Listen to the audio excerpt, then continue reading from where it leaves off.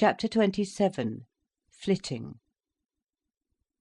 That evening Ursula returned home very bright-eyed and wondrous, which irritated her people. Her father came home at supper-time, tired after the evening class and the long journey home. Gudrun was reading, the mother sat in silence. Suddenly Ursula said to the company at large, in a bright voice, "Rupert and I are going to be married tomorrow." Her father turned round stiffly. "You what?" he said. "Tomorrow?" echoed Gudrun. "Indeed," said the mother. But Ursula only smiled wonderfully, and did not reply. "Married tomorrow!" cried her father harshly. "What are you talking about?" "Yes," said Ursula. "Why not?" Those two words from her always drove him mad. "Everything is all right. We shall go to the registrar's office." There was a second's hush in the room, after Ursula's blithe vagueness. "Really, Ursula," said Gudrun. "Might we ask why there has been all this secrecy?" demanded the mother, rather superbly. "But there hasn't," said Ursula. "You knew." "Who knew?" now cried the father. "Who knew? What do you mean by your 'you knew'?" He was in one of his stupid rages. She instantly closed against him. "Of course you knew," she said coolly. "You knew we were going to get married." There was a dangerous pause. "We knew you were going to get married, did we? Knew? Why, does anybody know anything about you, you shifty bitch?" "Father!" cried Gudrun, flushing deep in violent remonstrance. Then in a cold but gentle voice, as if to remind her sister to be tractable, "But isn't it a fearfully sudden decision, Ursula?" she asked. "No, not really," replied Ursula with the same maddening cheerfulness. "He's been wanting me to agree for weeks. He's had the licence ready. Only I wasn't ready in myself. Now I am ready. Is there anything to be disagreeable about?" "Certainly not," said Gudrun, but in a tone of cold reproof. "You're perfectly free to do as you like." "Ready in yourself. Yourself, that's all that matters, isn't it?" "I wasn't ready in myself," he mimicked her phrase offensively. "You and yourself, you are of some importance, aren't you?" She drew herself up and set back her throat, her eyes shining yellow and dangerous. "I am to myself," she said, wounded and mortified. "I know I am not to anybody else. You only wanted to bully me. You never cared for my happiness." He was leaning forward, watching her, his face intense like a spark. "Ursula, what are you saying? Keep your tongue still," cried her mother. Ursula swung round, and the lights in her eyes flashed. "No, I won't," she cried. "I won't hold my tongue and be bullied. What does it matter which day I get married? What does it matter? It doesn't affect anybody but myself." Her father was tense and gathered together like a cat about to spring. "Doesn't it?" he cried, coming nearer to her. She shrank away. "No, how can it?" she replied, shrinking but stubborn. "It doesn't matter to me then, what you do, what becomes of you?" he cried, in a strange voice, like a cry. The mother and Gudrun stood back as if hypnotised. "No," stammered Ursula. Her father was very near to her. "You only want to—" She knew it was dangerous, and she stopped. He was gathered together, every muscle ready. "What?" he challenged. "Bully me," she muttered. And even as her lips were moving, his hand had caught her smack at the side of the face, and she was sent up against the door. "Father!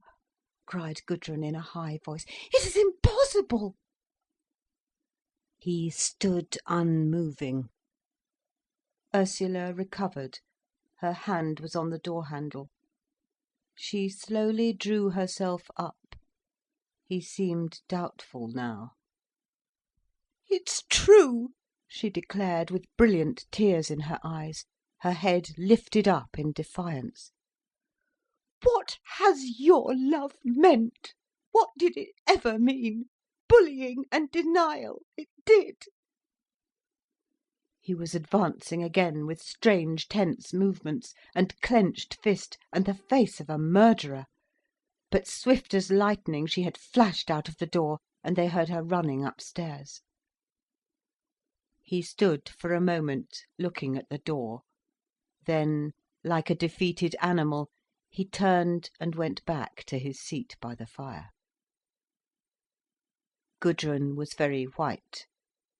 Out of the intense silence, the mother's voice was heard, saying, cold and angry, "Well, you shouldn't take so much notice of her." Again the silence fell. Each followed a separate set of emotions and thoughts. Suddenly the door opened again. Ursula, dressed in hat and furs, with a small valise in her hand. "Goodbye," she said, in her maddening, bright, almost mocking tone. "I'm going." And in the next instant the door was closed. They heard the outer door, then her quick steps down the garden path, then the gate banged and her light footfall was gone. There was a silence like death in the house. Ursula went straight to the station, hastening heedlessly on winged feet. There was no train. She must walk on to the junction. As she went through the darkness, she began to cry. And she wept bitterly, with a dumb, heartbroken child's anguish, all the way on the road and in the train. Time passed unheeded and unknown. She did not know where she was, nor what was taking place. Only she wept from fathomless depths of hopeless, hopeless grief, the terrible grief of a child that knows no extenuation. Yet her voice had the same defensive brightness as she spoke to Birkin's landlady at the door. "Good evening. Is Mr. Birkin in? Can I see him?" "Yes, he's in. He's in his study." Ursula slipped past the woman. His door opened. He had heard her voice. "Hello!" he exclaimed in surprise, seeing her standing there with the valise in her hand, and marks of tears on her face. She was one who wept without showing many traces, like a child. "Do I look a sight?" she said, shrinking. "No. Why? Come in." He took the bag from her hand, and they went into the study. There, immediately, her lips began to tremble like those of a child that remembers again, and the tears came rushing up. "What's the matter?" he asked, taking her in his arms. She sobbed violently on his shoulder, whilst he held her still, waiting. "What's the matter?" he said again, when she was quieter. But she only pressed her face further into his shoulder, in pain, like a child that cannot tell. "What is it then?" he asked. Suddenly she broke away, wiped her eyes, regained her composure, and went and sat in a chair. "Father hit me," she announced, sitting bunched up rather like a ruffled bird, her eyes very bright. "What for?" he said.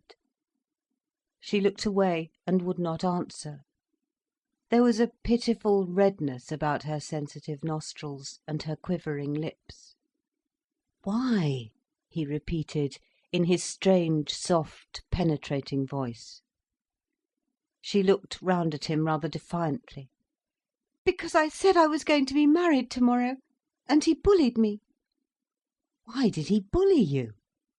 Her mouth dropped again. She remembered the scene once more. The tears came up. "Because I said he didn't care, and he doesn't. It's only his domineeringness that's hurt," she said, her mouth pulled awry by her weeping all the time she spoke, so that he almost smiled, it seemed so childish. Yet it was not childish, it was a mortal conflict, a deep wound.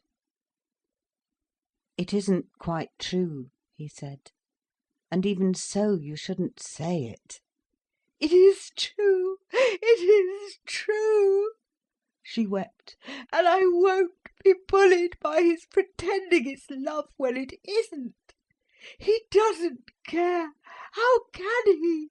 No, he can't." He sat in silence. She moved him beyond himself. "Then you shouldn't rouse him, if he can't," replied Birkin quietly. "And I have loved him, I have," she wept. "I've loved him always, and he's always done this to me.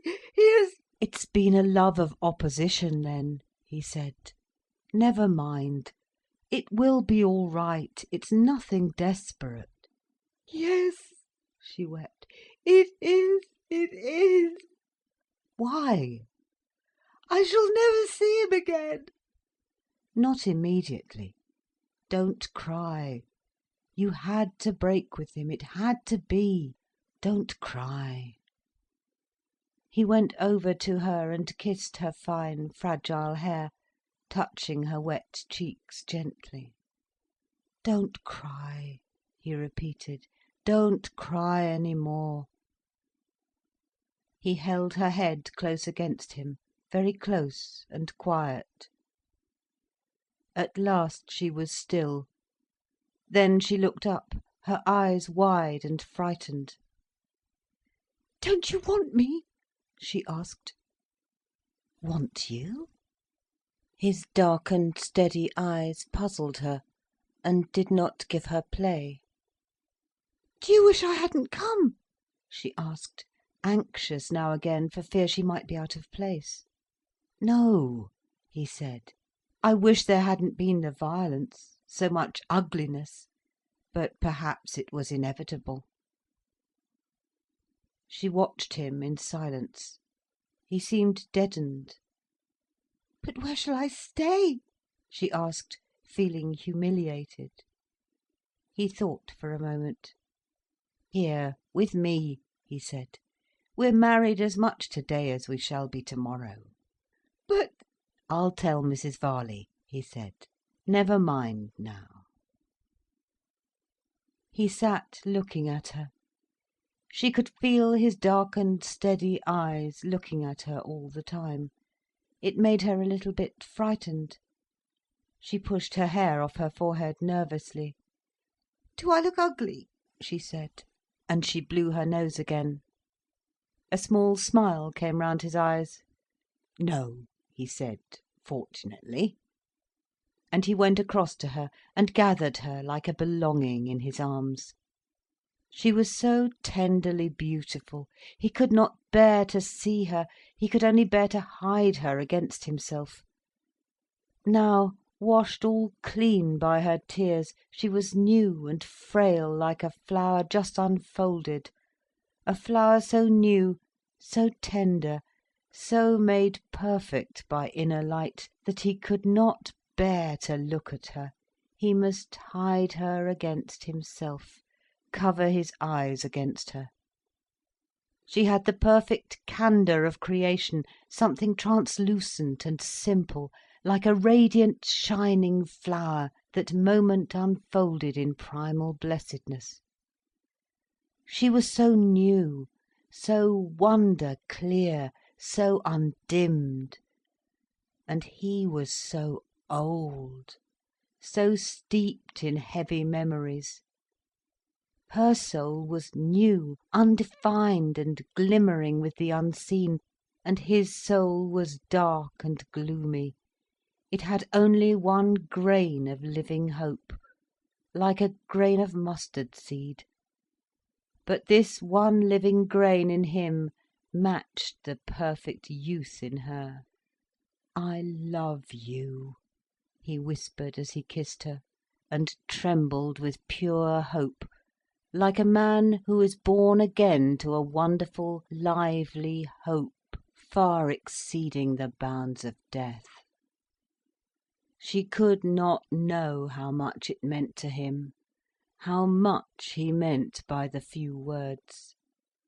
Almost childish, she wanted proof and statement, even overstatement, for everything seemed still uncertain, unfixed to her. But the passion of gratitude with which he received her into his soul, the extreme, unthinkable gladness of knowing himself living and fit to unite with her, he who was so nearly dead, who was so near to being gone with the rest of his race down the slope of mechanical death, could never be understood by her. He worshipped her as age worships youth. He gloried in her, because in his one grain of faith, he was young as she, he was her proper mate. This marriage with her was his resurrection and his life. All this she could not know. She wanted to be made much of, to be adored. There were infinite distances of silence between them. How could he tell her of the immanence of her beauty, that was not form or weight or colour, but something like a strange golden light? How could he know himself what her beauty lay in for him? He said, "Your nose is beautiful, your chin is adorable," but it sounded like lies, and she was disappointed, hurt. Even when he said, whispering with truth, "I love you, I love you," it was not the real truth. It was something beyond love, such a gladness of having surpassed oneself, of having transcended the old existence. How could he say "I," when he was something new and unknown, not himself at all? This "I," this old formula of the age, was a dead letter. In the new superfine bliss, a peace superseding knowledge, there was no I and you. There was only the third unrealised wonder. The wonder of existing not as oneself, but in a consummation of my being and of her being in a new one, a new paradisal unit regained from the duality. Nor can I say, "I love you," when I have ceased to be, and you have ceased to be. We are both caught up and transcended into a new oneness where everything is silent, because there is nothing to answer. All is perfect and at one. Speech travels between the separate parts, but in the perfect one there is perfect silence of bliss. They were married by law on the next day, and she did as he bade her. She wrote to her father and mother. Her mother replied, not her father. She did not go back to school. She stayed with Birkin in his rooms, or at the mill, moving with him as he moved, but she did not see anybody save Gudrun and Gerald. She was all strange and wondering as yet, but relieved as by dawn. Gerald sat talking to her one afternoon in the warm study down at the mill. Rupert had not yet come home. "You are happy?" Gerald asked her with a smile. "Very happy," she cried, shrinking a little in her brightness. "Yes, one can see it." "Can one?" cried Ursula in surprise. He looked up at her with a communicative smile. "Oh yes, plainly." She was pleased. She meditated a moment. And can you see that Rupert is happy as well?" He lowered his eyelids and looked aside. "Oh yes," he said. "Really?" "Oh yes." He was very quiet, as if it were something not to be talked about by him. He seemed sad. She was very sensitive to suggestion. She asked the question he wanted her to ask. "Why don't you be happy as well?" she said. "You could be just the same." He paused a moment. "With Gudrun?" he asked. "Yes," she cried, her eyes glowing. But there was a strange tension, an emphasis, as if they were asserting their wishes against the truth. "You think Gudrun would have me, and we should be happy?" he said. "Yes, I'm sure," she cried. Her eyes were round with delight, yet underneath she was constrained. She knew her own insistence. "Oh, I'm so glad," she added. He smiled. "What makes you glad?" he said. "For her sake," she replied. "I'm sure you're the right man for her." "You are?" he said. "And do you think she would agree with you?"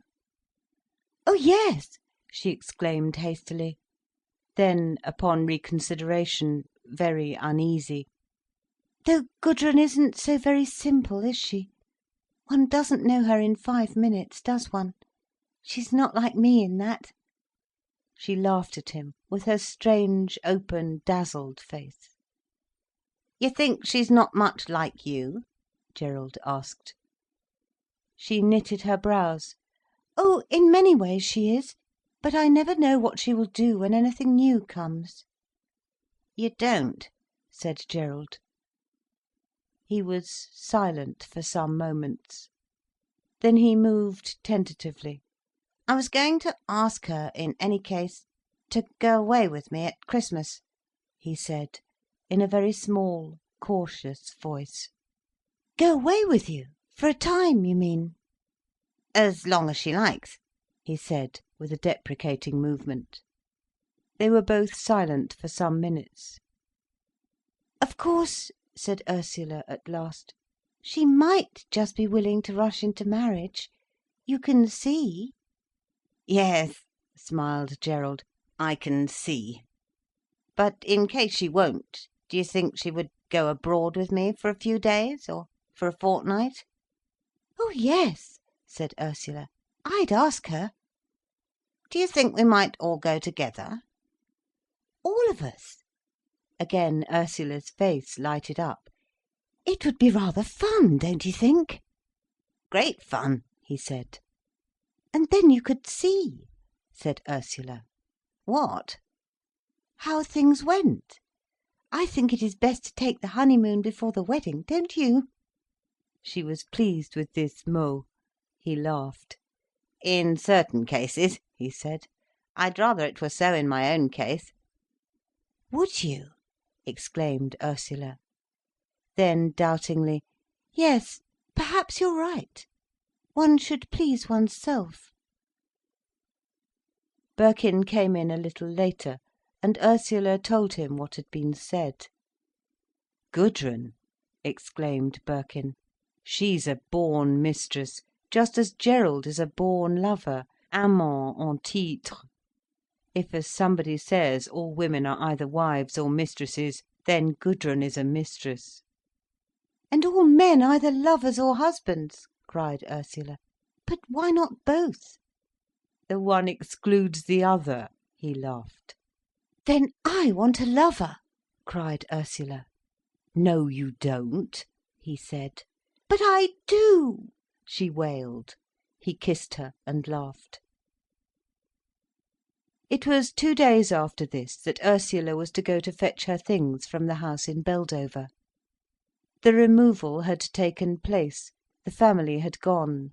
Gudrun had rooms in Willey Green. Ursula had not seen her parents since her marriage.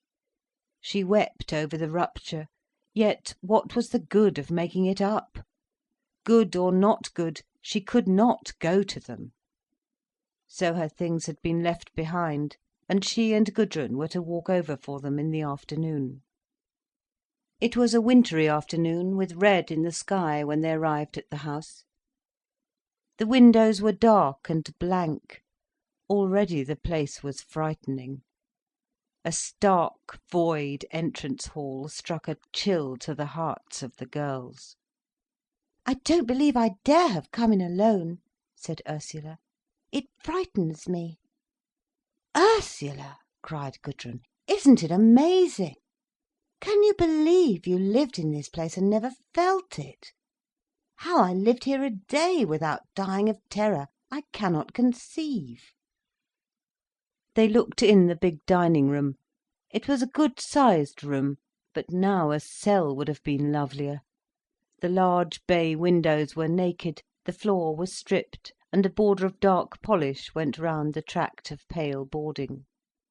In the faded wallpaper were dark patches where furniture had stood, where pictures had hung.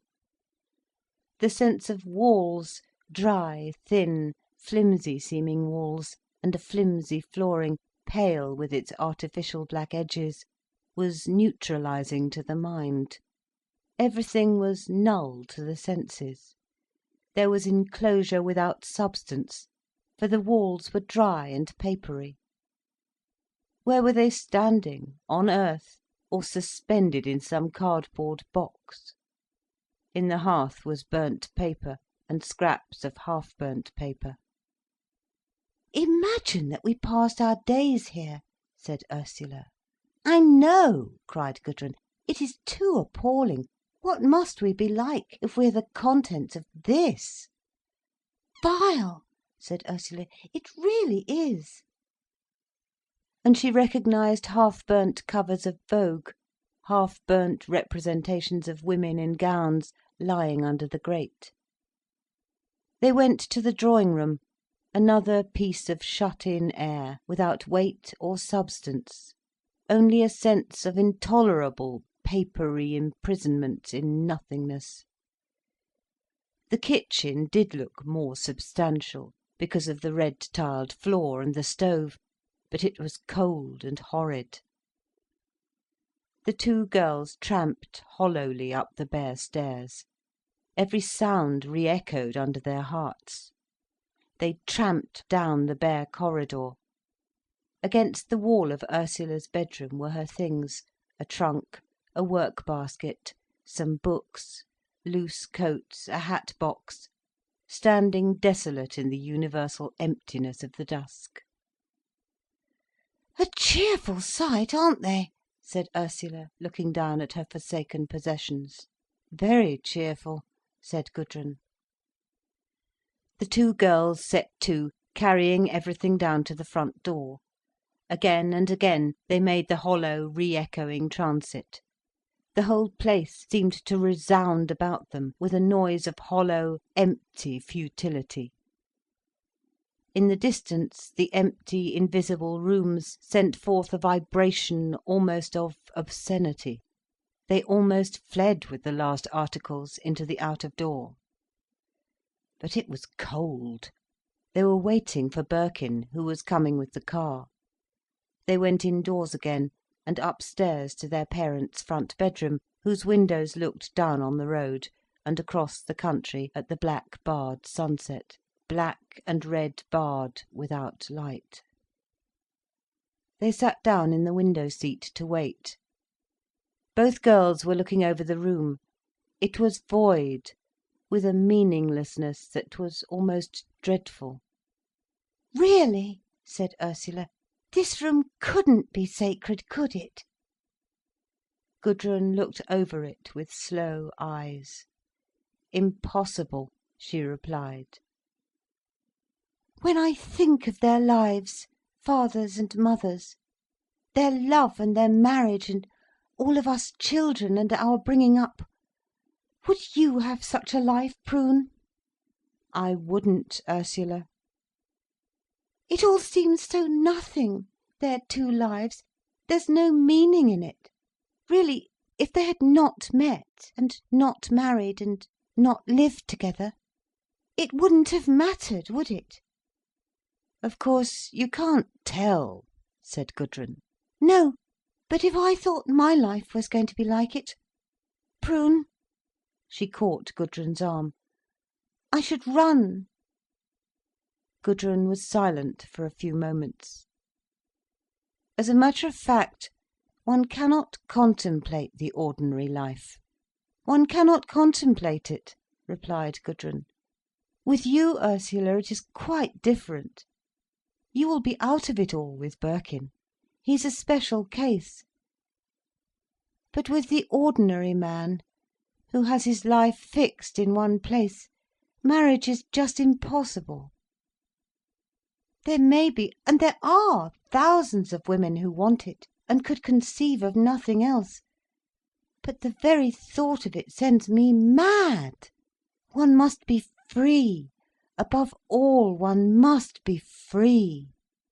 One may forfeit everything else, but one must be free.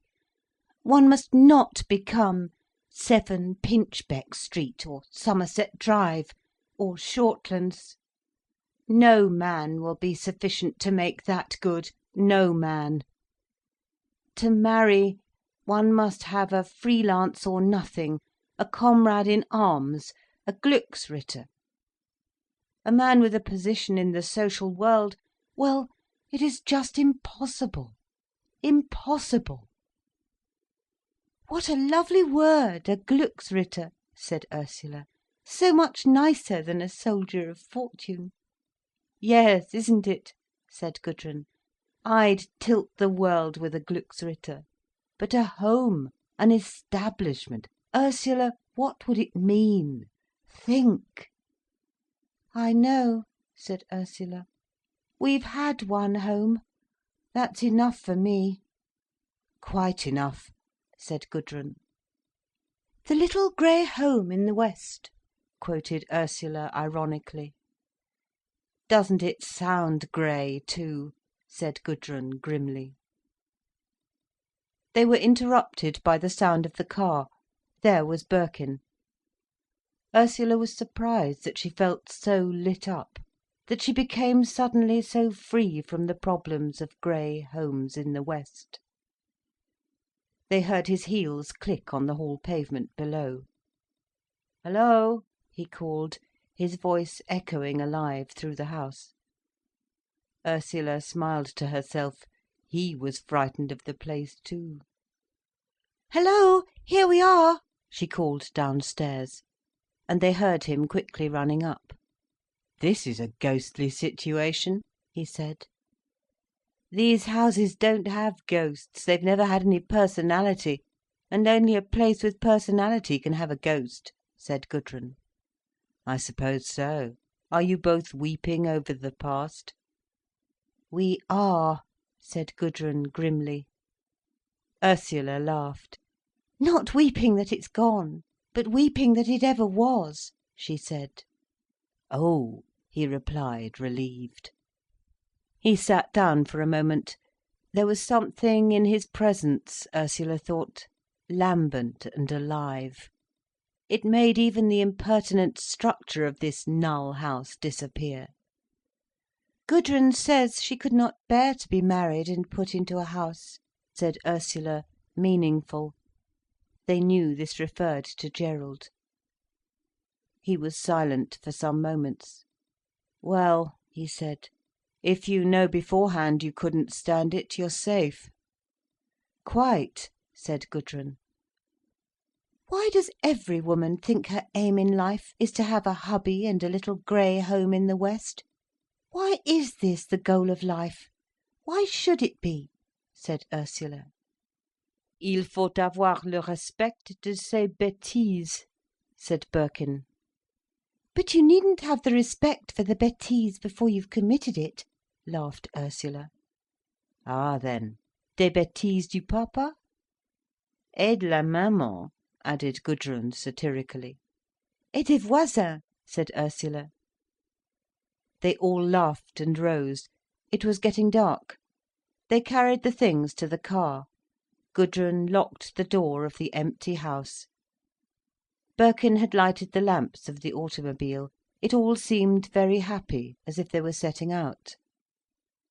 "Do you mind stopping at Coulson's? I have to leave the key there," said Gudrun. "Right," said Birkin, and they moved off. They stopped in the main street. The shops were just lighted, the last miners were passing home along the causeways, half visible shadows in their grey pit dirt, moving through the blue air. But their feet rang harshly in manifold sound along the pavement. How pleased Gudrun was to come out of the shop and enter the car, and be borne swiftly away into the downhill of palpable dusk, with Ursula and Birkin. What an adventure life seemed at this moment.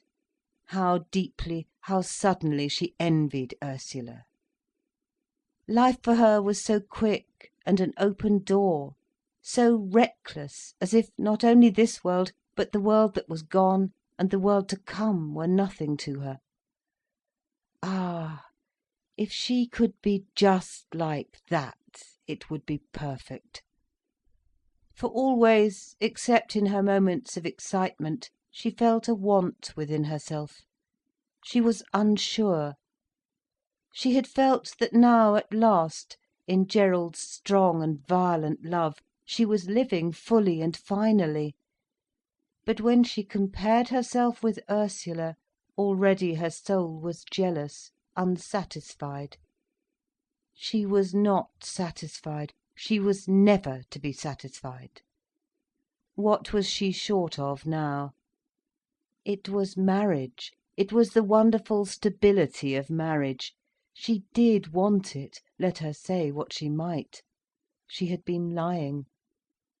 The old idea of marriage was right even now, marriage and the home. Yet her mouth gave a little grimace at the words. She thought of Gerald and Shortlands, marriage and the home. Ah well, let it rest. He meant a great deal to her, but perhaps it was not in her to marry. She was one of life's outcasts, one of the drifting lives that have no root. No, no, it could not be so.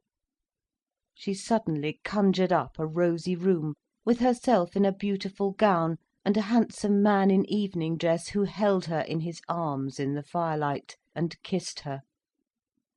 This picture she entitled Home. It would have done for the Royal Academy. "Come with us to tea, do," said Ursula, as they ran nearer to the cottage of Willey Green. "Thanks awfully, but I must go in," said Gudrun. She wanted very much to go on with Ursula and Birkin. That seemed like life indeed to her. Yet a certain perversity would not let her. "Do come, yes, it would be so nice," pleaded Ursula. "I'm awfully sorry, I should love to, but I can't, really." She descended from the car in trembling haste. "Can't you really?" came Ursula's regretful voice. "No, really I can't," responded Gudrun's pathetic, chagrined words out of the dusk. "All right, are you?" called Birkin. "Quite," said Gudrun. "Good night." "Good night," they called. "Come whenever you like, we shall be glad," called Birkin. "Thank you very much," called Gudrun, in the strange, twanging voice of lonely chagrin that was very puzzling to him. She turned away to her cottage gate, and they drove on. But immediately she stood to watch them as the car ran vague into the distance. And as she went up the path to her strange house, her heart was full of incomprehensible bitterness. In her parlour was a long case clock, and inserted into its dial was a ruddy, round, slant-eyed, joyous painted face, that wagged over with the most ridiculous ogle when the clock ticked, and back again with the same absurd glad eye at the next tick. All the time The absurd, smooth, brown-ruddy face gave her an obtrusive, glad eye. She stood for minutes watching it, till a sort of maddened disgust overcame her, and she laughed at herself hollowly, and still it rocked, and gave her the glad eye from one side, then from the other, from one side, then from the other. Oh, how unhappy she was! In the midst of her most active happiness, oh, how unhappy she was! She glanced at the table. Gooseberry jam, and the same home-made cake with too much soda in it. Still, gooseberry jam was good, and one so rarely got it. All the evening she wanted to go to the mill, but she coldly refused to allow herself. She went the next afternoon instead. She was happy to find Ursula alone. It was a lovely, intimate, secluded atmosphere. They talked endlessly and delightedly. "Aren't you fearfully happy here?" said Gudrun to her sister, glancing at her own bright eyes in the mirror. She always envied, almost with resentment, the strange, positive fullness that subsisted in the atmosphere around Ursula and Birkin. "How really beautifully this room is done," she said aloud.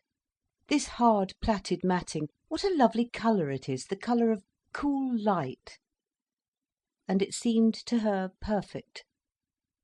"Ursula," she said at length, in a voice of question and detachment, "did you know that Gerald Crich had suggested our going away altogether at Christmas?"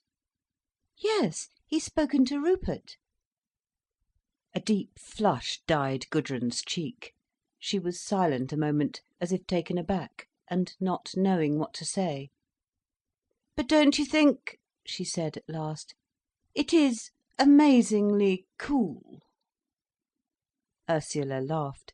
"I like him for it," she said. Gudrun was silent.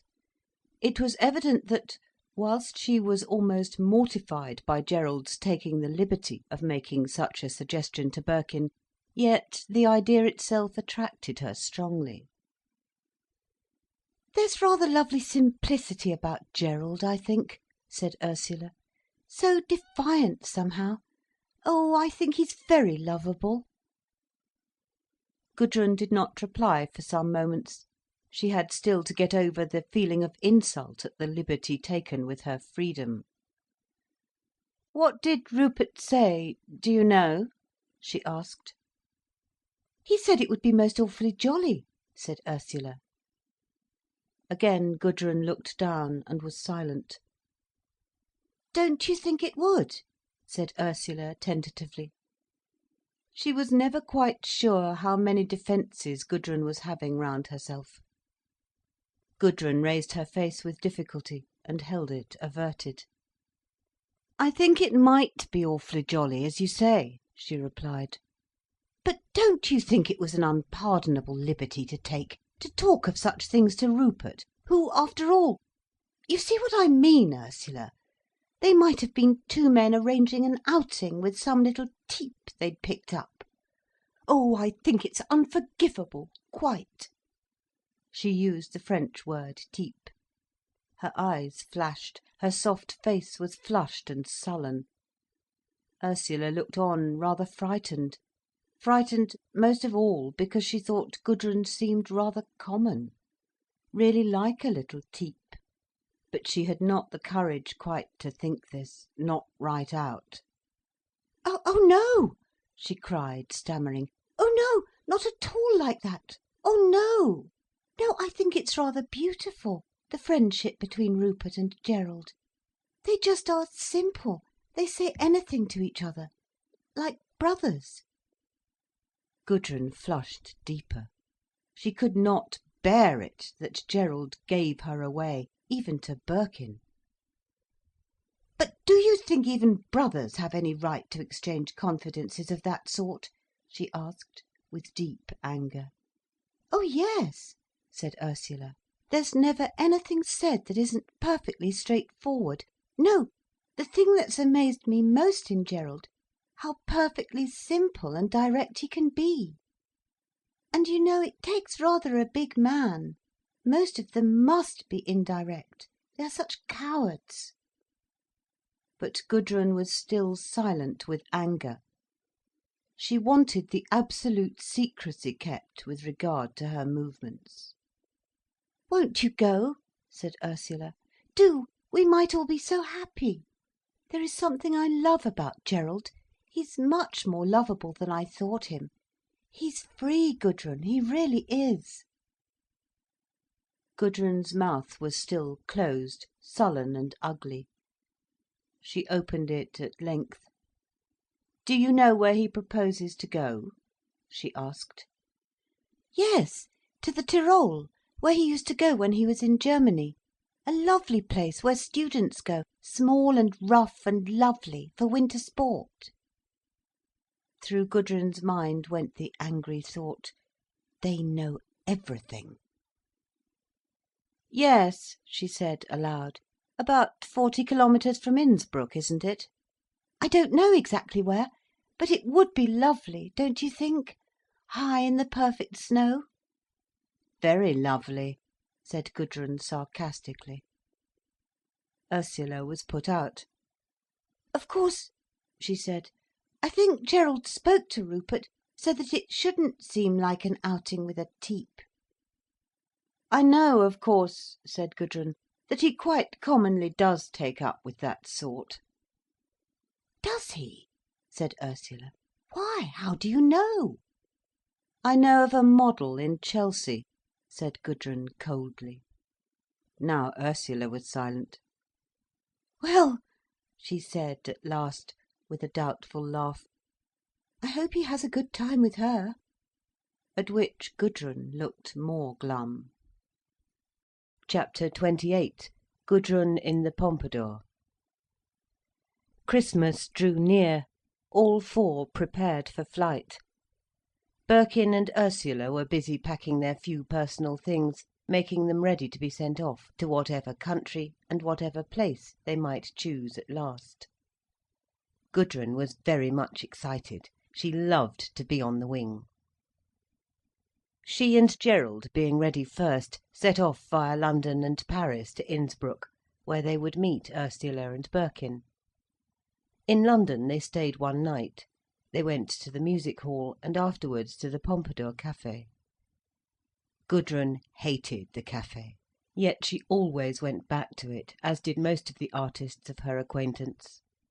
She loathed its atmosphere of petty vice and petty jealousy and petty art. Yet she always called in again when she was in town.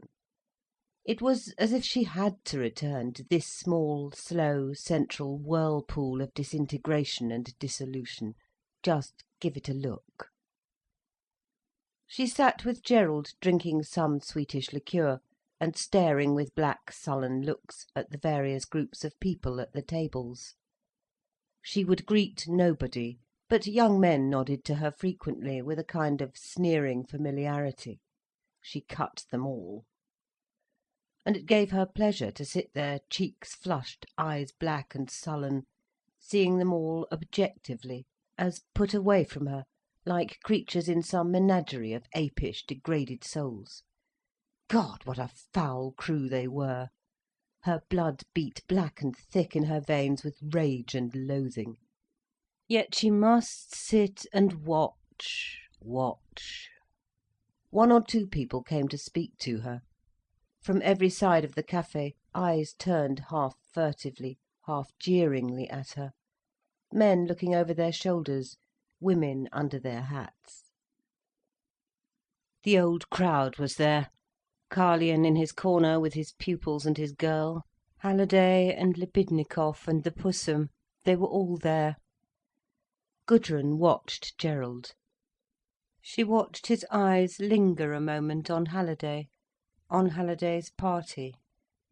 These last were on the lookout. They nodded to him, he nodded again. They giggled and whispered among themselves. Gerald watched them with the steady twinkle in his eyes. They were urging the Pussum to something. She at last rose. She was wearing a curious dress of dark silk, splashed and spattered with different colours, a curious motley effect. She was thinner, her eyes were perhaps hotter, more disintegrated. Otherwise she was just the same. Gerald watched her with the same steady twinkle in his eyes as she came across. She held out her thin brown hand to him. "How are you?" she said. He shook hands with her, but remained seated and let her stand near him against the table. She nodded blackly to Gudrun, whom she did not know to speak to, but well enough by sight and reputation. "I'm very well," said Gerald. "And you?" "Oh, I'm all right.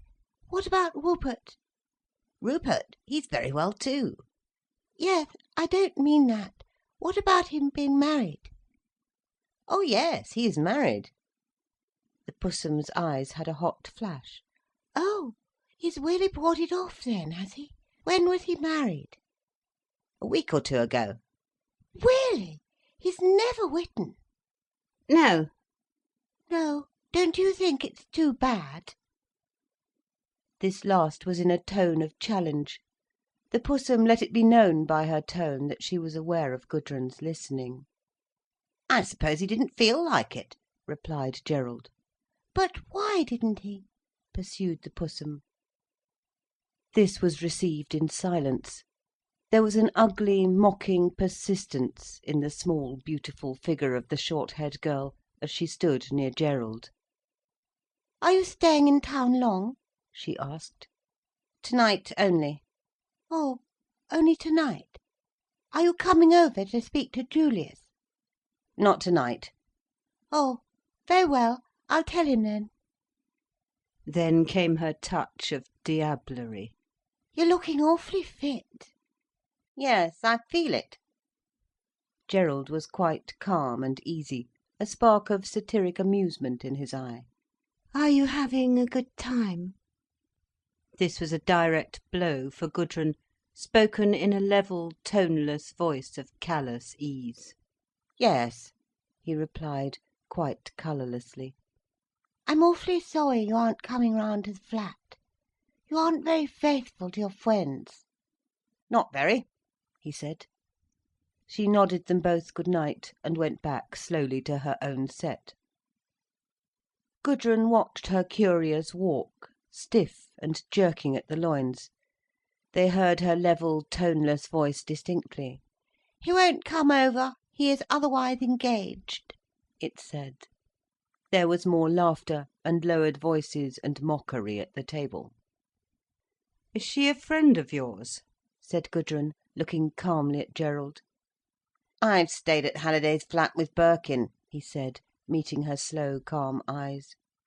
And she knew that the Pussum was one of his mistresses, and he knew she knew. She looked round and called for the waiter. She wanted an iced cocktail, of all things. This amused Gerald. He wondered what was up. The Halliday party was tipsy and malicious. They were talking out loudly about Birkin, ridiculing him on every point, particularly on his marriage. "Oh, don't make me think of Birkin," Halliday was squealing. "He makes me perfectly sick. He's as bad as Jesus. Lord, what must I do to be saved?" He giggled to himself tipsily.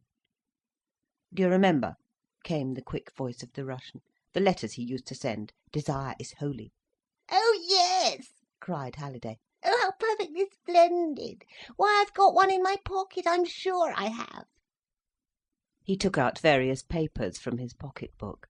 "I'm sure I've, oh dear, got one." Gerald and Gudrun were watching absorbedly. "Oh yes, how perfectly splendid. Don't make me laugh, Pussum, it gives me the hiccup." They all giggled. "What did he say in that one?" the Pussum asked, leaning forward, her dark soft hair falling and swinging against her face. There was something curiously indecent, obscene about her small, longish dark skull, particularly when the ears showed.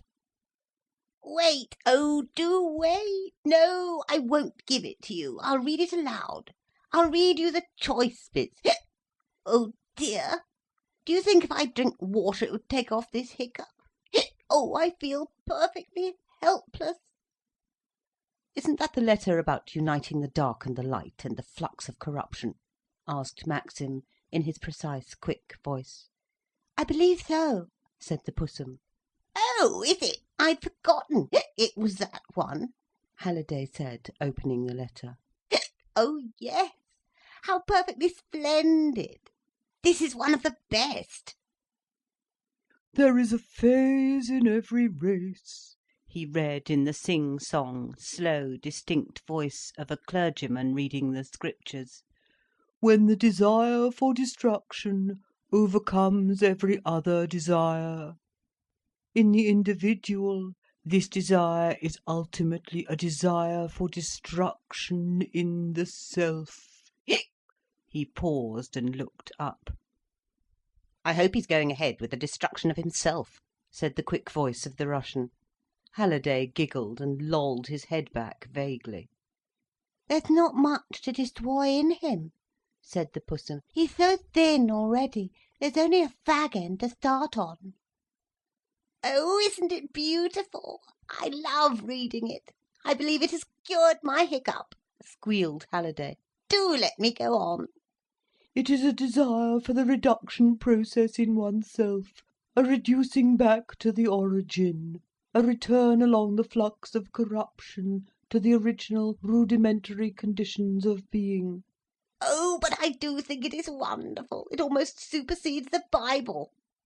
Yes, flux of corruption, said the Russian. I remember that phrase. Oh, he was always talking about corruption, said the Pussum. He must be corrupt himself to have it so much on his mind. Exactly, said the Russian. Do let me go on. Oh, this is a perfectly wonderful piece. But do listen to this. And in the great retrogression, the reducing back of the created body of life, we get knowledge. And beyond knowledge, the phosphorescent ecstasy of acute sensation. Oh, I do think these phrases are too absurdly wonderful. Oh, but don't you think they are? They're nearly as good as Jesus. And if, Julius, you want this ecstasy of reduction with the Pussum, you must go on till it is fulfilled. But surely there is in you also somewhere the living desire for positive creation, relationships in ultimate faith, when all this process of active corruption, with all its flowers of mud, is transcended and more or less finished. I do wonder what the flowers of mud are. Pussum, you are a flower of mud. Thank you. And what are you? Oh, I'm another, surely, according to this letter. We're all flowers of mud. Fleur du mal. It's perfectly wonderful. Birkin harrowing hell, harrowing the Pompadour. Go on, said Maxim. What comes next? It's really very interesting. I think it's awful cheek to write like that, said the Pussum. Yes, so do I, said the Russian. He's a megalomaniac, of course. It's a form of religious mania. He thinks he is the saviour of man. Go on reading. Surely, Halliday intoned, surely goodness and mercy hath followed me all the days of my life. He broke off and giggled. Then he began again, intoning like a clergyman. Surely there will come an end in us to this desire for the constant going apart, this passion for putting asunder everything, ourselves, reducing ourselves part from part, reacting in intimacy only for destruction, using sex as a great reducing agent, reducing the two great elements of male and female from their highly complex unity, reducing the old ideas, going back to the savages for our sensations, always seeking to lose ourselves in some ultimate black sensation, mindless and infinite, burning only with destructive fires, raging on with the hope of being burnt out utterly. I want to go, said Gudrun to Gerald, as she signalled the waiter. Her eyes were flashing, her cheeks were flushed. The strange effect of Birkin's letter, read aloud in a perfect clerical sing-song, clear and resonant, phrase by phrase, made the blood mount into her head as if she were mad. She rose, whilst Gerald was paying the bill, and walked over to Halliday's table. They all glanced up at her. "Excuse me," she said. "Is that a genuine letter you are reading?" "Oh yes," said Halliday. "Quite genuine." "May I see?" Smiling foolishly, he handed it to her, as if hypnotised. "Thank you," she said. And she turned and walked out of the café with the letter, all down the brilliant room between the tables, in her measured fashion. It was some moments before anybody realised what was happening. From Halliday's table came half-articulate cries, then somebody booed, then all the far end of the place began booing after Gudrun's retreating form. She was fashionably dressed in blackish green and silver. Her hat was brilliant green, like the sheen on an insect, but the brim was soft, dark green, a falling edge with fine silver. Her coat was dark green, lustrous, with a high collar of grey fur, and great fur cuffs. The edge of her dress showed silver and black velvet. Her stockings and shoes were silver grey. She moved, with slow, fashionable indifference, to the door. The porter opened obsequiously for her, and at her nod hurried to the edge of the pavement and whistled for a taxi. The two lights of a vehicle almost immediately curved round towards her, like two eyes. Gerald had followed in wonder, amid all the booing, not having caught her misdeed. He heard the Pussum's voice saying: "Go and get it back from her. I never heard of such a thing. Go and get it back from her. Tell Gerald Crich. There he goes. Go and make him give it up." Gudrun stood at the door of the taxi, which the man held open for her. "To the hotel?" she asked, as Gerald came out hurriedly. "Where you like," he answered. "Right," she said. Then to the driver: "Wagstaff's, Barton Street." The driver bowed his head and put down the flag. Gudrun entered the taxi with the deliberate, cold movement of a woman who is well dressed and contemptuous in her soul. Yet she was frozen with overwrought feelings. Gerald followed her. "You've forgotten the man," she said coolly, with a slight nod of her hat. Gerald gave the porter a shilling. The man saluted. They were in motion. "What was all the row about?" asked Gerald in wondering excitement. "I walked away with Birkin's letter," she said, and he saw the crushed paper in her hand. His eyes glittered with satisfaction. "Ah," he said, "splendid. A set of jackasses." "I could have killed them," she cried in passion. "Dogs! They are dogs! Why is Rupert such a fool as to write such letters to them? Why does he give himself away to such canaille? It's a thing that cannot be borne." Gerald wondered over her strange passion. And she could not rest any longer in London. They must go by the morning train from Charing Cross. As they drew over the bridge, in the train, having glimpses of the river between the great iron girders, she cried: "I feel I could never see this foul town again. I couldn't bear to come back to it." Chapter 29. Continental. Ursula went on in an unreal suspense the last weeks before going away.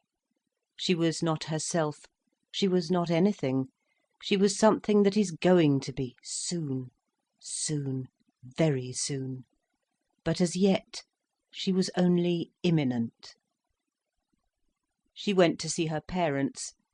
It was a rather stiff, sad meeting. more like a verification of separateness than a reunion. But they were all vague and indefinite with one another, stiffened in the fate that moved them apart. She did not really come to until she was on the ship crossing from Dover to Ostend. Dimly she had come down to London with Birkin. London had been a vagueness, so had the train journey to Dover. It was all like a sleep. And now at last, as she stood in the stern of the ship, in a pitch-dark, rather blowy night, feeling the motion of the sea, and watching the small, rather desolate little lights that twinkled on the shores of England, as on the shores of nowhere, watched them sinking smaller and smaller on the profound and living darkness, she felt her soul stirring to awake from its anaesthetic sleep. "Let us go forward, shall we?" said Birkin. He wanted to be at the tip of their projection. So they left off looking at the faint sparks that glimmered out of nowhere in the far distance called England, and turned their faces to the unfathomed night in front. They went right to the bows of the softly plunging vessel. In the complete obscurity, Birkin found a comparatively sheltered nook, where a great rope was coiled up. It was quite near the very point of the ship, near the black, unpierced space ahead. There they sat down, folded together, folded round with the same rug, creeping in nearer and ever nearer to one another, till it seemed they had crept right into each other, and become one substance. It was very cold, and the darkness was palpable. One of the ship's crew came along the deck, dark as the darkness, not really visible. They then made out the faintest pallor of his face. He felt their presence and stopped, unsure, then bent forward. When his face was near them, he saw the faint pallor of their faces. Then he withdrew like a phantom, and they watched him without making any sound. They seemed to fall away into the profound darkness. There was no sky, no earth, only one unbroken darkness, into which, with a soft, sleeping motion, they seemed to fall, like one closed seed of life, falling through dark, fathomless space. They had forgotten where they were, forgotten all that was and all that had been, conscious only in their heart, and there conscious only of this pure trajectory through the surpassing darkness. The ship's prow cleaved on with a faint noise of cleavage into the complete night, without knowing, without seeing, only surging on. In Ursula, the sense of the unrealised world ahead triumphed over everything. In the midst of this profound darkness, there seemed to glow on her heart the effulgence of a paradise unknown and unrealised. Her heart was full of the most wonderful light, golden like honey of darkness, sweet like the warmth of day. A light which was not shed on the world, only on the unknown paradise towards which she was going. A sweetness of habitation, a delight of living quite unknown, but hers infallibly. In her transport she lifted her face suddenly to him, and he touched it with his lips. So cold, so fresh, so sea-clear her face was, it was like kissing a flower that grows near the surf. But he did not know the ecstasy of bliss in foreknowledge that she knew. To him, the wonder of this transit was overwhelming. He was falling through a gulf of infinite darkness, like a meteorite plunging across the chasm between the worlds. The world was torn in two, and he was plunging like an unlit star through the ineffable rift. What was beyond was not yet for him. He was overcome by the trajectory. In a trance he lay enfolding Ursula round about. His face was against her fine fragile hair. He breathed its fragrance with the sea and the profound night. And his soul was at peace, yielded as he fell into the unknown.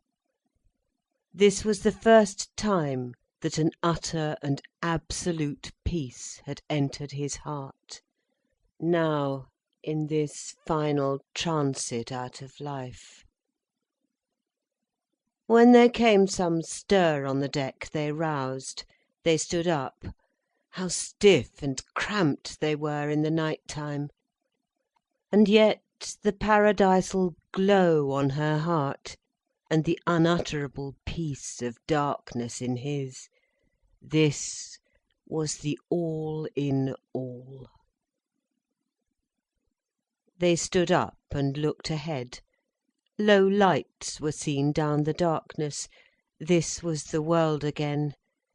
It was not the bliss of her heart, nor the peace of his. It was the superficial, unreal world of fact. Yet not quite the old world, for the peace and the bliss in their hearts was enduring.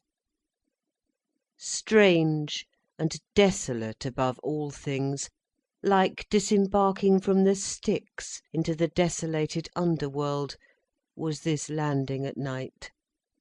There was the raw, half-lighted, covered-in vastness of the dark place, boarded and hollow underfoot, with only desolation everywhere.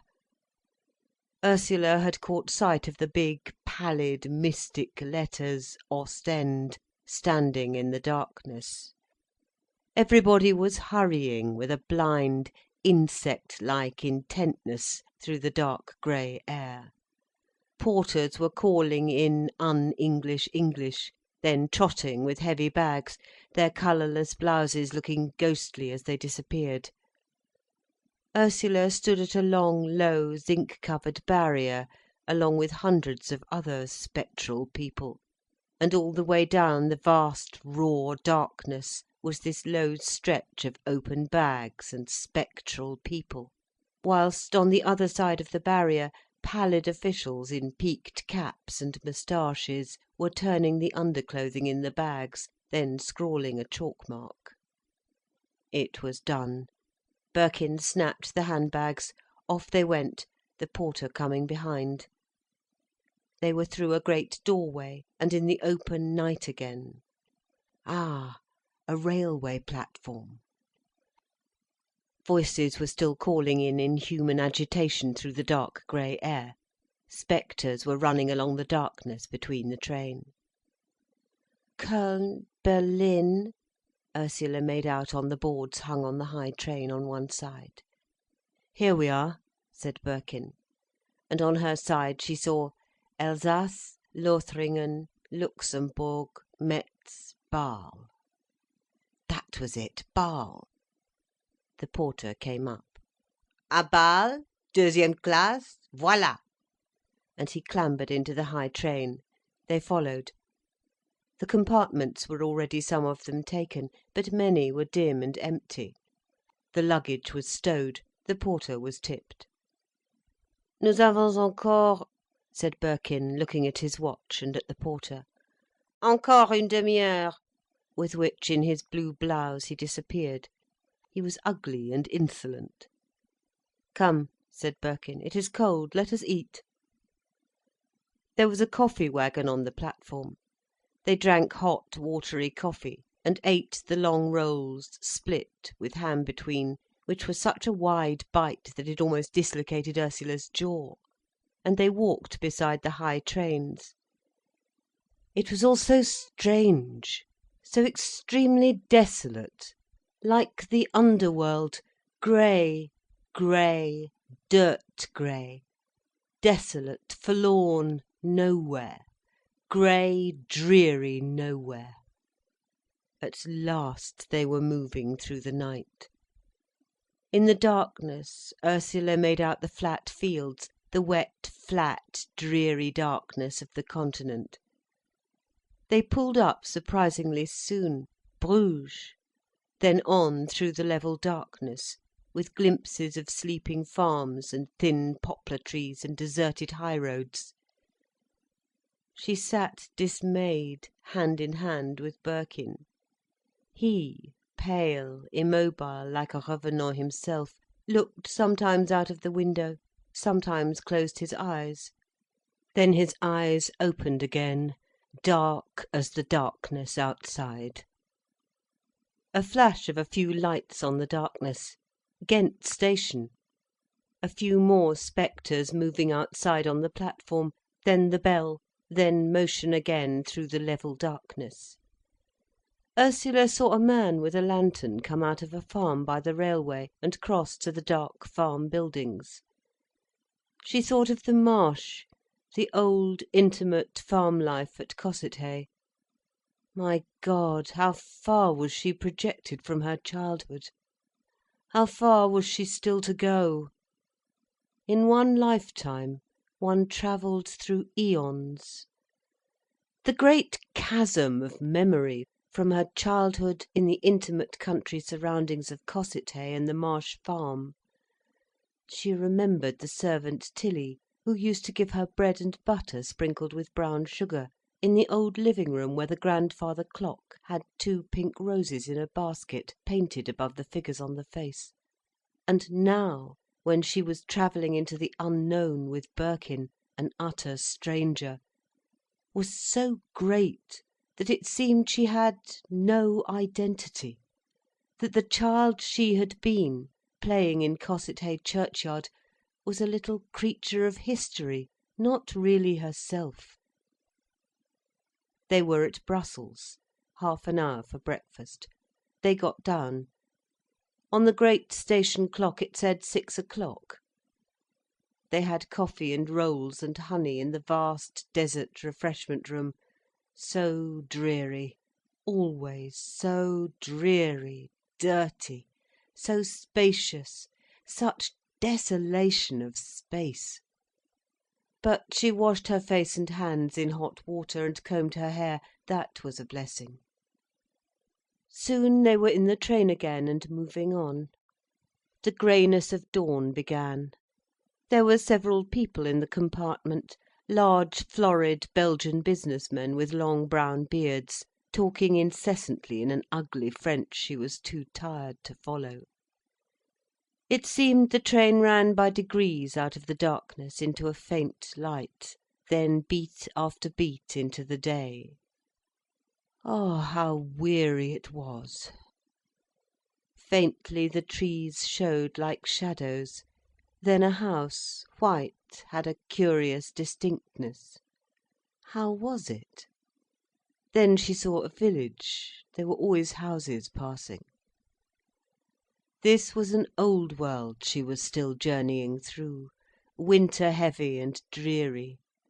There was ploughland and pasture, and copses of bare trees, copses of bushes, and homesteads naked and work bare. No new earth had come to pass. She looked at Birkin's face. It was white and still and eternal, too eternal. She linked her fingers imploringly in his, under the cover of her rug. His fingers responded, his eyes looked back at her. How dark, like a night, his eyes were, like another world beyond. Oh, if he were the world as well, if only the world were he. If only he could call a world into being, that should be their own world. The Belgians left. The train ran on, through Luxembourg, through Alsace-Lorraine, through Metz. But she was blind, she could see no more. Her soul did not look out. They came at last to Bâle, to the hotel. It was all a drifting trance from which she never came to. They went out in the morning, before the train departed. She saw the street, the river, she stood on the bridge. but it all meant nothing.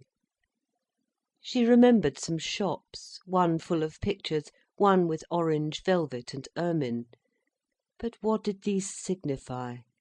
Nothing. She was not at ease till they were in the train again. Then she was relieved. So long as they were moving onwards, she was satisfied. They came to Zurich then, before very long, ran under the mountains that were deep in snow. At last she was drawing near. This was the other world now. Innsbruck was wonderful, deep in snow and evening. They drove in an open sledge over the snow. The train had been so hot and stifling.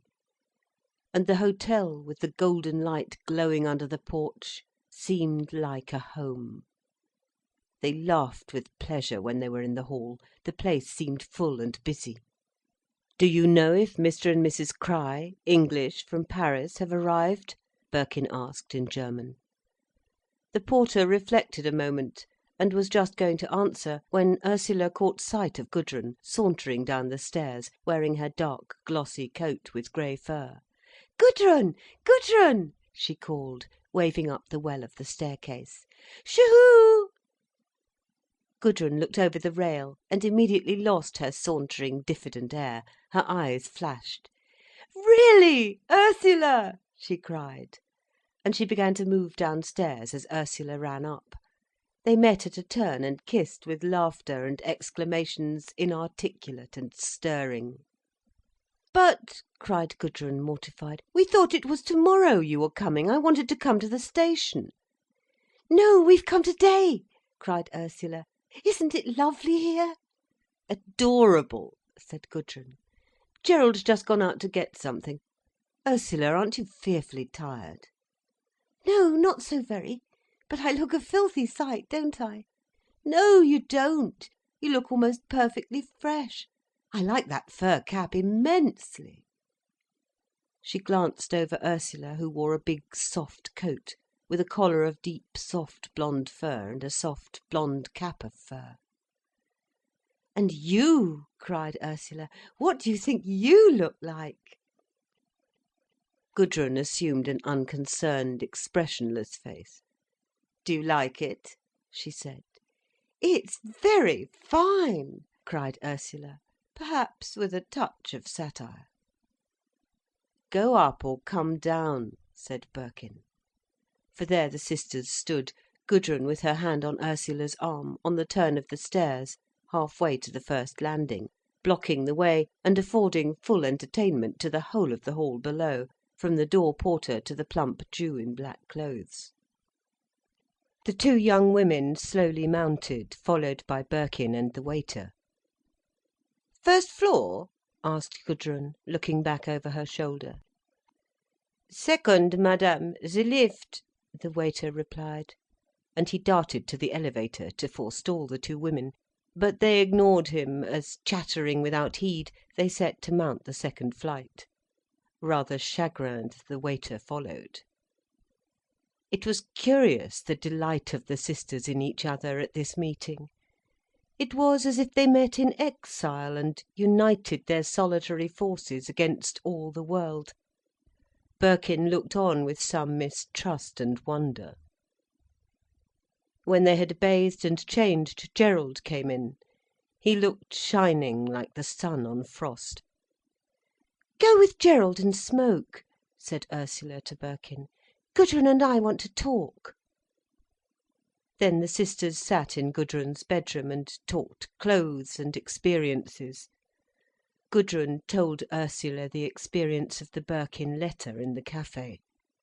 Ursula was shocked and frightened.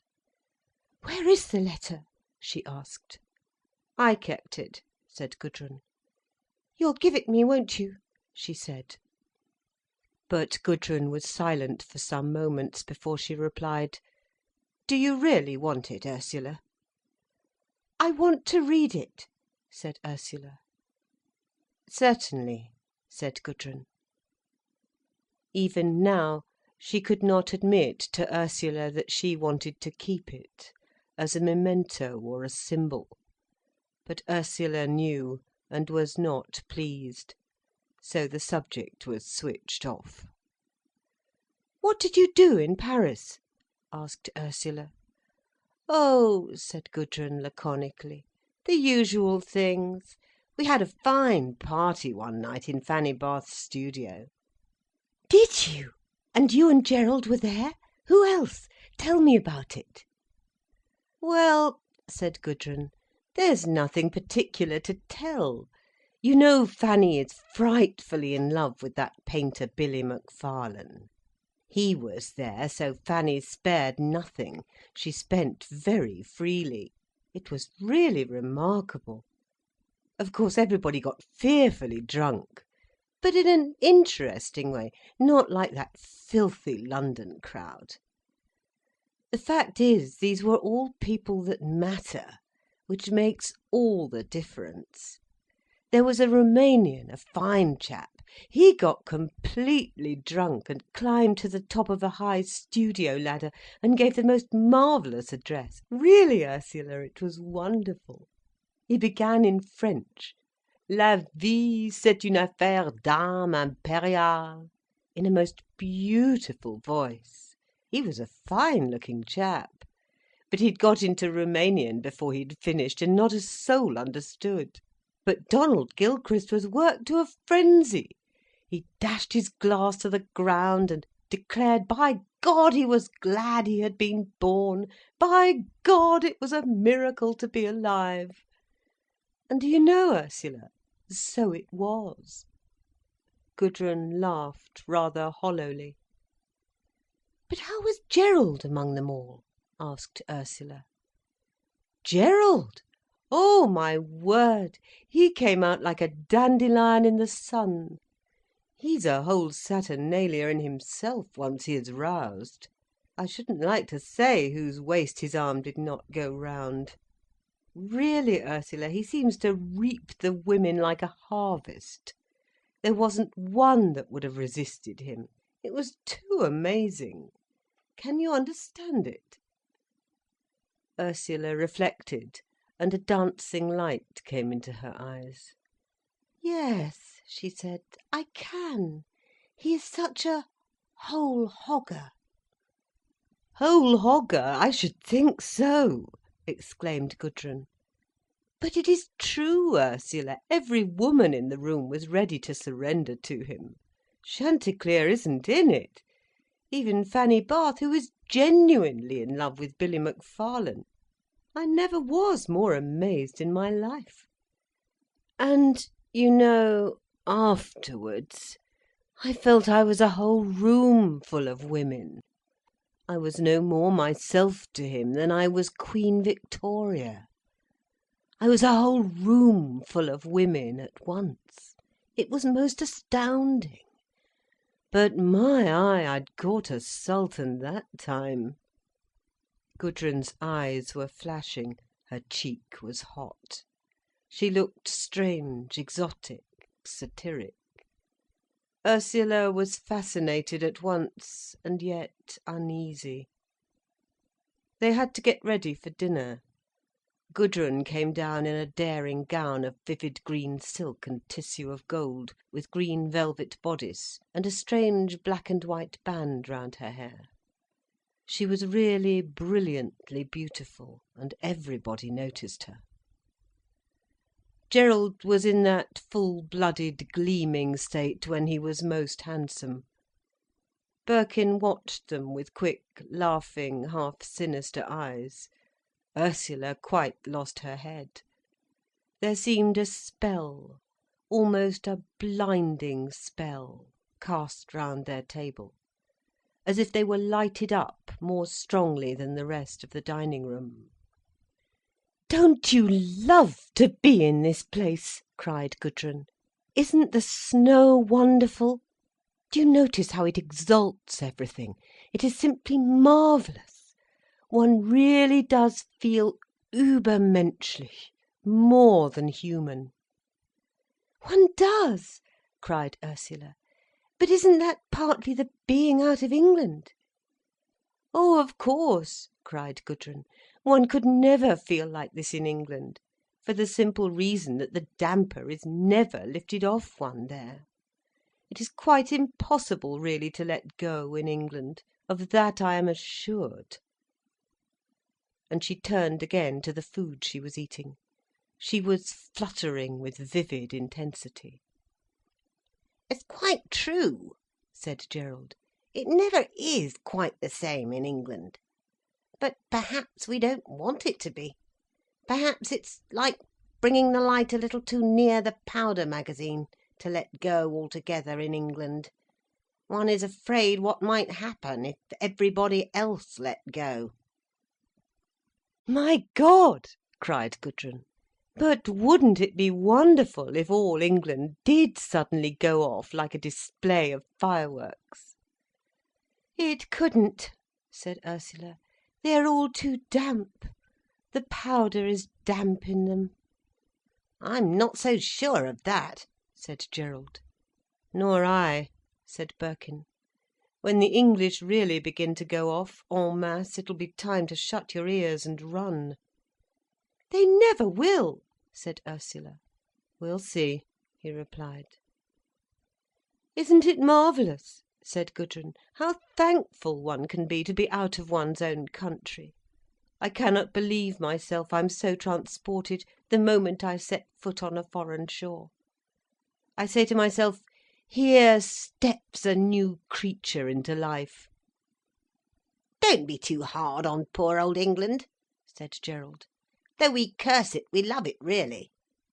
To Ursula there seemed a fund of cynicism in these words. "We may," said Birkin, "but it's a damnably uncomfortable love.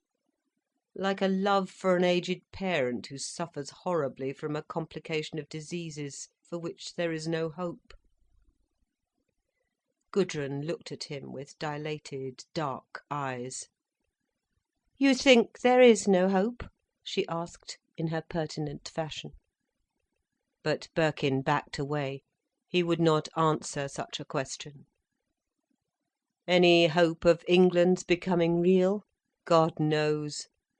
It's a great actual unreality now, an aggregation into unreality.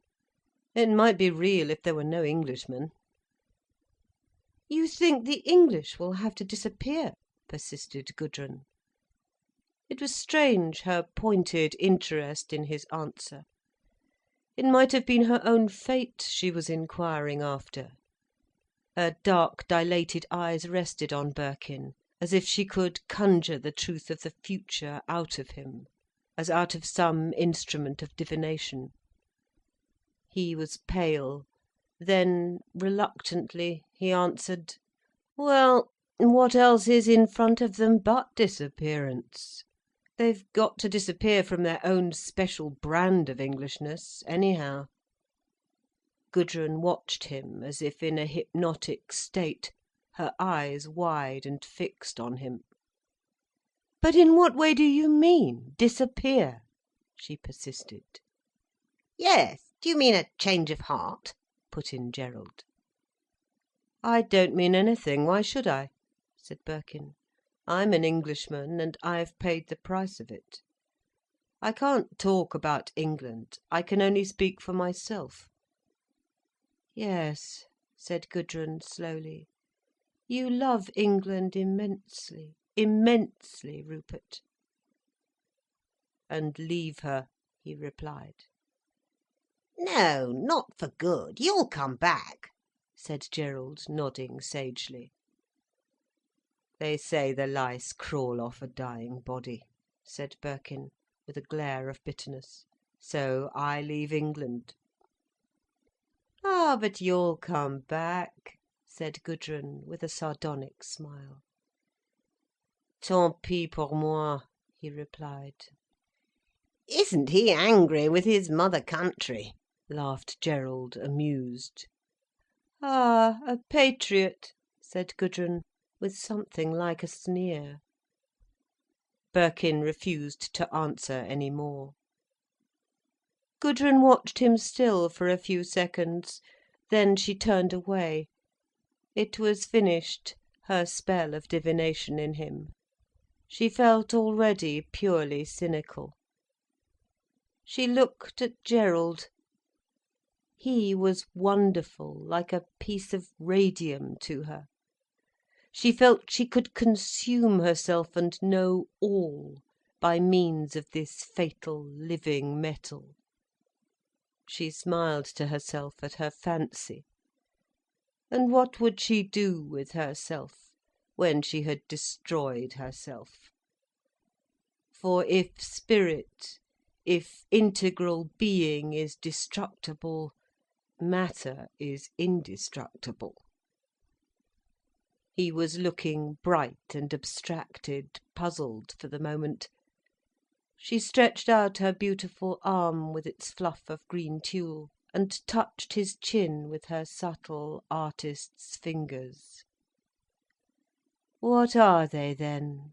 she asked, with a strange, knowing smile. What? He replied, his eyes suddenly dilating with wonder. "Your thoughts." Gerald looked like a man coming awake. I think I had none, he said. "Really?" she said, with grave laughter in her voice. And to Birkin it was as if she killed Gerald with that touch. "Ah, but," cried Gudrun, "let us drink to Britannia! Let us drink to Britannia!" It seemed there was wild despair in her voice. Gerald laughed and filled the glasses. "I think Rupert means," he said, "that nationally all Englishmen must die, so that they can exist individually and—" "Supernationally," put in Gudrun with a slight ironic grimace, raising her glass. The second part of chapter 29, Continental. The next day they descended at the tiny railway station of Hohenhausen, at the end of the tiny valley railway.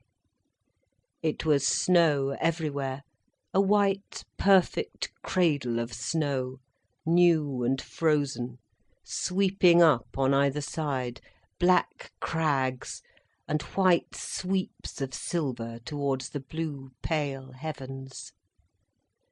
As they stepped out on the naked platform, with only snow around and above, Gudrun shrank as if it chilled her heart. "My God, Jerry," she said, turning to Gerald with sudden intimacy, "you've done it now." "What?" She made a faint gesture, indicating the world on either hand. "Look at it." She seemed afraid to go on. He laughed. They were in the heart of the mountains. From high above, on either side, swept down the white fold of snow, so that one seemed small and tiny in a valley of pure concrete heaven, all strangely radiant and changeless and silent. "It makes one feel so small and alone," said Ursula, turning to Birkin and laying her hand on his arm. "You're not sorry you've come, are you?" said Gerald to Gudrun. She looked doubtful. They went out of the station between banks of snow. "Ah," said Gerald, sniffing the air in elation. "This is perfect. There's our sledge. We'll walk a bit, we'll run up the road." Gudrun, always doubtful, dropped her heavy coat on the sledge, as he did his, and they set off. Suddenly she threw up her head and set off, scudding along the road of snow, pulling her cap down over her ears. Her blue bright dress fluttered in the wind, her thick scarlet stockings were brilliant above the whiteness. Gerald watched her. She seemed to be rushing towards her fate, and leaving him behind. He let her get some distance, then, loosening his limbs, he went after her. Everywhere was deep and silent snow. Great snow eaves weighed down the broad-roofed Tyrolese houses that were sunk to the window sashes in snow.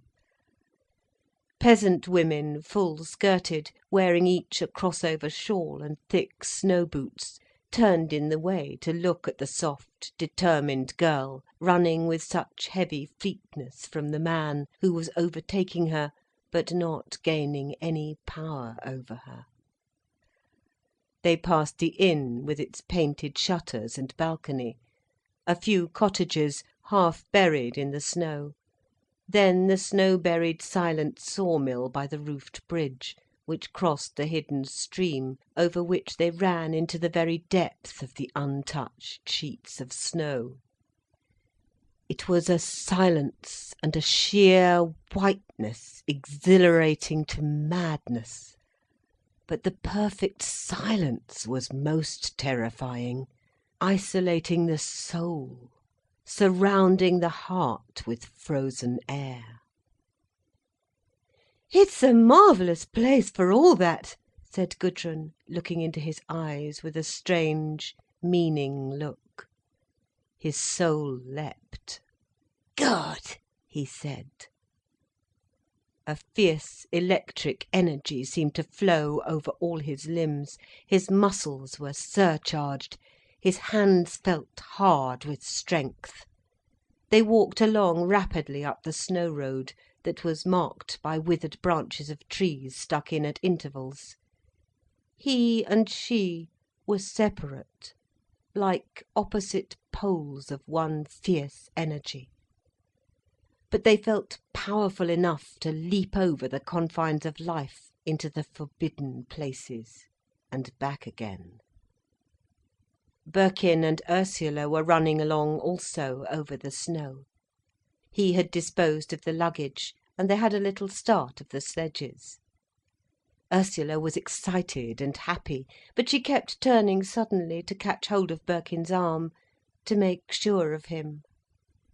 "This is something I never expected," she said. "It is a different world here." They went on into a snow meadow. There they were overtaken by the sledge, that came tinkling through the silence. It was another mile before they came upon Gudrun and Gerald on the steep up-climb, beside the pink half-buried shrine. Then they passed into a gully, where were walls of black rock, and a river filled with snow, and a still blue sky above. Through a covered bridge they went, drumming roughly over the boards, crossing the snow bed once more, then slowly up and up, the horses walking swiftly, the driver cracking his long whip as he walked beside, and calling his strange, wild "Hugh! Hugh!" The walls of rock, passing slowly by, till they emerged again between slopes and masses of snow. Up and up, gradually they went, through the cold shadow radiance of the afternoon, silenced by the imminence of the mountains, the luminous, dazing sides of snow that rose above them and fell away beneath. They came forth at last, in a little high table-land of snow, where stood the last peaks of snow, like the heart petals of an open rose. In the midst of the last deserted valleys of heaven stood a lonely building, with brown wooden walls and white heavy roof, deep and deserted in the waste of snow, like a dream. It stood like a rock that had rolled down from the last steep slopes, a rock that had taken the form of a house and was now half buried. It was unbelievable that one could live there uncrushed by all this terrible waste of whiteness and silence and clear, upper, ringing cold. Yet the sledges ran up in fine style. People came to the door, laughing and excited. The floor of the hostel rang hollow. The passage was wet with snow. It was a real warm interior. The newcomers tramped up the bare wooden stairs, following the serving woman. Gudrun and Gerald took the first bedroom. In a moment they found themselves alone in a bare, smallish, close-shut room, that was all of golden-coloured wood, floor, walls, ceiling, door, all of the same warm gold panelling of oiled pine. There was a window opposite the door, but low down because the roof sloped. Under the slope of the ceiling were the table with wash-hand bowl and jug, and across another table with mirror. On either side the door were two beds, piled high with an enormous blue-checked over-bolster. Enormous. This was all. No cupboard, none of the amenities of life. Here they were shut up together in this cell of golden-coloured wood, with two blue-checked beds. They looked at each other and laughed, frightened by this naked nearness of isolation. A man knocked and came in with the luggage. He was a sturdy fellow, with flattish cheekbones, rather pale, and with coarse fair moustache. Gudrun watched him put down the bags in silence, then tramp heavily out. "It isn't too rough, is it?" Gerald asked. The bedroom was not very warm, and she shivered slightly. "It is wonderful," she equivocated. "Look at the colour of this panelling. It's wonderful. Like being inside a nut." He was standing watching her, feeling his short-cut moustache, leaning back slightly and watching her with his keen, undaunted eyes, dominated by the constant passion that was like a doom upon him. She went and crouched down in front of the window, curious. "Oh, but this!" she cried involuntarily, almost in pain. In front was a valley shut in under the sky, the last huge slopes of snow and black rock, and at the end, like the navel of the earth, a white folded wall, and two peaks glimmering in the late light. Straight in front ran the cradle of silent snow, between the great slopes that were fringed with a little roughness of pine trees, like hair, round the base. But the cradle of snow ran on to the eternal closing in, where the walls of snow and rock rose impenetrable, and the mountain peaks above were in heaven immediate. This was the centre, the knot, the navel of the world, where the earth belonged to the skies, pure, unapproachable, impassable. It filled Gudrun with a strange rapture. She crouched in front of the window, clenching her face in her hands, in a sort of trance.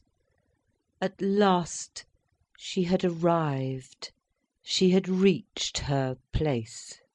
Here at last she folded her venture, and settled down like a crystal in the navel of snow, and was gone. Gerald bent over her, and was looking out over her shoulder. Already he felt he was alone. She was gone. She was completely gone, and there was icy vapour round his heart. He saw the blind valley, the great cul-de-sac of snow and mountain peaks under the heaven, and there was no way out. The terrible silence and cold, and the glamorous whiteness of the dusk wrapped him round, and she remained crouching before the window, as at a shrine, a shadow. "Do you like it?" he asked, in a voice that sounded detached and foreign. At least she might acknowledge he was with her. but she only averted her soft, mute face a little from his gaze, and he knew that there were tears in her eyes, her own tears, tears of her strange religion, that put him to naught. Quite suddenly he put his hand under her chin and lifted up her face to him. Her dark blue eyes, in their wetness of tears, dilated as if she was startled in her very soul.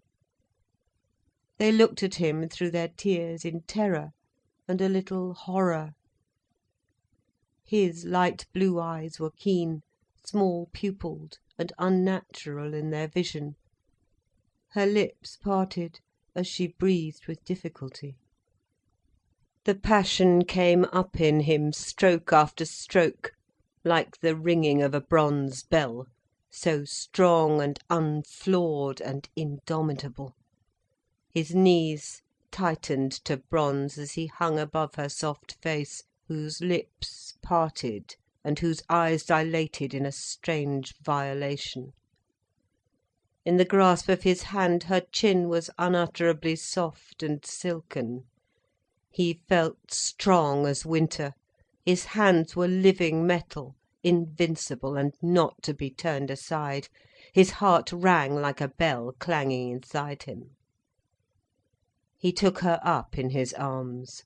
She was soft and inert, motionless. All the while her eyes, in which the tears had not yet dried, were dilated as if in a kind of swoon of fascination and helplessness. He was superhumanly strong and unflawed, as if invested with supernatural force.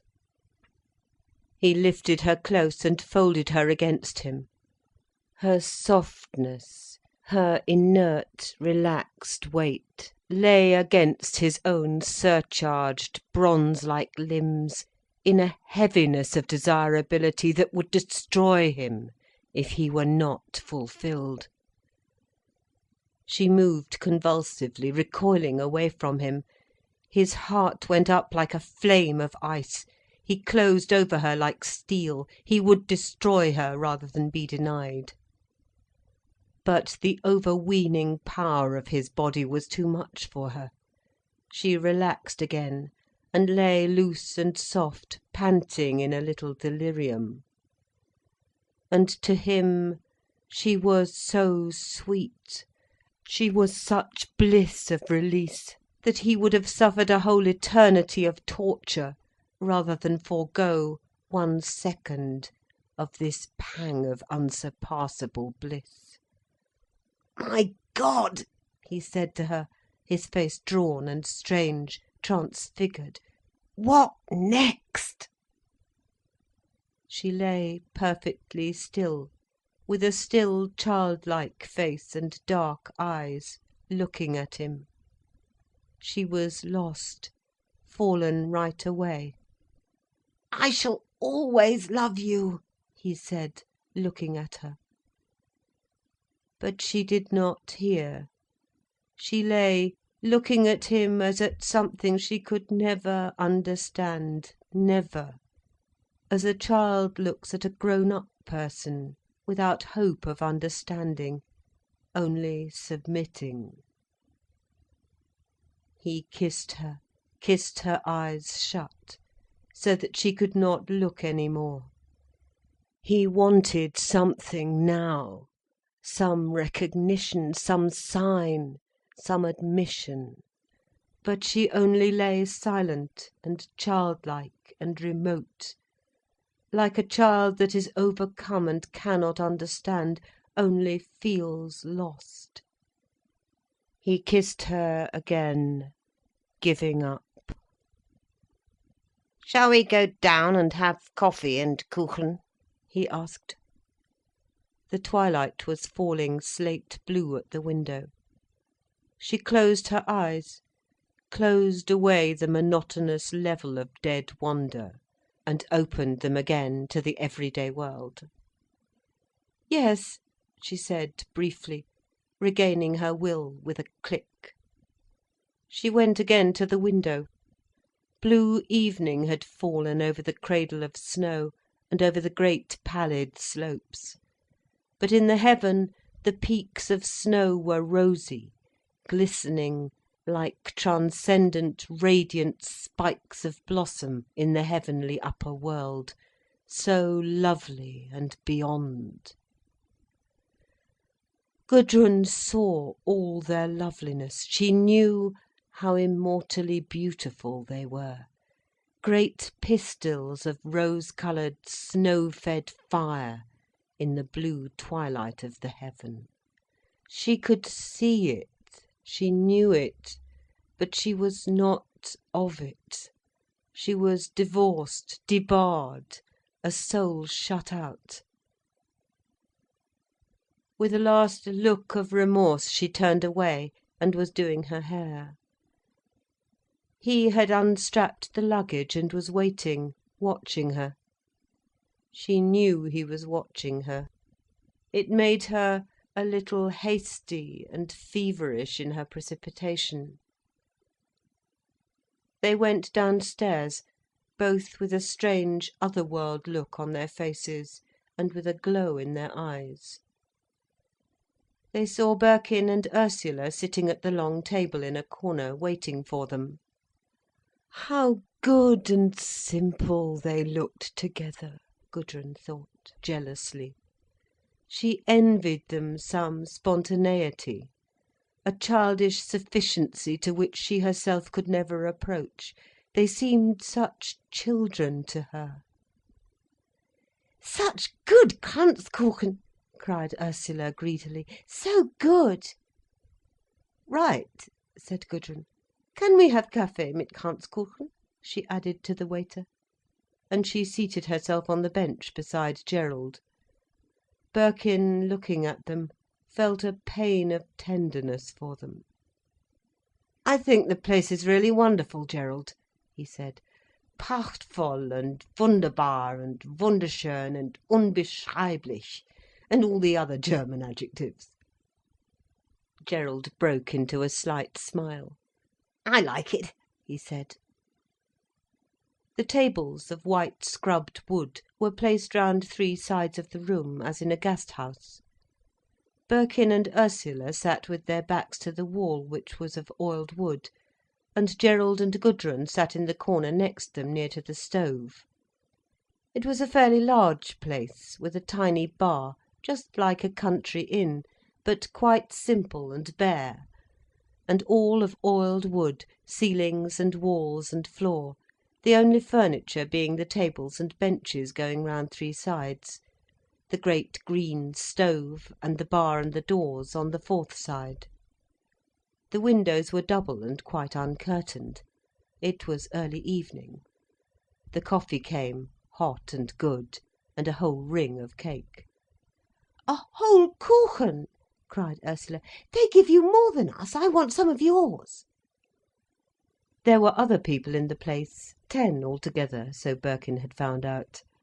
2 artists, 3 students, a man and wife, and a professor and 2 daughters, all Germans.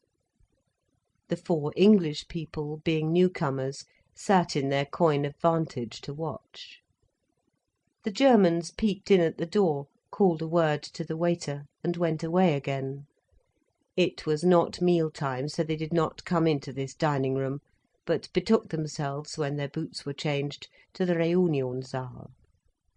The English visitors could hear the occasional twanging of a zither, the strumming of a piano, snatches of laughter and shouting and singing, a faint vibration of voices. The whole building being of wood, it seemed to carry every sound like a drum, but instead of increasing each particular noise, it decreased it, so that the sound of the zither seemed tiny, as if a diminutive zither were playing somewhere, and it seemed the piano must be a small one, like a little spinet. The host came when the coffee was finished. He was a Tyrolese, broad, rather flat-cheeked, with a pale, pock-marked skin and flourishing moustaches. "Would you like to go to the Reunionsaal, to be introduced to the other ladies and gentlemen?" he asked, bending forward and smiling, showing his large, strong teeth. His blue eyes went quickly from one to the other. He was not quite sure of his ground with these English people. He was unhappy too, because he spoke no English, and he was not sure whether to try his French. "Shall we go to the reunion saal and be introduced to the other people?" repeated Gerald, laughing. There was a moment's hesitation. "I suppose we'd better break the ice," said Birkin. The women rose, rather flushed, and the Wirt's black, beetle-like, broad-shouldered figure went on ignominiously in front, towards the noise. He opened the door, and ushered the 4 strangers into the playroom. Instantly a silence fell. A slight embarrassment came over the company. The newcomers had a sense of many blonde faces looking their way. Then the host was bowing to a short, energetic-looking man with large moustaches, and saying in a low voice, "Herr Professor, darf ich vorstellen—" The Herr Professor was prompt and energetic. He bowed low to the English people, smiling, and began to be a comrade at once. "Nehmen die Herrschaften teil an unserer Unterhaltung?" he said, with a vigorous suavity, his voice curling up in the question. The 4 English people smiled, lounging with an attentive uneasiness in the middle of the room. Gerald, who was spokesman, said that they would willingly take part in the entertainment.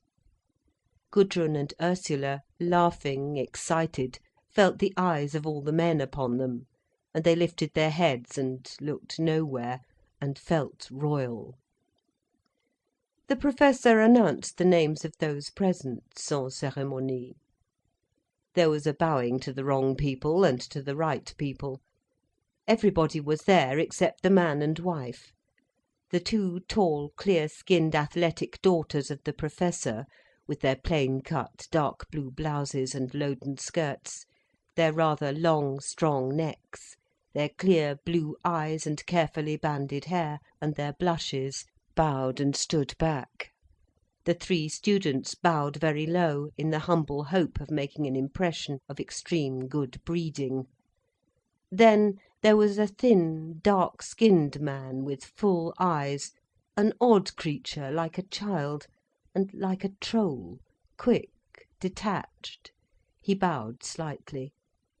His companion, a large, fair young man, stylishly dressed, blushed to the eyes and bowed very low. It was over. "Herr Loerke was giving us a recitation in the Cologne dialect," said the Professor. "He must forgive us for interrupting him," said Gerald. "We should like very much to hear it." There was instantly a bowing and an offering of seats. Gudrun and Ursula, Gerald and Birkin, sat in the deep sofas against the wall. The room was of naked, oiled panelling, like the rest of the house. It had a piano, sofas and chairs, and a couple of tables with books and magazines.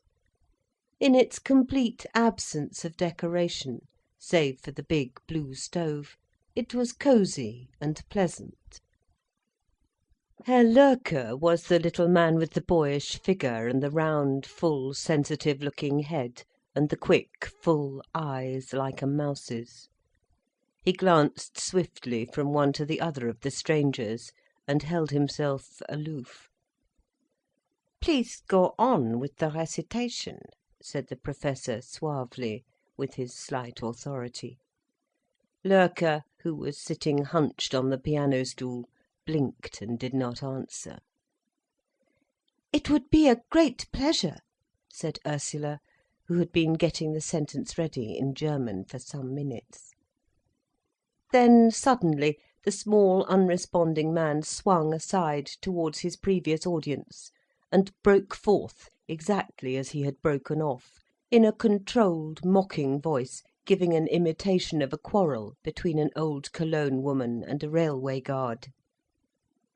His body was slight and unformed, like a boy's, but his voice was mature, sardonic. Its movement had the flexibility of essential energy, and of a mocking, penetrating understanding. Gudrun could not understand a word of his monologue, but she was spellbound watching him. He must be an artist. Nobody else could have such fine adjustment and singleness. The Germans were doubled up with laughter, hearing his strange, droll words, his droll phrases of dialect.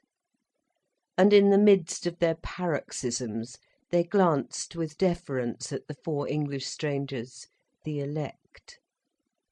Gudrun and Ursula were forced to laugh. The room rang with shouts of laughter. The blue eyes of the Professor's daughters were swimming over with laughter tears. Their clear cheeks were flushed crimson with mirth. Their father broke out in the most astonishing peals of hilarity. The students bowed their heads on their knees in excess of joy. Ursula looked round amazed. The laughter was bubbling out of her involuntarily. She looked at Gudrun. Gudrun looked at her. And the 2 sisters burst out laughing, carried away. Loerke glanced at them swiftly with his full eyes. Birkin was sniggering involuntarily. Gerald Crich sat erect, with a glistening look of amusement on his face. And the laughter crashed out again, in wild paroxysms. The Professor's daughters were reduced to shaking helplessness. The veins of the Professor's neck were swollen, his face was purple, he was strangled in ultimate silent spasms of laughter. The students were shouting half-articulated words that tailed off in helpless explosions. Then suddenly the rapid patter of the artist ceased. There were little whoops of subsiding mirth. Ursula and Gudrun were wiping their eyes, and the Professor was crying loudly. "Das war ausgezeichnet, das war famos." "Wirklich famos," echoed his exhausted daughters faintly. "And we couldn't understand it," cried Ursula. "Oh, leider, leider," cried the Professor. "You couldn't understand it?" cried the students, let loose at last in speech with the newcomers. "Ja, da ist wirklich schade. Das ist schade, gnädige Frau. Wissen Sie." The mixture was made. The newcomers were stirred into the party like new ingredients. The whole room was alive. Gerald was in his element. He talked freely and excitedly. His face glistened with a strange amusement. Perhaps even Birkin in the end would break forth. He was shy and withheld, though full of attention. Ursula was prevailed upon to sing Annie Lowry, as the Professor called it. There was a hush of extreme deference. She had never been so flattered in her life. Gudrun accompanied her on the piano, playing from memory. Ursula had a beautiful ringing voice, but usually no confidence. She spoiled everything. This evening she felt conceited and untrammelled. Birkin was well in the background. She shone almost in reaction. The Germans made her feel fine and infallible. She was liberated into overweening self-confidence. She felt like a bird flying in the air as her voice soared out, enjoying herself extremely in the balance and flight of the song, like the motion of a bird's wings that is up in the wind, sliding and playing on the air. She played with sentimentality, supported by rapturous attention. She was very happy singing that song by herself, full of a conceit of emotion and power, working upon all those people and upon herself, exerting herself with gratification, giving immeasurable gratification to the Germans. At the end, the Germans were all touched with admiring, delicious melancholy. They praised her in soft, reverent voices. They could not say too much. wie schön, wie rührend. Ach, die schottischen Lieder, sie haben so viel Stimmung. Aber die gnädige Frau hat eine wunderbare Stimme. Die gnädige Frau ist wirklich eine Künstlerin, aber wirklich. She was dilated and brilliant, like a flower in the morning sun. She felt Birkin looking at her, as if he were jealous of her, and her breasts thrilled, her veins were all golden. She was as happy as the sun that has just opened above clouds, and everybody seemed so admiring and radiant. It was perfect.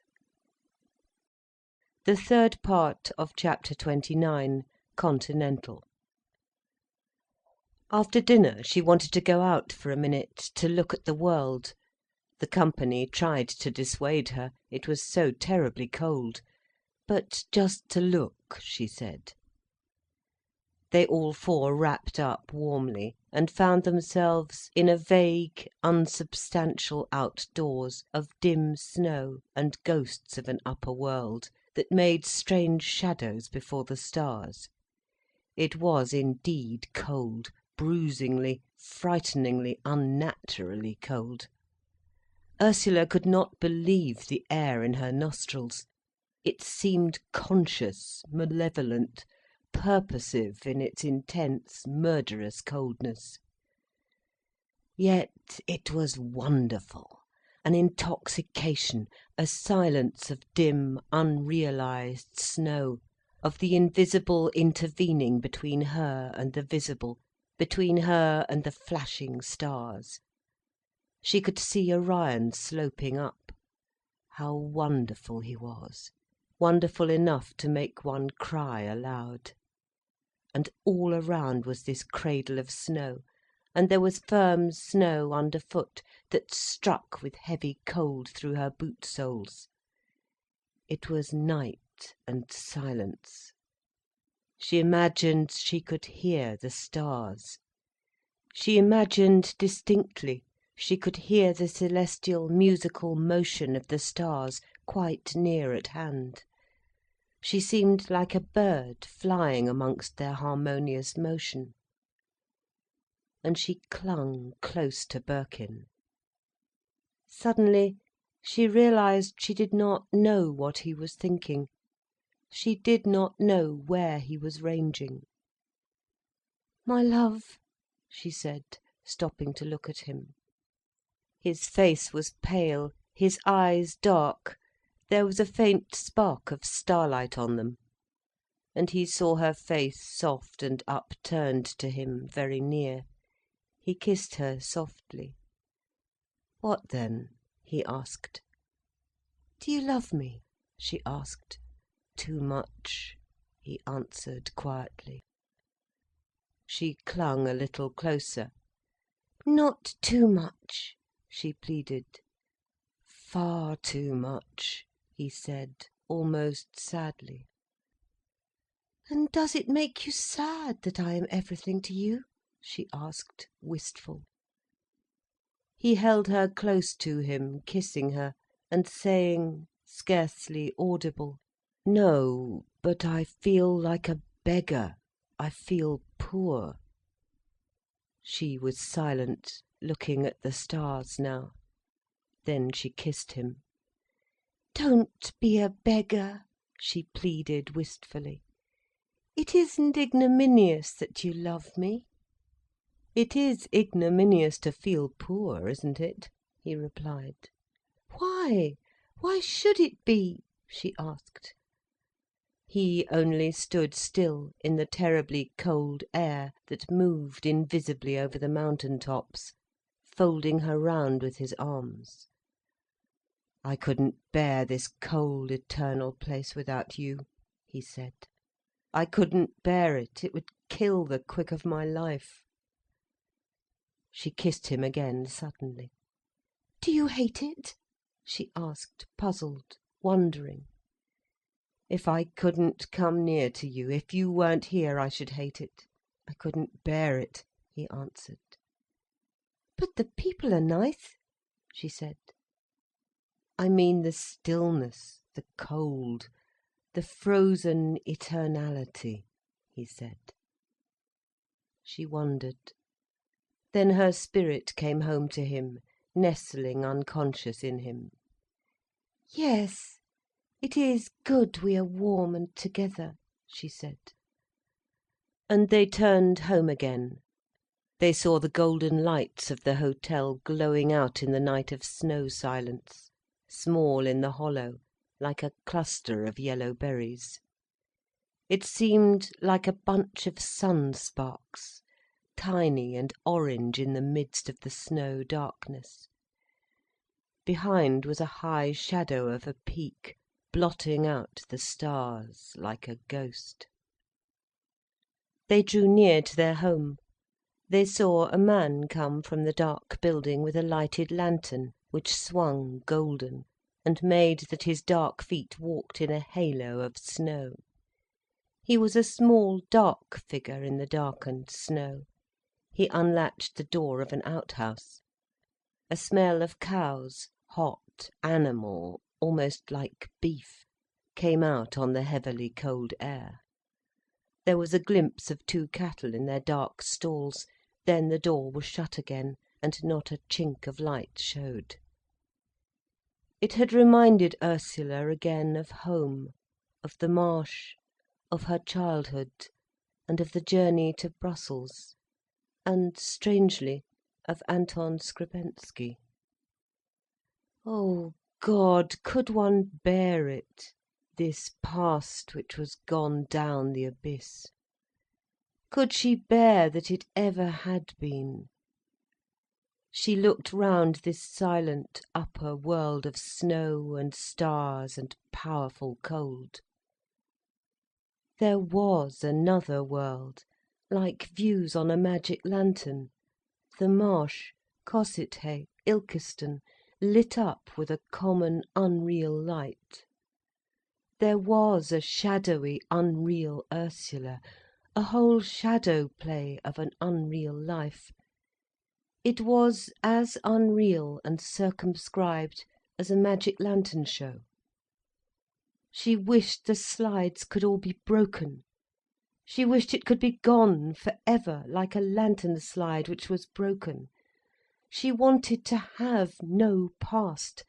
She wanted to have come down from the slopes of heaven to this place, with Birkin, not to have toiled out of the murk of her childhood and her upbringing, slowly, all soiled. She felt that memory was a dirty trick played upon her. What was this decree that she should remember? Why not a bath of pure oblivion, a new birth, without any recollections or blemish of a past life? She was with Birkin. She had just come into life, here in the high snow against the stars. What had she to do with parents and antecedents? She knew herself new and unbegotten. She had no father, no mother, no anterior connections. She was herself, pure and silvery.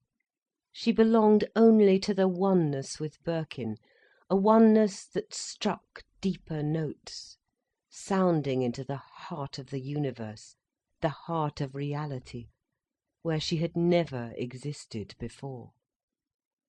Even Gudrun was a separate unit, separate, having nothing to do with this self, this Ursula, in her new world of reality. That old shadow world, the actuality of the past, oh, let it go! She rose free on the wings of her new condition. Gudrun and Gerald had not come in. They had walked up the valley straight in front of the house, not like Ursula and Birkin, onto the little hill at the right. Gudrun was driven by a strange desire. She wanted to plunge on and on, till she came to the end of the valley of snow.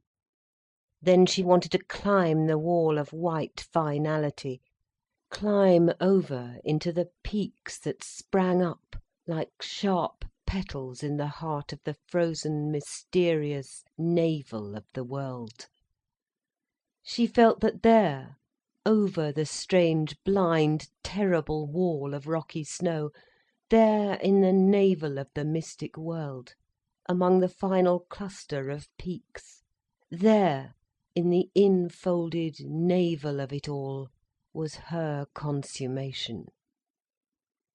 If she could but come there alone, and pass into the infolded navel of eternal snow, and of uprising immortal peaks of snow and rock, she would be a oneness with all.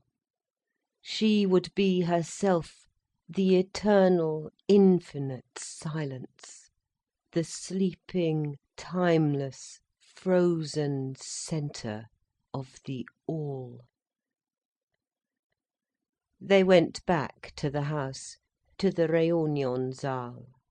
She was curious to see what was going on. The men there made her alert, roused her curiosity. It was a new taste of life for her. They were so prostrate before her, yet so full of life. The party was boisterous. They were dancing all together, dancing the Schuhplatteln, the Tyrolese dance of the clapping hands and tossing the partner in the air at the crisis. The Germans were all proficient. They were from Munich chiefly. Gerald also was quite passable. There were 3 zithers twanging away in a corner. It was a scene of great animation and confusion. The Professor was initiating Ursula into the dance, stamping, clapping, and swinging her high, with amazing force and zest. When the crisis came, even Birkin was behaving manfully with one of the Professor's fresh, strong daughters, who was exceedingly happy. Everybody was dancing. There was the most boisterous turmoil. Gudrun looked on with delight. The solid wooden floor resounded to the knocking heels of the men. The air quivered with the clapping hands and the zither music. There was a golden dust about the hanging lamps. Suddenly the dance finished. Loerke and the students rushed out to bring in drinks. There was an excited clamour of voices, a clinking of mug lids, a great crying of "Prosit! Prosit!" Loerke was everywhere at once, like a gnome, suggesting drinks for the women, making an obscure, slightly risky joke with the men, confusing and mystifying the waiter. He wanted very much to dance with Gudrun. From the first moment he had seen her, he wanted to make a connection with her. Instinctively she felt this, and she waited for him to come up. But a kind of sulkiness kept him away from her, so she thought he disliked her. "Will you Schuhplatteln, gnädige Frau?" said the large, fair youth, Loerke's companion. He was too soft, too humble for Gudrun's taste. But she wanted to dance, and the fair youth, who was called Leitner, was handsome enough in his uneasy, slightly abject fashion, a humility that covered a certain fear. She accepted him as a partner. The zithers sounded out again, the dance began. Gerald led them laughing with one of the Professor's daughters. Ursula danced with one of the students, Birkin with the other daughter of the Professor with Frau Kramer, and the rest of the men danced together, with quite as much zest as if they had had women partners. Because Gudrun had danced with the well-built, soft youth, his companion, Loerke, was more pettish and exasperated than ever, and would not even notice her existence in the room. This piqued her, but she made up to herself by dancing with the Professor, who was strong as a mature, well-seasoned bull, and as full of coarse energy. She could not bear him critically, and yet she enjoyed being rushed through the dance, and tossed up into the air on his coarse, powerful impetus. The Professor enjoyed it too. He eyed her with strange, large blue eyes, full of galvanic fire. She hated him for the seasoned, semi-paternal animalism with which he regarded her. But she admired his weight of strength. The room was charged with excitement and strong animal emotion. Loerke was kept away from Gudrun, to whom he wanted to speak, as by a hedge of thorns, and he felt a sardonic, ruthless hatred for this young love companion, Leitner, who was his penniless dependent. He mocked the youth with an acid ridicule that made Leitner red in the face and impotent with resentment. Gerald, who had now got the dance perfectly, was dancing again with the younger of the Professor's daughters, who was almost dying of virgin excitement, because she thought Gerald so handsome, so superb. He had her in his power, as if she were a palpitating bird, a fluttering, flushing, bewildered creature. And it made him smile, as she shrank convulsively between his hands, violently, when he must throw her into the air. At the end she was so overcome with prostrate love for him, that she could scarcely speak sensibly at all. Birkin was dancing with Ursula. There were odd little fires playing in his eyes.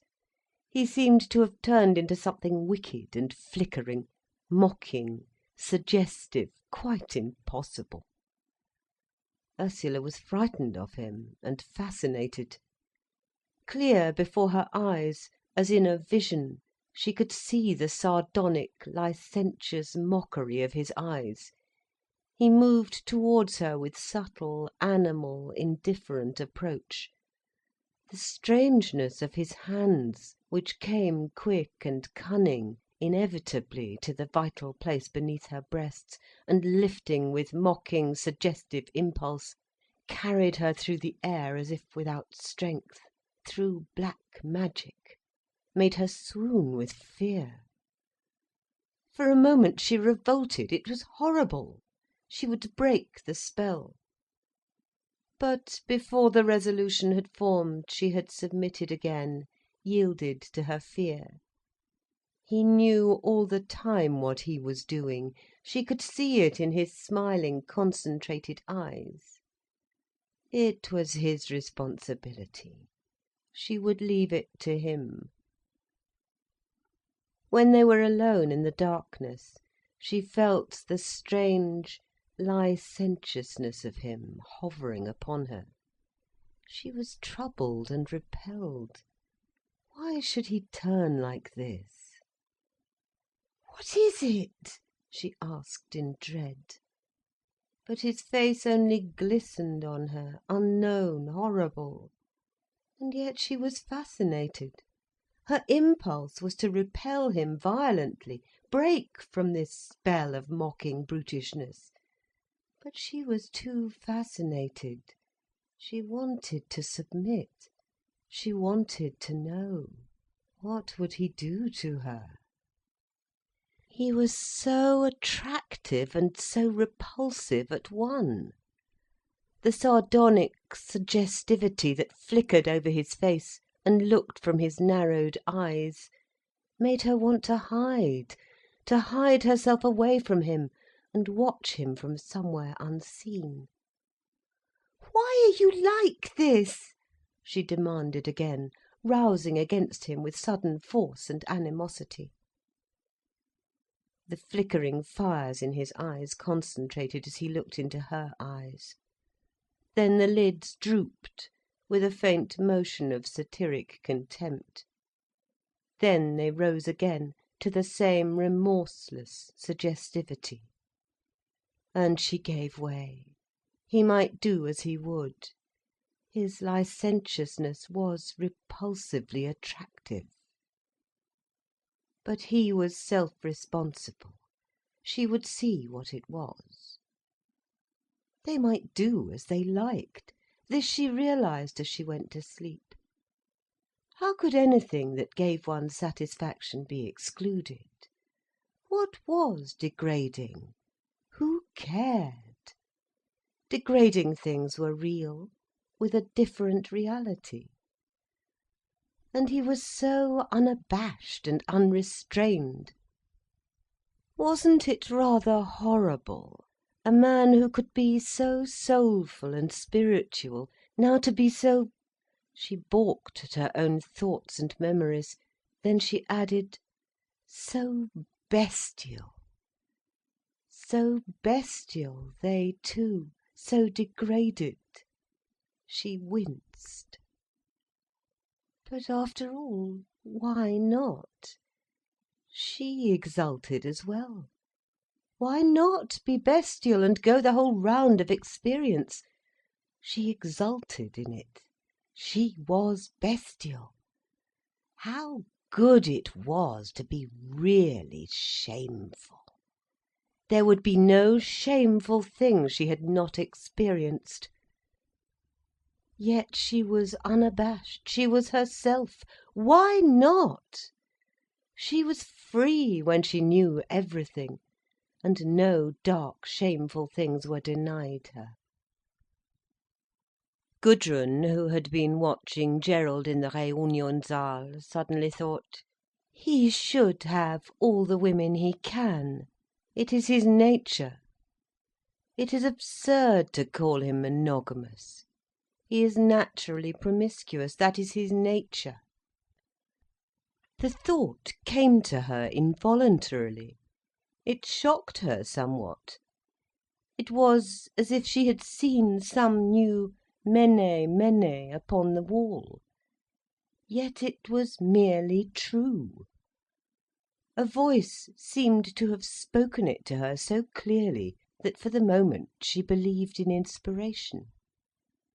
It is really true, she said to herself again. She knew quite well she had believed it all along. She knew it implicitly. But she must keep it dark, almost from herself. She must keep it completely secret. It was knowledge for her alone, and scarcely even to be admitted to herself. The deep resolve formed in her to combat him. One of them must triumph over the other. Which should it be?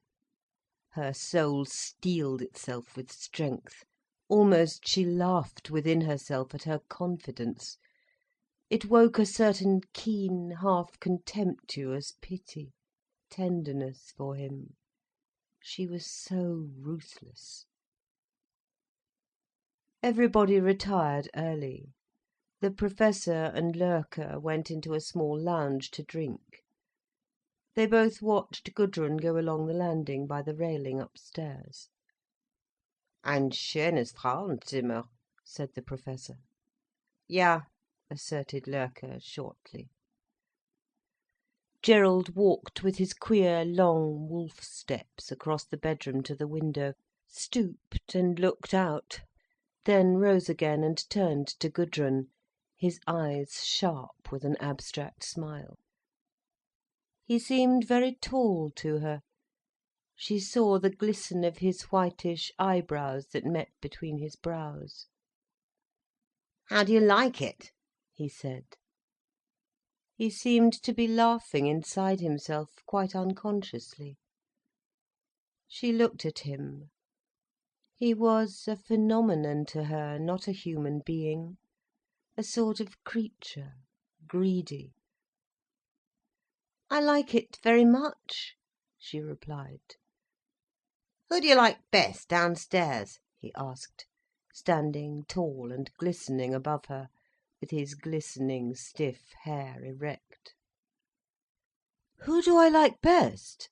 she repeated, wanting to answer his question and finding it difficult to collect herself. "Why, I don't know. I don't know enough about them yet, to be able to say. Who do you like best?" "Oh, I don't care.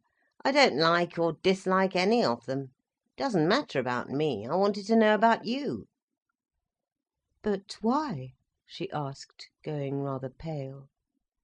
The abstract, unconscious smile in his eyes was intensified. "I wanted to know," he said. She turned aside, breaking the spell. In some strange way she felt he was getting power over her. "Well, I can't tell you already," she said. She went to the mirror to take out the hairpins from her hair. She stood before the mirror every night for some minutes, brushing her fine, dark hair. It was part of the inevitable ritual of her life. He followed her and stood behind her. She was busy with bent head, taking out the pins and shaking her warm hair loose. When she looked up, she saw him in the glass standing behind her, watching unconsciously, not consciously seeing her, and yet watching, with fine pupilled eyes that seemed to smile, and which were not really smiling. She started. It took all her courage for her to continue brushing her hair as usual, for her to pretend she was at her ease. She was far, far from being at her ease with him. She beat her brains wildly for something to say to him. "What are your plans for tomorrow?" she asked nonchalantly, whilst her heart was beating so furiously, her eyes were so bright with strange nervousness, she felt he could not but observe. But she knew also that he was completely blind, blind as a wolf looking at her. It was a strange battle between her ordinary consciousness and his uncanny black art consciousness. "I don't know," he replied. "What would you like to do?" He spoke emptily, his mind was sunk away. "Oh," she said with easy protestation, "I'm ready for anything. Anything will be fine for me, I'm sure." And to herself she was saying, "God, why am I so nervous? Why are you so nervous, you fool? If he sees it, I'm done for forever. You know you're done for forever, if he sees the absurd state you're in." And she smiled to herself as if it were all child's play. Meanwhile her heart was plunging, she was almost fainting. She could see him in the mirror as he stood there behind her, tall and overarching, blond and terribly frightening. She glanced at his reflection with furtive eyes, willing to give anything to save him from knowing she could see him. He did not know she could see his reflection. He was looking unconsciously, glisteningly, down at her head, from which the hair fell loose, as she brushed it with wild, nervous hand. She held her head aside and brushed her hair madly. For her life she could not turn round and face him. For her life she could not. And the knowledge made her almost sink to the ground in a faint, helpless, spent. She was aware of his frightening, impending figure standing close behind her. She was aware of his hard, strong, unyielding chest close upon her back. And she felt she could not bear it any more. In a few minutes she would fall down at his feet, grovelling at his feet, and letting him destroy her. The thought pricked up all her sharp intelligence and presence of mind. She dared not turn round to him, and there he stood, motionless, unbroken. Summoning all her strength, she said, in a full, resonant, nonchalant voice, that was forced out with all her remaining self-control, "Oh, would you mind looking in that bag behind there, and giving me my—" Here her power fell inert. "My what? My what?" she screamed in silence to herself. But he had started round, surprised and startled that she should ask him to look in her bag, which she always kept so very private to herself. She turned now, her face white, her dark eyes blazing with uncanny, overwrought excitement. She saw him stooping to the bag, undoing the loosely buckled strap, unattentive. "You're what?" he asked. "Oh, a little enamel box, yellow, with a design of a cormorant plucking her breast." She went towards him, stooping her beautiful bare arm, and deftly turned some of her things, disclosing the box, which was exquisitely painted. "That is it, see?" she said, taking it from under his eyes. And he was baffled now. He was left to fasten up the bag, whilst she swiftly did up her hair for the night, and sat down to unfasten her shoes. She would not turn her back to him any more. He was baffled, frustrated, but unconscious. She had the whip hand over him now. She knew he had not realised her terrible panic. Her heart was beating heavily still. Fool, fool that she was, to get into such a state. How she thanked God for Gerald's obtuse blindness. Thank God he could see nothing. She sat slowly unlacing her shoes, and he too commenced to undress. Thank God that crisis was over. She felt almost fond of him now, almost in love with him. "Oh, Gerald," she laughed, caressively, teasingly. "Oh, what a fine game you played with the Professor's daughter, didn't you now?" "What game?" he asked, looking round. "Isn't she in love with you? Oh dear, isn't she in love with you?" said Gudrun, in her gayest, most attractive mood. "I shouldn't think so," he said. "Shouldn't think so?" she teased. "Why, the poor girl is lying at this moment, overwhelmed, dying with love for you. She thinks you're wonderful, oh, marvellous, beyond what man has ever been. Really, isn't it funny?" "Why funny? What is funny?" he asked. "Why, to see you working it on her," she said, with a half reproach that confused the male conceit in him. "Really, Gerald, the poor girl."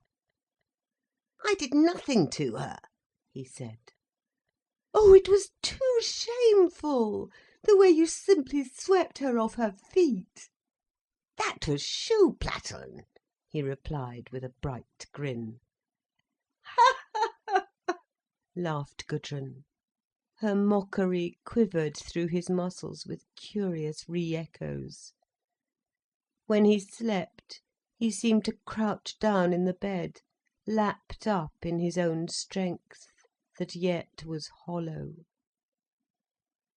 And Gudrun slept strongly, a victorious sleep. Suddenly she was almost fiercely awake. The small timber room glowed with the dawn that came upwards from the low window. She could see down the valley when she lifted her head, the snow with a pinkish, half-revealed magic, the fringe of pine trees at the bottom of the slope, and one tiny figure moved over the vaguely illuminated space. She glanced at his watch. It was 7 o'clock. He was still completely asleep, and she was so hard awake, it was almost frightening. A hard, metallic wakefulness.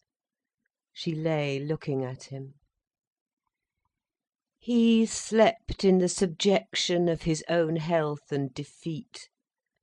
She was overcome by a sincere regard for him. Till now she was afraid before him. She lay and thought about him, what he was, what he represented in the world, a fine, independent will he had. She thought of the revolution he had worked in the mines in so short a time. She knew that if he were confronted with any problem, any hard, actual difficulty, he would overcome it. If he laid hold of any idea, he would carry it through. He had the faculty of making order out of confusion. Only let him grip hold of a situation, and he would bring to pass an inevitable conclusion. For a few moments, she was borne away on the wild wings of ambition. Gerald, with his force of will, and his power for comprehending the actual world, should be set to solve the problems of the day, the problem of industrialism in the modern world. She knew he would, in the course of time, effect the changes he desired. He could reorganize the industrial system. She knew he could do it. As an instrument in these things, he was marvellous. She had never seen any man with his potentiality. He was unaware of it, but she knew. He only needed to be hitched on. He needed that his hand should be set to the task, because he was so unconscious. And this she could do. She would marry him. He would go into Parliament in the Conservative interest. He would clear up the great muddle of labour and industry. He was so superbly fearless, masterful. He knew that every problem could be worked out, in life as in geometry. And he would care neither about himself nor about anything but the pure working out of the problem. He was very pure, really. Her heart beat fast. She flew away on wings of elation, imagining a future. He would be a Napoleon of peace, or a Bismarck, and she the woman behind him. She had read Bismarck's letters, and had been deeply moved by them. And Gerald would be freer, more dauntless than Bismarck. But even as she lay in fictitious transport, bathed in the strange, false sunshine of hope in life, something seemed to snap in her, and a terrible cynicism began to gain upon her, blowing in like a wind. Everything turned to irony with her. The last flavour of everything was ironical. When she felt her pang of undeniable reality, this was when she knew the hard irony of hopes and ideas. She lay and looked at him as he slept. He was sheerly beautiful. He was a perfect instrument. To her mind, he was a pure, inhuman, almost superhuman instrument. His instrumentality appealed so strongly to her. She wished she were God, to use him as a tool. And at the same instant came the ironical question, what for? She thought of the colliers' wives, with their linoleum and their lace curtains, and their little girls in high-laced boots. She thought of the wives and daughters of the pit managers, their tennis parties, and their terrible struggles to be superior each to the other in the social scale. There was Shortlands with its meaningless distinction, the meaningless crowd of the cries. There was London, the House of Commons, the extant social world. My God! Young as she was, Gudrun had touched the whole pulse of social England. She had no ideas of rising in the world. She knew, with the perfect cynicism of cruel youth, that to rise in the world meant to have one outside show instead of another. The advance was like having a spurious half-crown instead of a spurious penny. The whole coinage of valuation was spurious.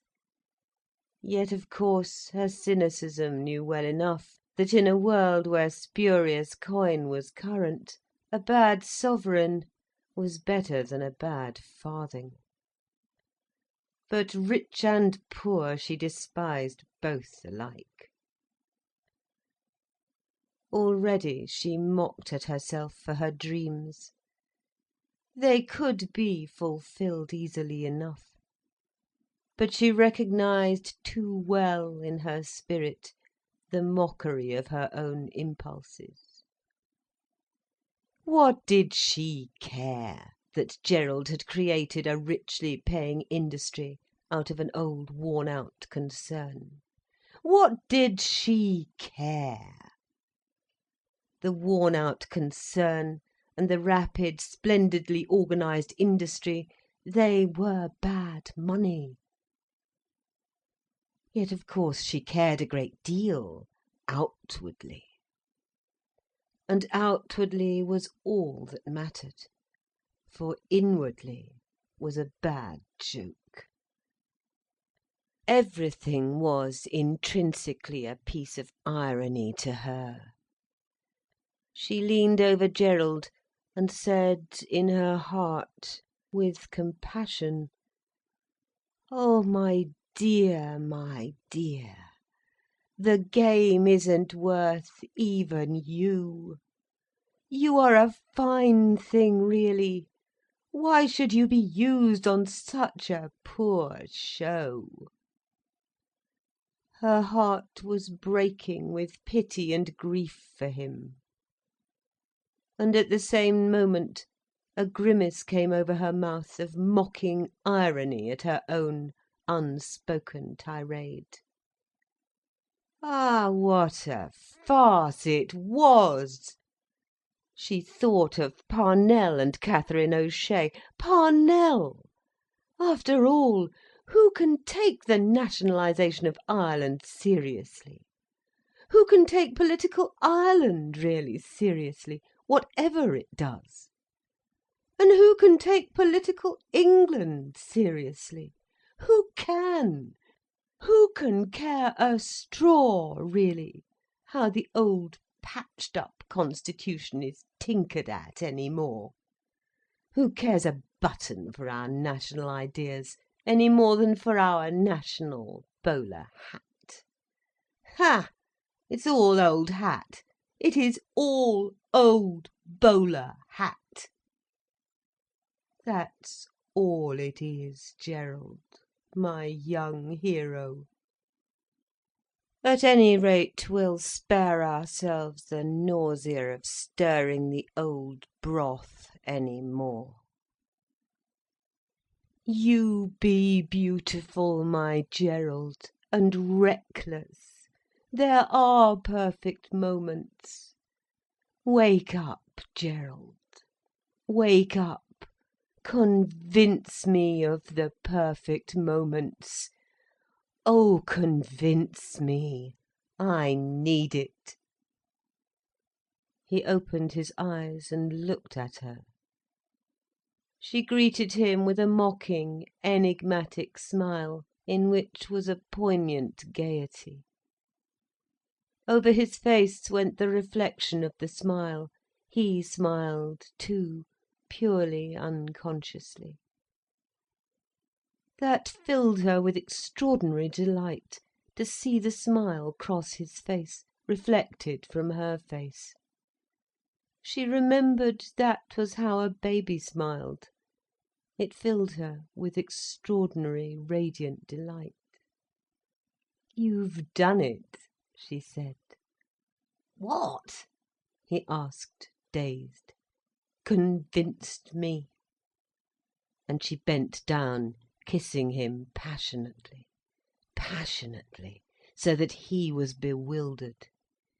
He did not ask her of what he had convinced her, though he meant to. He was glad she was kissing him.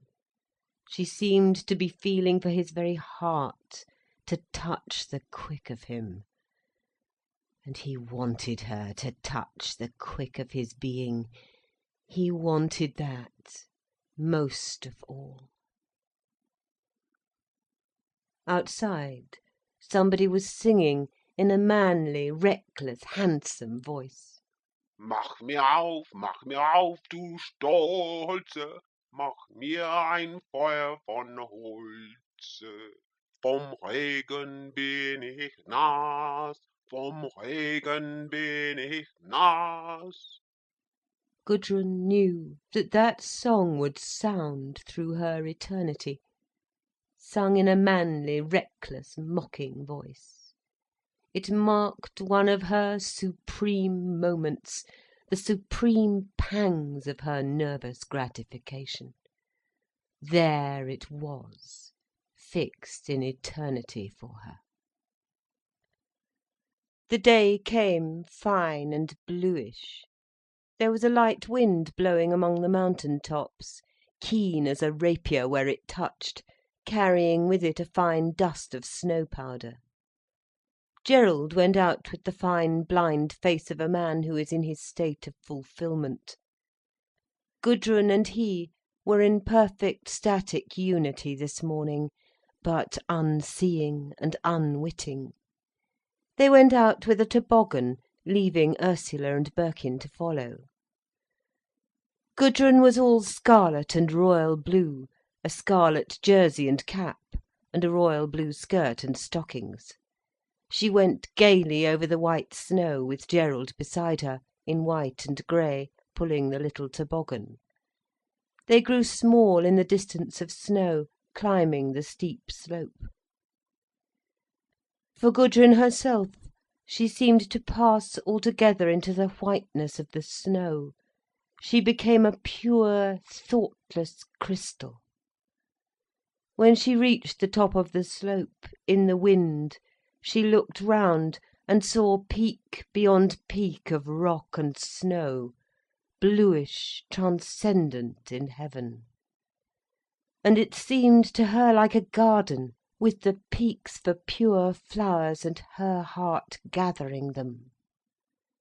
She had no separate consciousness for Gerald. She held on to him as they went sheering down over the keen slope. She felt as if her senses were being whetted on some fine grindstone that was keen as flame. The snow sprinted on either side, like sparks from a blade that is being sharpened.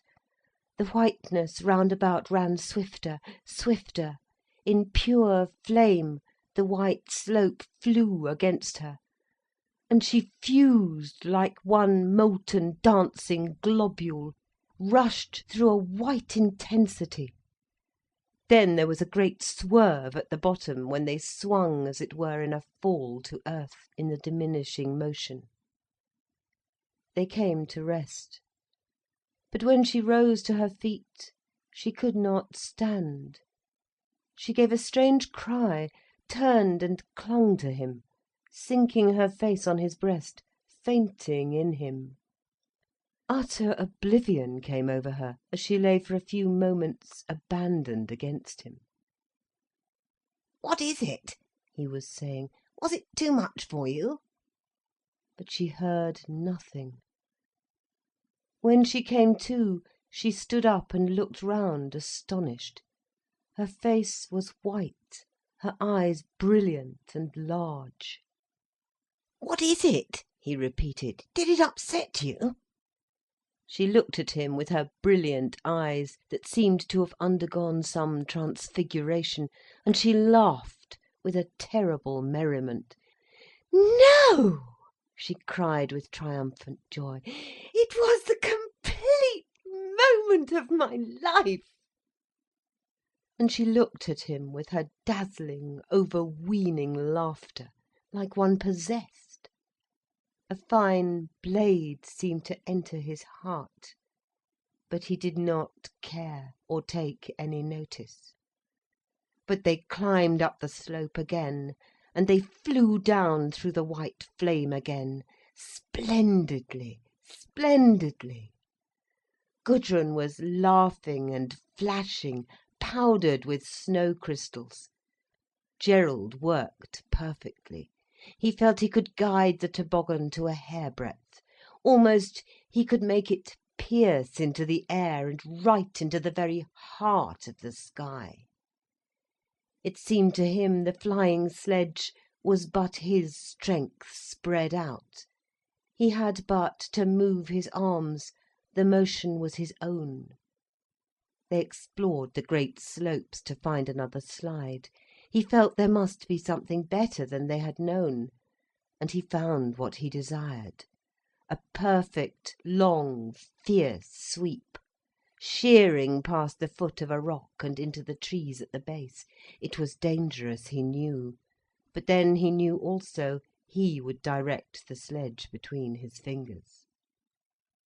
The first days passed in an ecstasy of physical motion, sleighing, skiing, skating, moving in an intensity of speed and white light that surpassed life itself, and carried the souls of the human beings beyond into an inhuman abstraction of velocity and weight and eternal frozen snow.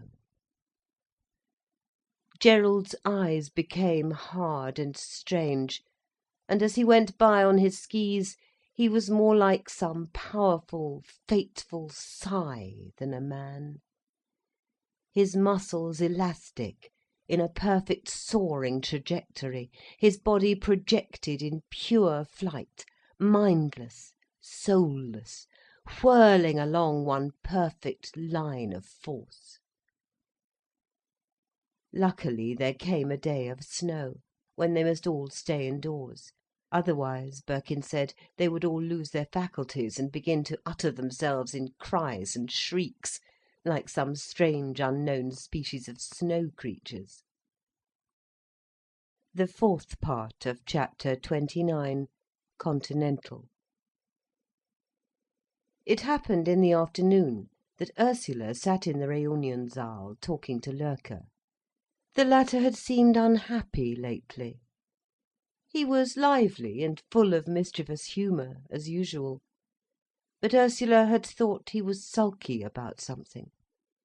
His partner, too, the big, fair, good-looking youth, was ill at ease, going about as if he belonged to nowhere, and was kept in some sort of subjection against which he was rebelling. Loerke had hardly talked to Gudrun. His associate, on the other hand, had paid her constantly a soft, over-deferential attention. Gudrun wanted to talk to Loerke. He was a sculptor, and she wanted to hear his view of his art. And his figure attracted her. There was the look of a little wastrel about him that intrigued her, and an old man's look that interested her, and then, beside this, an uncanny singleness, a quality of being by himself, not in contact with anybody else, that marked out an artist to her. He was a chatterer, a magpie, a maker of mischievous word jokes that were sometimes very clever, but which often were not. And she could see in his brown gnome's eyes the black look of inorganic misery which lay behind all his small buffoonery. His figure interested her. The figure of a boy, almost a street Arab. He made no attempt to conceal it. He always wore a simple loden suit with knee breeches. His legs were thin, and he made no attempt to disguise the fact, which was of itself remarkable in a German. And he never ingratiated himself anywhere, not in the slightest, but kept to himself, for all his apparent playfulness. Leitner, his companion, was a great sportsman, very handsome with his big limbs and his blue eyes. Loerke would go tobogganing or skating in little snatches, but he was indifferent.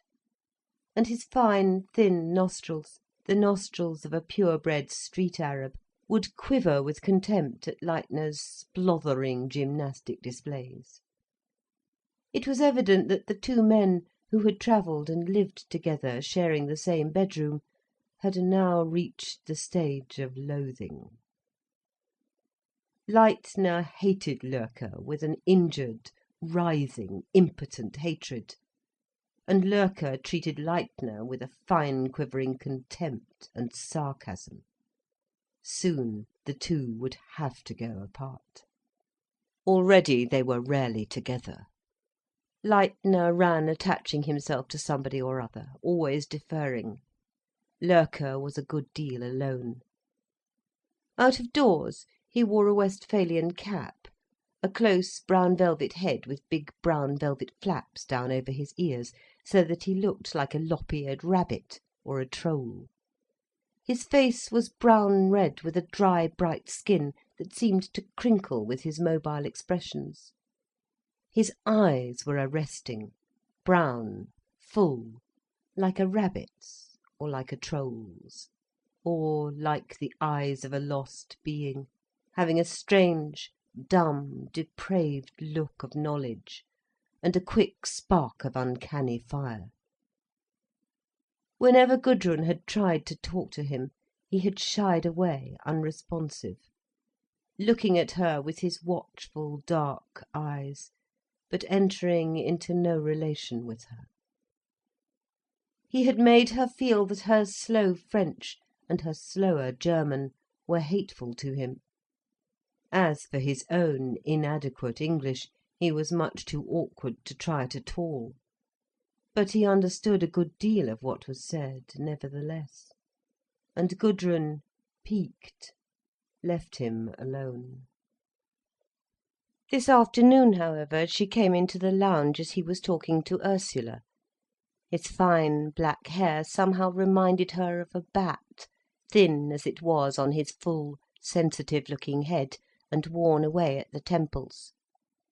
He sat hunched up, as if his spirit were bat-like, and Gudrun could see he was making some slow confidence to Ursula, unwilling, a slow, grudging, scanty self-revelation. She went and sat by her sister. He looked at her, then looked away again, as if he took no notice of her, but as a matter of fact she interested him deeply. "Isn't it interesting, Prune," said Ursula, turning to her sister. "Herr Loerke is doing a great frieze for a factory in Cologne, for the outside, the street." She looked at him, at his thin, brown, nervous hands that were prehensile and somehow like talons, like griffes, inhuman. "What in?" she asked. "Aus was?" repeated Ursula. "Granite," he replied. It had become immediately a laconic series of question and answer between fellow craftsmen. "What is the relief?" asked Gudrun. "Alto rilievo." "And at what height?" It was very interesting to Gudrun to think of his making the great granite frieze for a great granite factory in Cologne. She got from him some notion of the design. It was a representation of a fair, with peasants and artisans in an orgy of enjoyment, drunk and absurd in their modern dress, whirling ridiculously in roundabouts, gaping at shows, kissing and staggering and rolling in knots, swinging in swing-boats, and firing down shooting galleries, a frenzy of chaotic motion. There was a swift discussion of technicalities. Gudrun was very much impressed. "But how wonderful to have such a factory!" cried Ursula. "Is the whole building fine?" "Oh yes," he replied. "The frieze is part of the whole architecture. Yes, it is a colossal thing." Then he seemed to stiffen, shrugged his shoulders, and went on: "Sculpture and architecture must go together. The day for irrelevant statues, as for wall pictures, is over. As a matter of fact, Sculpture is always part of an architectural conception. And since churches are all museum stuff, since industry is our business now, then let us make our places of industry our art, our factory area our Parthenon. Echo. Ursula pondered. I suppose, she said, there is no need for our great works to be so hideous. Instantly he broke into motion. There you are, he cried. There you are. There is not only no need for our places of work to be ugly, but their ugliness ruins the work in the end. Men will not go on submitting to such intolerable ugliness. In the end it will hurt too much, and they will wither because of it. And this will wither the work as well. They will think the work itself is ugly, the machines the very act of labour, whereas the machinery and the acts of labour are extremely, maddeningly beautiful. But this will be the end of our civilization, when people will not work, because work has become so intolerable to their senses. It nauseates them too much. They would rather starve. Then we shall see the hammer used only for smashing. Then we shall see it. Yet here we are. We have the opportunity to make beautiful factories, beautiful machine houses. We have the opportunity. Gudrun could only partly understand. She could have cried with vexation. What does he say? She asked Ursula. And Ursula translated, stammering and brief. Loerke watched Gudrun's face to see her judgment. And do you think, then, said Gudrun, that art should serve industry? Art should interpret industry, as art once interpreted religion, he said. But does your fair interpret industry? She asked him. Certainly. What is man doing when he is at a fair like this? He is fulfilling the counterpart of labour. The machine works him, instead of he the machine. He enjoys the mechanical motion in his own body. But is there nothing but work, mechanical work? Said Gudrun. Nothing but work, he repeated, leaning forward, his eyes two darknesses with needle points of light. No, it is nothing but this, serving a machine or enjoying the motion of a machine. Motion, that is all. You have never worked for hunger, or you would know what God governs us. Gudrun quivered and flushed. For some reason she was almost in tears. No, I have not worked for hunger, she replied, but I have worked.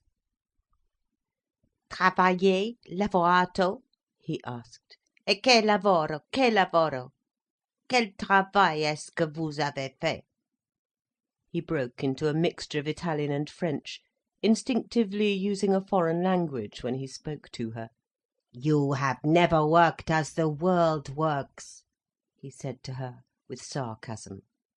Yes, she said, I have, and I do. I work now for my daily bread. He paused, looked at her steadily, then dropped the subject entirely. She seemed to him to be trifling.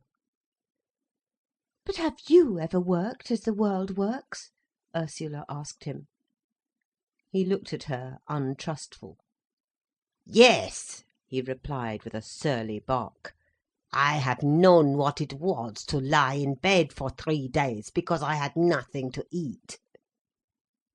Gudrun was looking at him with large, grave eyes that seemed to draw the confession from him as the marrow from his bones.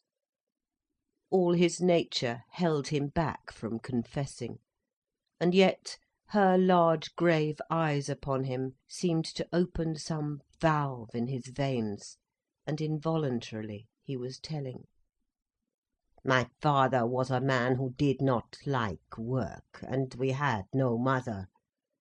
We lived in Austria, Polish Austria. How did we live? Ha! Somehow.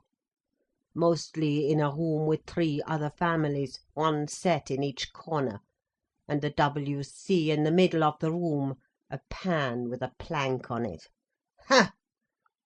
I had 2 brothers and a sister, and there might be a woman with my father.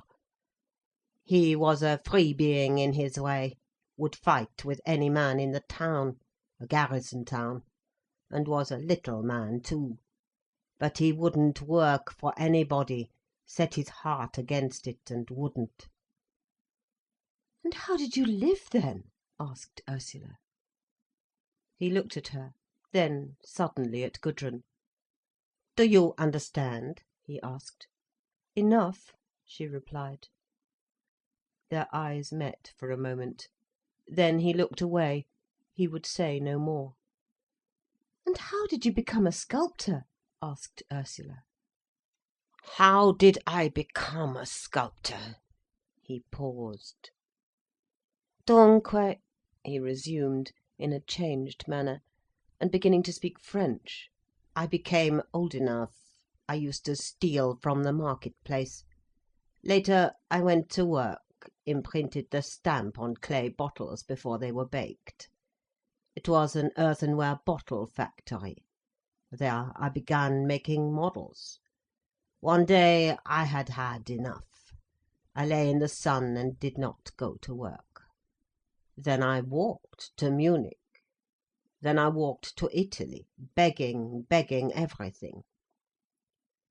The Italians were very good to me. They were good and honourable to me. From Bozen to Rome, almost every night I had a meal and a bed, perhaps of straw, with some peasant. I loved the Italian people with all my heart. Dunque adesso, maintenant, I earn £1,000 in a year, or I earn 2,000.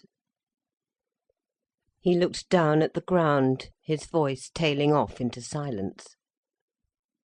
Gudrun looked at his fine, thin, shiny skin, reddish-brown from the sun, drawn tight over his full temples, and at his thin hair, and at the thick, coarse, brush-like moustache cut short about his mobile, rather shapeless mouth. "How old are you?" she asked. He looked up at her with his full, elfin eyes, startled. Wie alt? He repeated, and he hesitated. It was evidently one of his reticencies. How old are you? He replied, without answering. I am 26, she answered. 26, he repeated, looking into her eyes. He paused. Then he said, Und Ihr Herr Gemahl, wie alt ist er? Who? asked Gudrun. Your husband, said Ursula, with a certain irony. I haven't got a husband, said Gudrun in English. In German she answered, he is 31. But Loerke was watching closely, with his uncanny, full, suspicious eyes. Something in Gudrun seemed to accord with him.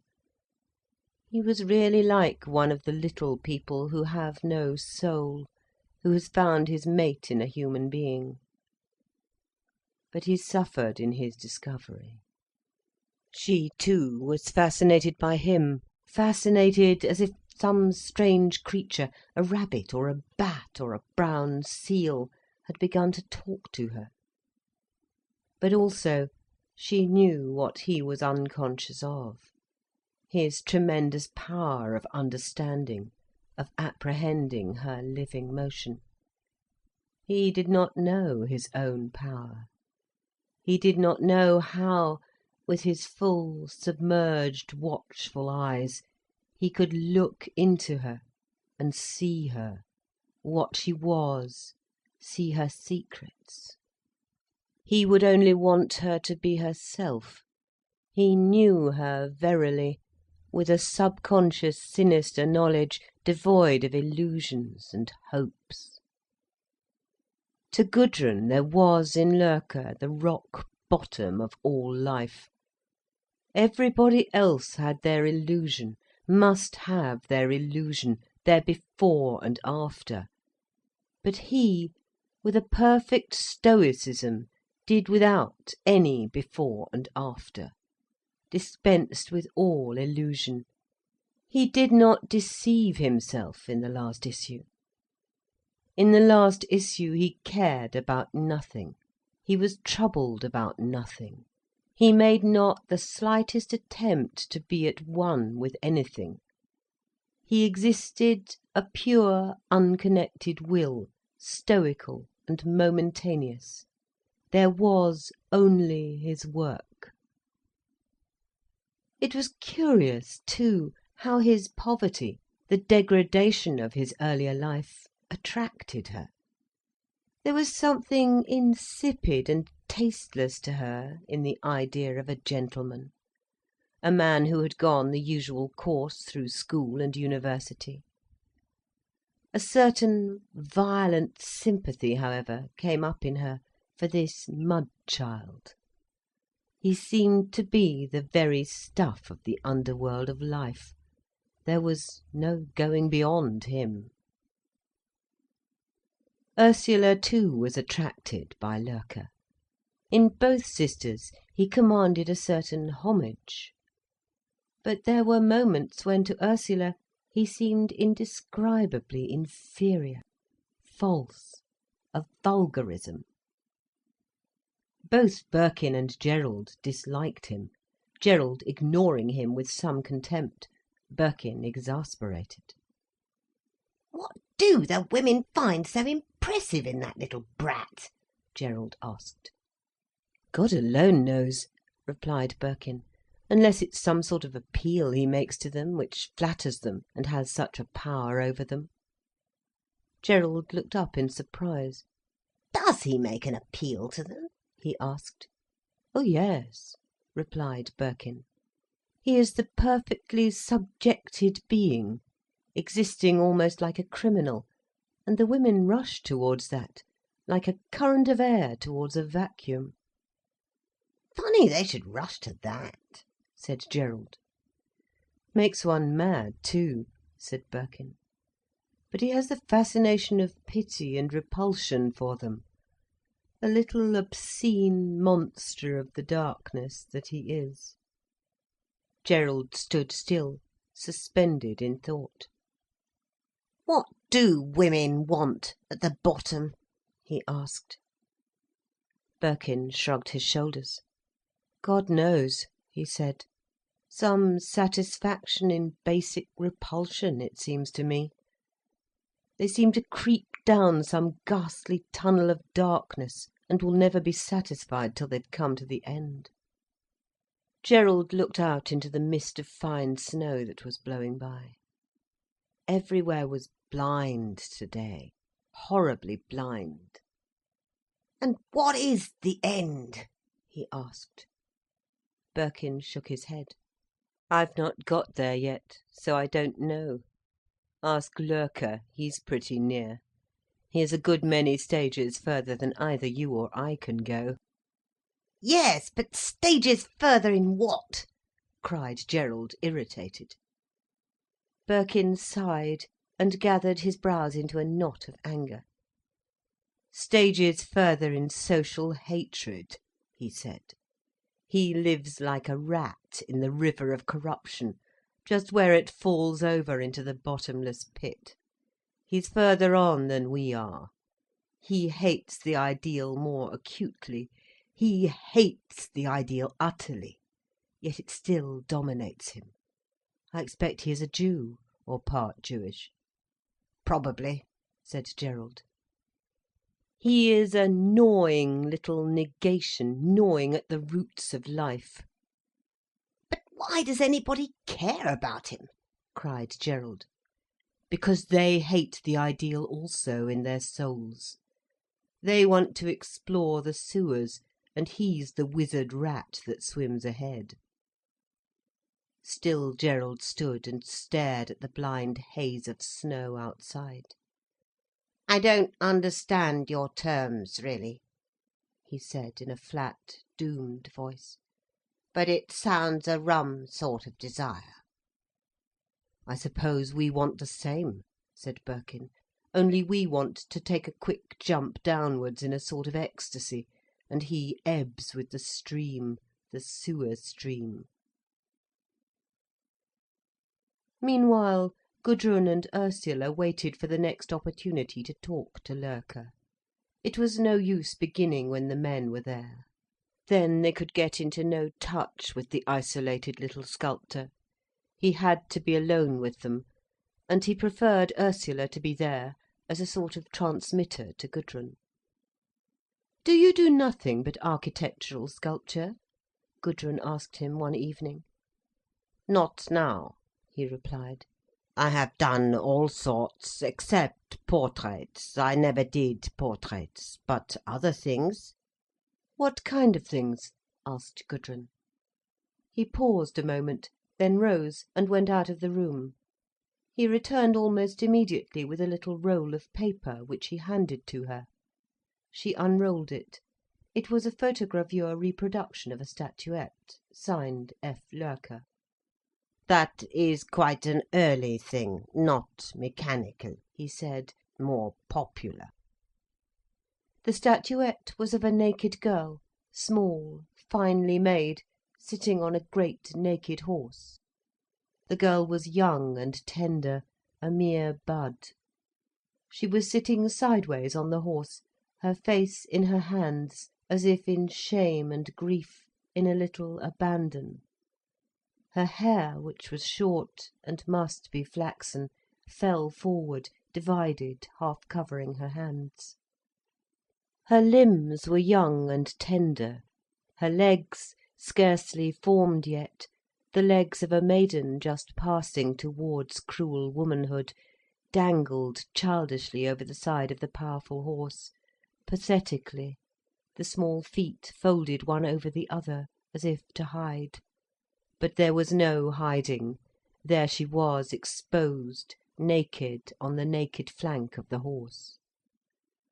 The horse stood stock still, stretched in a kind of start.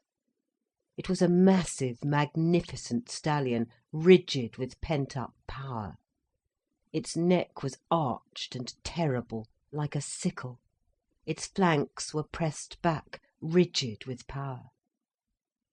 Gudrun went pale, and a darkness came over her eyes like shame. She looked up with a certain supplication, almost slave-like. He glanced at her and jerked his head a little. "How big is it?" she asked, in a toneless voice, persisting in appearing casual and unaffected. "How big?" he replied, glancing again at her. "Without pedestal, so high." He measured with his hand. "With pedestal, so." He looked at her steadily. There was a little brusque, turgid contempt for her in his swift gesture, and she seemed to cringe a little. "And what is it done in?" she asked, throwing back her head and looking at him with affected coldness. He still gazed at her steadily, and his dominance was not shaken. "Bronze, green bronze." "Green bronze," repeated Gudrun, coldly accepting his challenge.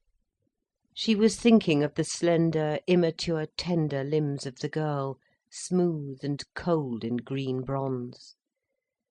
"Yes, beautiful," she murmured, looking up at him with a certain dark homage. He closed his eyes and looked aside, triumphant. "Why," said Ursula, "did you make the horse so stiff? It is as stiff as a block." "Stiff?" he repeated, in arms at once. "Yes. Look how stock and stupid and brutal it is. Horses are sensitive, quite delicate and sensitive, really." He raised his shoulders, spread his hands in a shrug of slow indifference, as much as to inform her she was an amateur and an impertinent nobody. Wissen Sie, he said, with an insulting patience and condescension in his voice, that horse is a certain form, part of a whole form. It is part of a work of art, a piece of form. It is not a picture of a friendly horse to which you give a lump of sugar, do you see? It is part of a work of art. It has no relation to anything outside that work of art.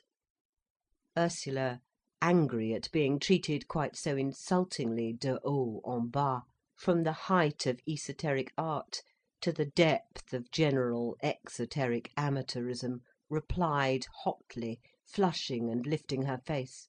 "But it is a picture of a horse, nevertheless." He lifted his shoulders in another shrug. "As you like. It is not a picture of a cow, certainly." Here Gudrun broke in, flushed and brilliant, anxious to avoid any more of this, any more of Ursula's foolish persistence in giving herself away. "What do you mean by it is a picture of a horse?" she cried at her sister. "What do you mean by a horse? You mean an idea you have in your head, and which you want to see represented. There is another idea altogether, quite another idea. Call it a horse if you like, or say it is not a horse. I have just as much right to say that your horse isn't a horse, that it is a falsity of your own make-up." Ursula wavered, baffled. Then her words came. "But why does he have this idea of a horse?" she said. "I know it is his idea. I know it is a picture of himself, really." Loerke snorted with rage. "A picture of myself?" he repeated in derision. "Wissen Sie, gnädige Frau, that is a Kunstwerk, a work of art. It is a work of art. It is a picture of nothing, of absolutely nothing. It has nothing to do with anything but itself. It has no relation with the everyday world of this and other. There is no connection between them, absolutely none. They are two different and distinct planes of existence, and to translate one into the other is worse than foolish. It is a darkening of all counsel, a making confusion everywhere. Do you see? You must not confuse the relative work of action with the absolute world of art. That you must not do." "That is quite true," cried Gudrun, let loose in a sort of rhapsody. "The two things are quite and permanently apart. They have nothing to do with one another. I and my art, they have nothing to do with each other. My art stands in another world. I am in this world." Her face was flushed and transfigured. Loerke, who was sitting with his head ducked, like some creature at bay, looked up at her swiftly, almost furtively, and murmured, "Ja, so ist es, so ist es." Ursula was silent after this outburst. She was furious. She wanted to poke a hole into them both. "It isn't a word of it true, of all this harangue you have made me," she replied flatly. "The horse is a picture of your own stock, stupid brutality. And the girl was a girl you loved and tortured and then ignored." He looked up at her with a small smile of contempt in his eyes.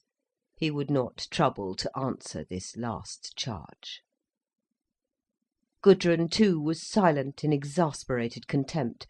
Ursula was such an insufferable outsider, rushing in where angels would fear to tread. But then, fools must be suffered, if not gladly. But Ursula was persistent too. "As for your world of art, and your world of reality," she replied, "you have to separate the two, because you can't bear to know what you are. You can't bear to realise what a stock, stiff, hidebound brutality you are really. So you say, it's the world of art. The world of art is only the truth about the real world, that's all. But you are too far gone to see it." She was white and trembling, intent. Gudrun and Loerke sat in stiff dislike of her. Gerald, too, who had come up in the beginning of the speech, stood looking at her in complete disapproval and opposition. He felt she was undignified. She put a sort of vulgarity over the esotericism which gave man his last distinction. He joined his forces with the other two. They all three wanted her to go away. But she sat on in silence, her soul weeping, throbbing violently, her fingers twisting her handkerchief. The others maintained a dead silence, letting the display of Ursula's obtrusiveness pass by. Then Gudrun asked, in a voice that was quite cool and casual, as if resuming a casual conversation, was the girl a model? Nein, sie war kein Modell, sie war eine kleine Malschülerin. An art student, replied Gudrun. And how the situation revealed itself to her.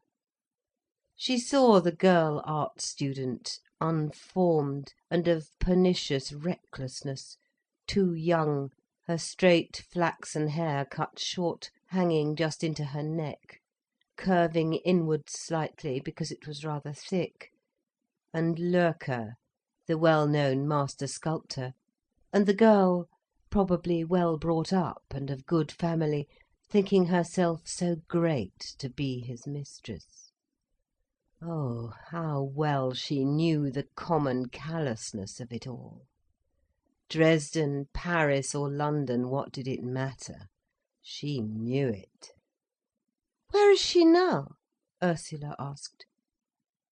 Loerke raised his shoulders to convey his complete ignorance and indifference. "That is already 6 years ago," he said. "She will be 23 years old, no more good." Gerald had picked up the picture and was looking at it. It attracted him also. He saw on the pedestal that the piece was called Lady Godiva. "But this isn't Lady Godiva," he said, smiling good-humouredly. "She was the middle-aged wife of some earl or other, who covered herself with her long hair." "À la Maud Allen," said Gudrun with a mocking grimace. "Why Maud Allen?" he replied. "Isn't it so? I always thought the legend was that."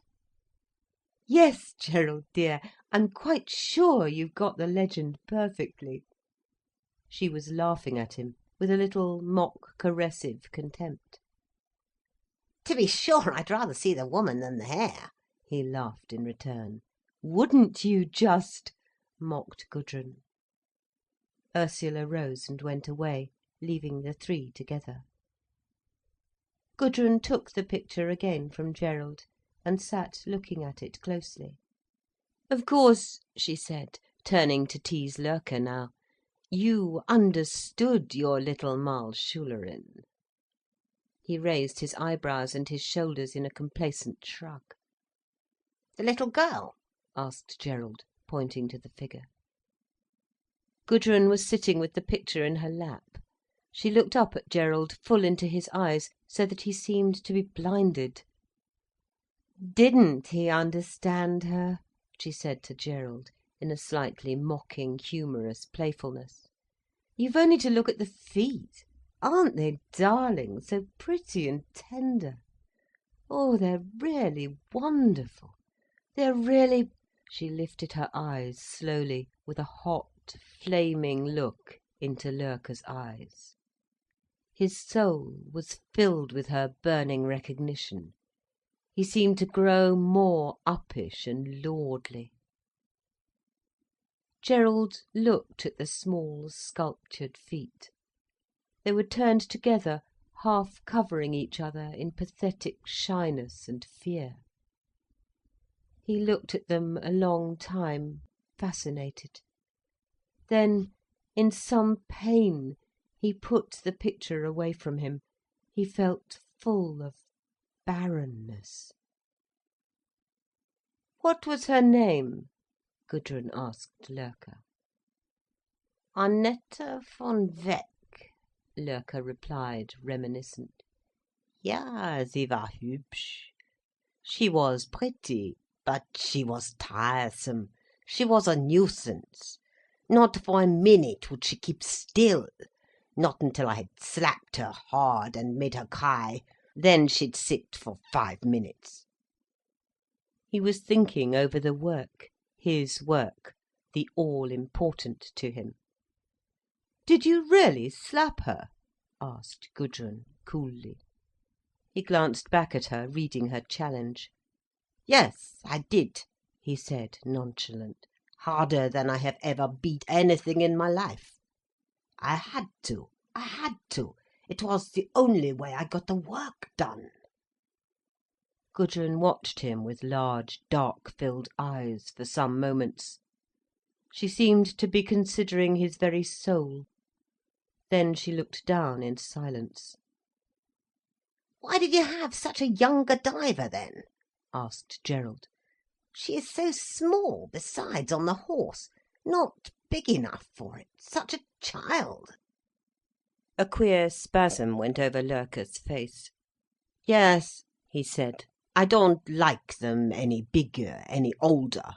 Then they are beautiful at 16, 17, 18. After that, they are no use to me." There was a moment's pause. "Why not?" asked Gerald. Loerke shrugged his shoulders.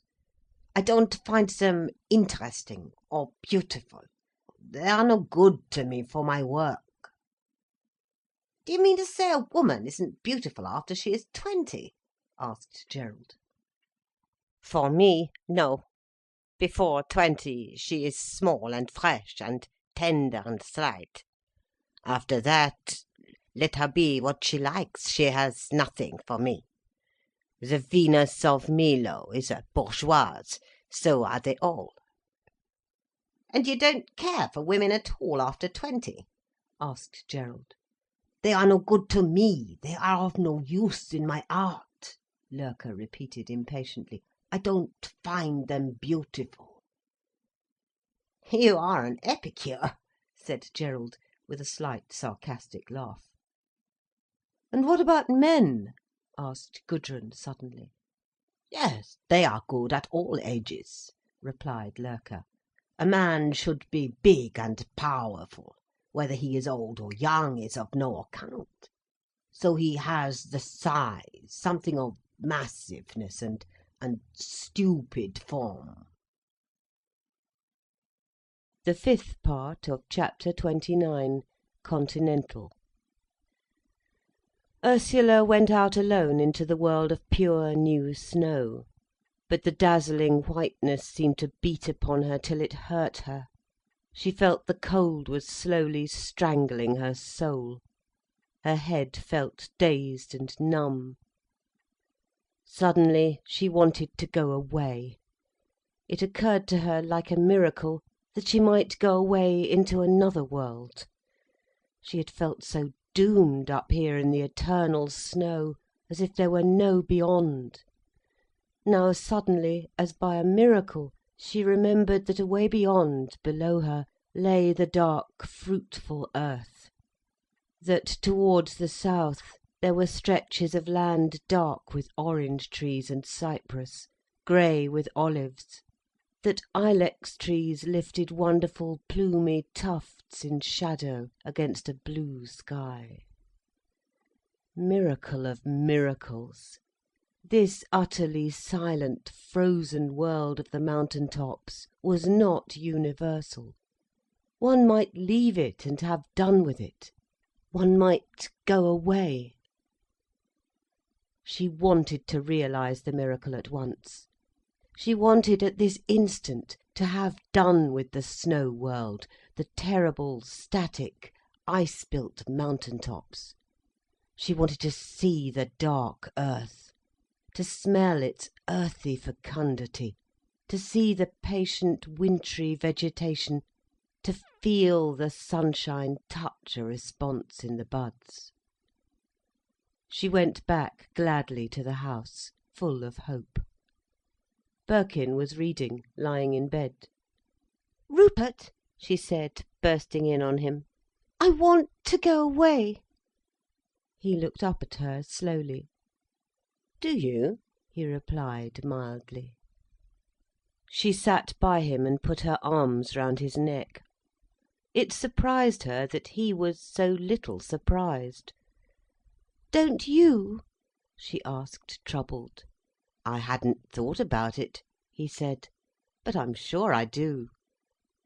She sat up, suddenly erect. "I hate it," she said. "I hate the snow, and the unnaturalness of it, the unnatural light it throws on everybody, the ghastly glamour, the unnatural feelings it makes everybody have." He lay still and laughed, meditating. "Well," he said, "we can go away. We can go tomorrow. We'll go tomorrow to Verona, and find Romeo and Juliet, and sit in the amphitheatre, shall we?" Suddenly she hid her face against his shoulder, with perplexity and shyness. He lay so untrammelled. "Yes," she said softly, filled with relief. She felt her soul had new wings, now he was so uncaring. "I shall love to be Romeo and Juliet," she said. "My love." "Though a fearfully cold wind blows in Verona," he said, "from out of the Alps. We shall have the smell of the snow in our noses." She sat up and looked at him. "Are you glad to go?" she asked, troubled. His eyes were inscrutable and laughing. She hid her face against his neck, clinging close to him, pleading, "Don't laugh at me, don't laugh at me." "Why, how's that?" he laughed, putting his arms round her. "Because I don't want to be laughed at," she whispered. He laughed more, as he kissed her delicate, finely perfumed hair. "Do you love me?" she whispered in wild seriousness. "Yes," he answered, laughing. Suddenly she lifted her mouth to be kissed. Her lips were taut and quivering and strenuous. His were soft, deep and delicate. He waited a few moments in the kiss. Then a shade of sadness went over his soul. "Your mouth is so hard," he said, in a faint reproach. "And yours is so soft and nice," she said gladly. "But why do you always grip your lips?" he asked, regretful. "Never mind," she said swiftly. "It is my way." She knew he loved her. She was sure of him. Yet she could not let go a certain hold over herself. She could not bear him to question her. She gave herself up in delight to being loved by him. She knew that, in spite of his joy when she abandoned herself, he was a little bit saddened too. She could give herself up to his activity. But she could not be herself. She dared not come forth quite nakedly to his nakedness, abandoning all adjustment, lapsing in pure faith with him. She abandoned herself to him, or she took hold of him and gathered her joy of him. And she enjoyed him fully. But they were never quite together at the same moment. One was always a little left out. Nevertheless, she was glad in hope, glorious and free, full of life and liberty. And he was still and soft and patient for the time. They made their preparations to leave the next day. First they went to Gudrun's room, where she and Gerald were just dressed, ready for the evening indoors. "Prune," said Ursula, "I think we shall go away tomorrow. I can't stand the snow any more. It hurts my skin and my soul." "Does it really hurt your soul, Ursula?" asked Gudrun, in some surprise. "I can believe quite it hurts your skin. It is terrible. But I thought it was admirable for the soul." "No, not for mine. It just injures it," said Ursula. "Really?" cried Gudrun.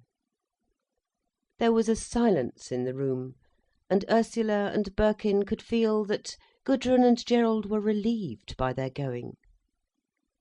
"You will go south?" said Gerald, a little ring of uneasiness in his voice.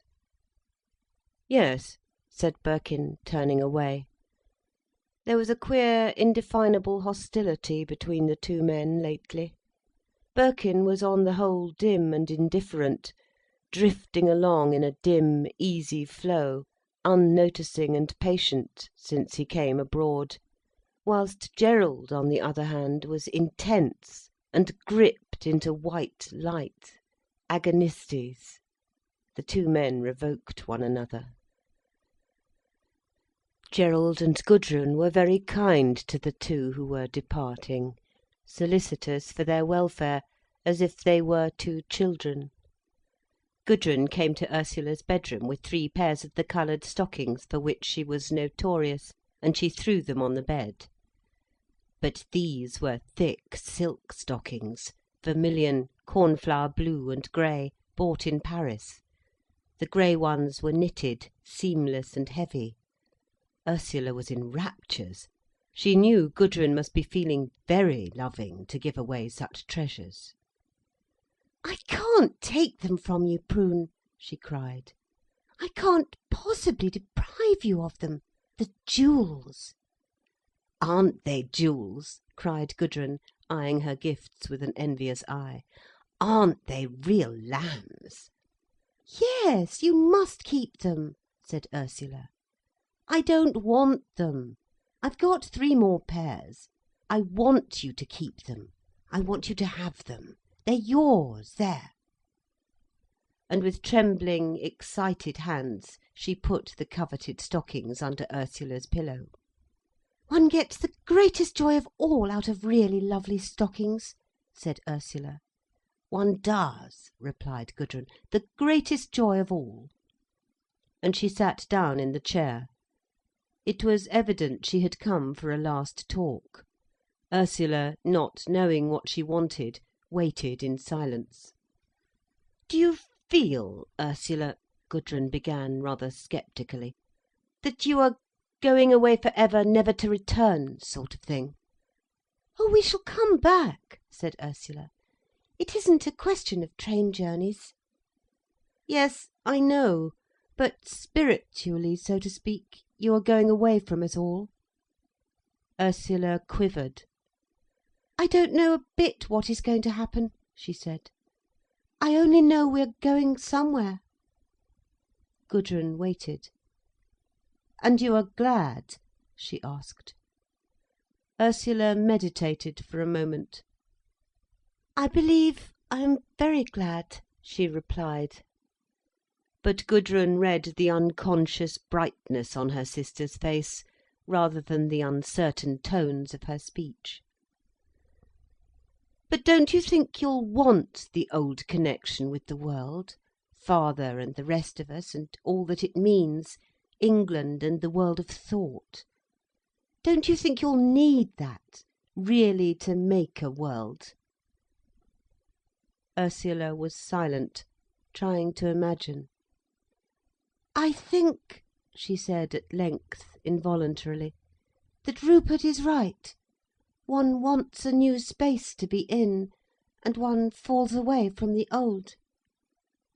Gudrun watched her sister with impassive face and steady eyes. "One wants a new space to be in, I quite agree," she said. "But I think that a new world is a development from this world, and that to isolate oneself with one other person isn't to find a new world at all, but only to secure oneself in one's illusions." Ursula looked out of the window. In her soul she began to wrestle, and she was frightened. She was always frightened of words, because she knew that mere word force could always make her believe what she did not believe. "Perhaps," she said, full of mistrust of herself and everybody. "But," she added, "I do think that one can't have anything new whilst one cares for the old. Do you know what I mean? Even fighting the old is belonging to it. I know one is tempted to stop with the world, just to fight it, but then it isn't worth it." Gudrun considered herself. "Yes," she said, "in a way one is of the world if one lives in it. But isn't it really an illusion to think that you can get out of it?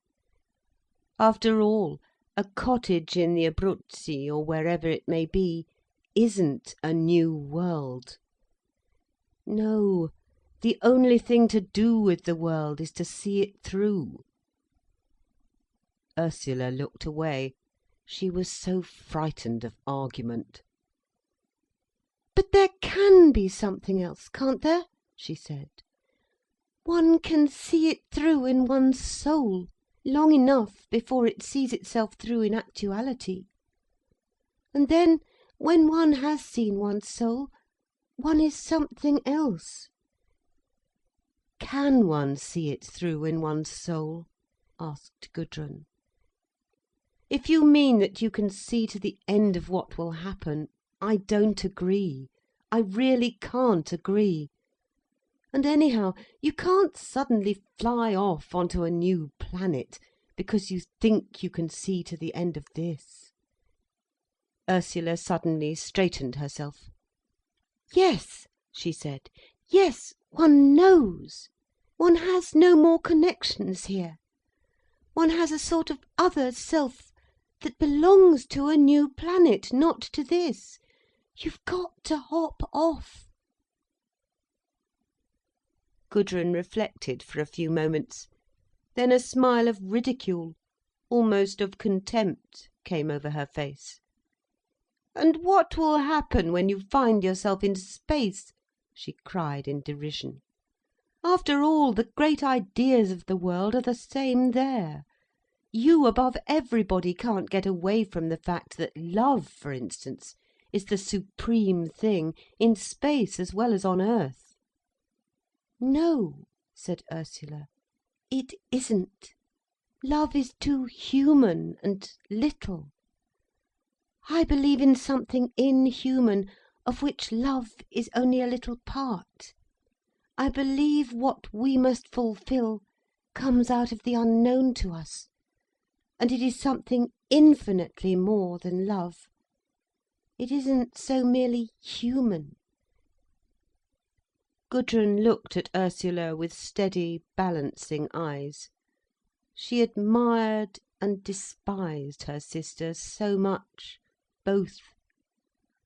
Then suddenly she averted her face, saying coldly, uglily, "Well, I've got no further than love yet."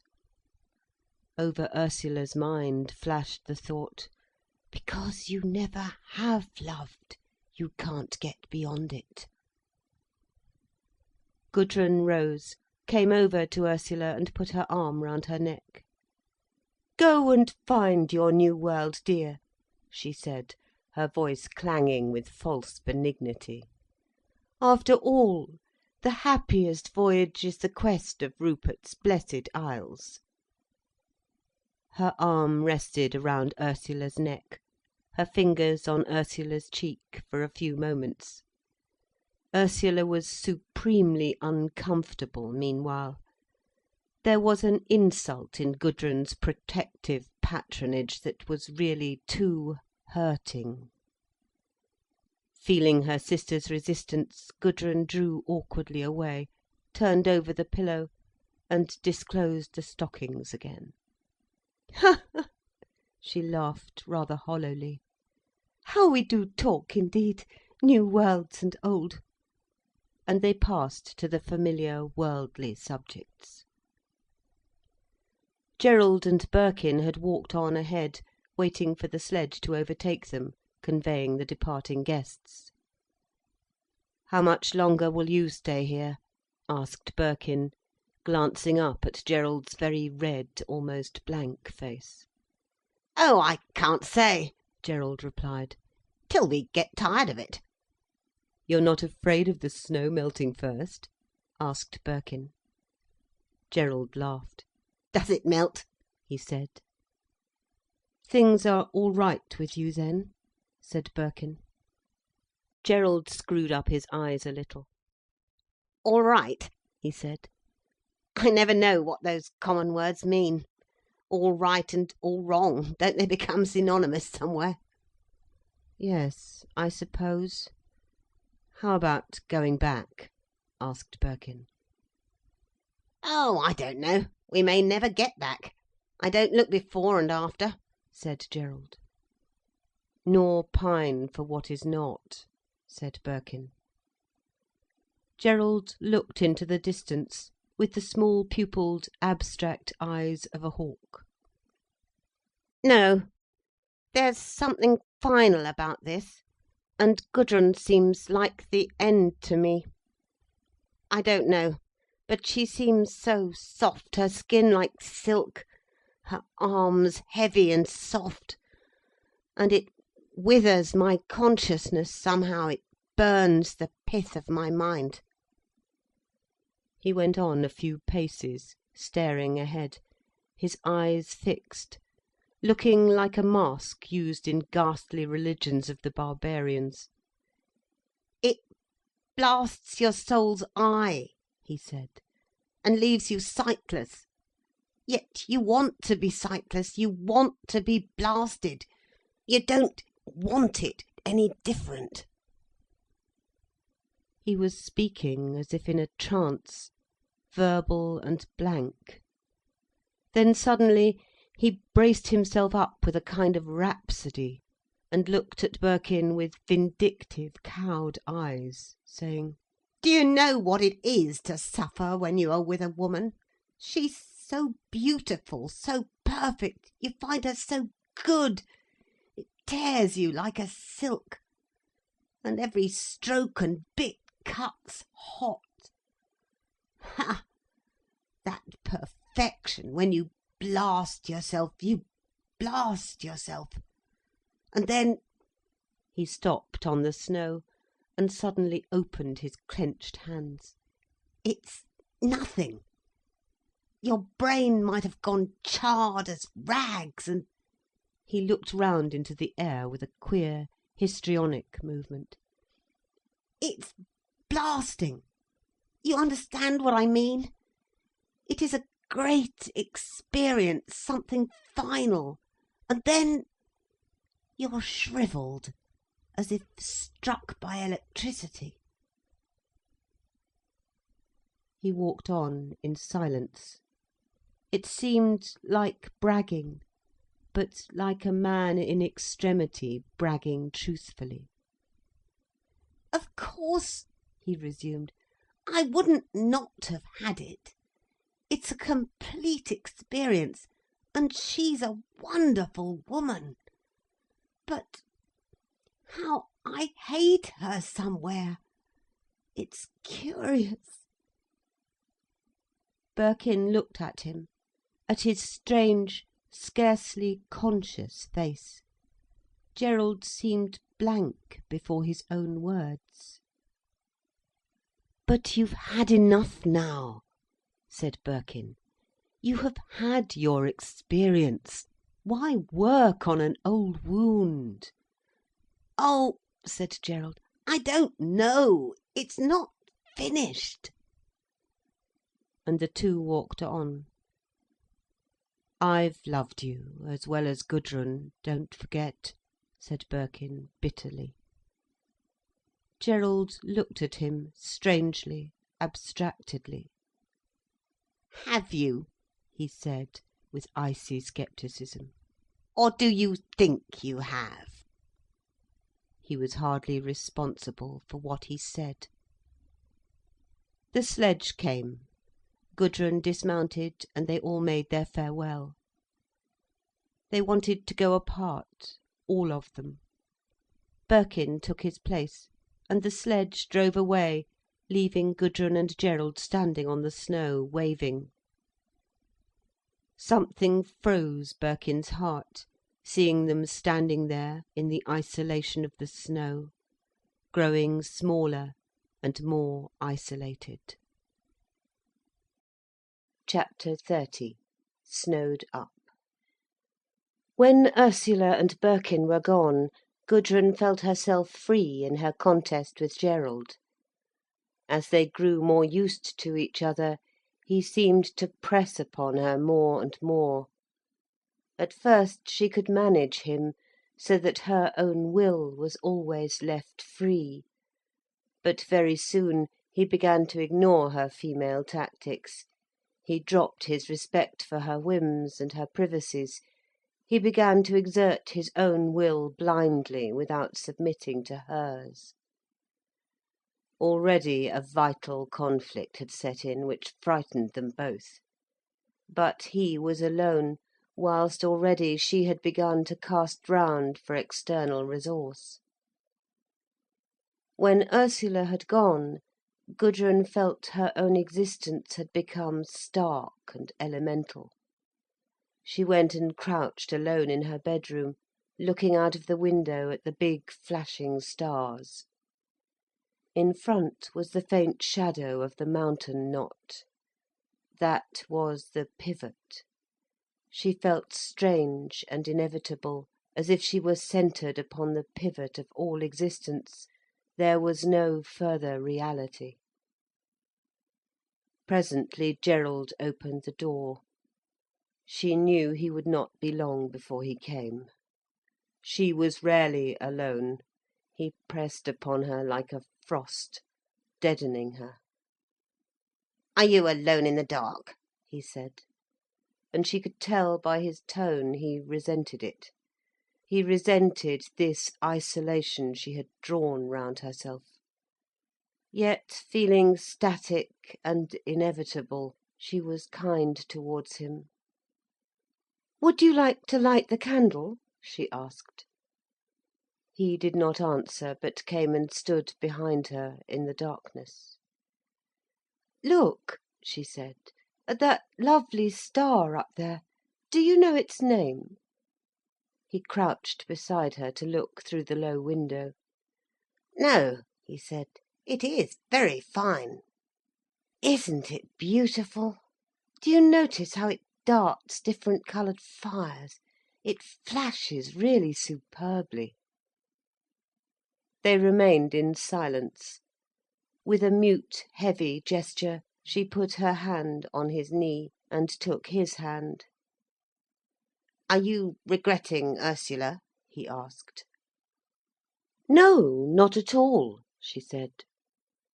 Then, in a slow mood, she asked, "How much do you love me?" He stiffened himself further against her. "How much do you think I do?" he asked. "I don't know," she replied. "But what is your opinion?" he asked. There was a pause. At length, in the darkness, came her voice, hard and indifferent. "Very little indeed," she said, coldly, almost flippant. His heart went icy at the sound of her voice. "Why don't I love you?" he asked, as if admitting the truth of her accusation, yet hating her for it. "I don't know why you don't. I've been good to you. You were in a fearful state when you came to me." Her heart was beating to suffocate her, yet she was strong and unrelenting. "When was I in a fearful state?" he asked. "When you first came to me. I had to take pity on you. But it was never love." It was that statement, "It was never love," which sounded in his ears with madness. "Why must you repeat it so often, that there is no love?" he said in a voice strangled with rage. "Well, you don't think you love, do you?" she asked. He was silent with cold passion of anger. "You don't think you can love me, do you?" she repeated, almost with a sneer. "No," he said. "You know you never have loved me, don't you?" "I don't know what you mean by the word love," he replied. "Yes, you do. You know all right that you have never loved me. Have you, do you think?" "No," he said, prompted by some barren spirit of truthfulness and obstinacy. "And you never will love me," she said finally. "Will you?" There was a diabolic coldness in her, too much to bear. "No," he said. "Then," she replied, "what have you against me?" He was silent in cold, frightened rage and despair. "If only I could kill her," his heart was whispering repeatedly. "If only I could kill her, I should be free." It seemed to him that death was the only severing of this Gordian knot. "Why do you torture me?" he said. She flung her arms round his neck. "Ah, I don't want to torture you," she said pityingly, as if she were comforting a child. The impertinence made his veins go cold. He was insensible.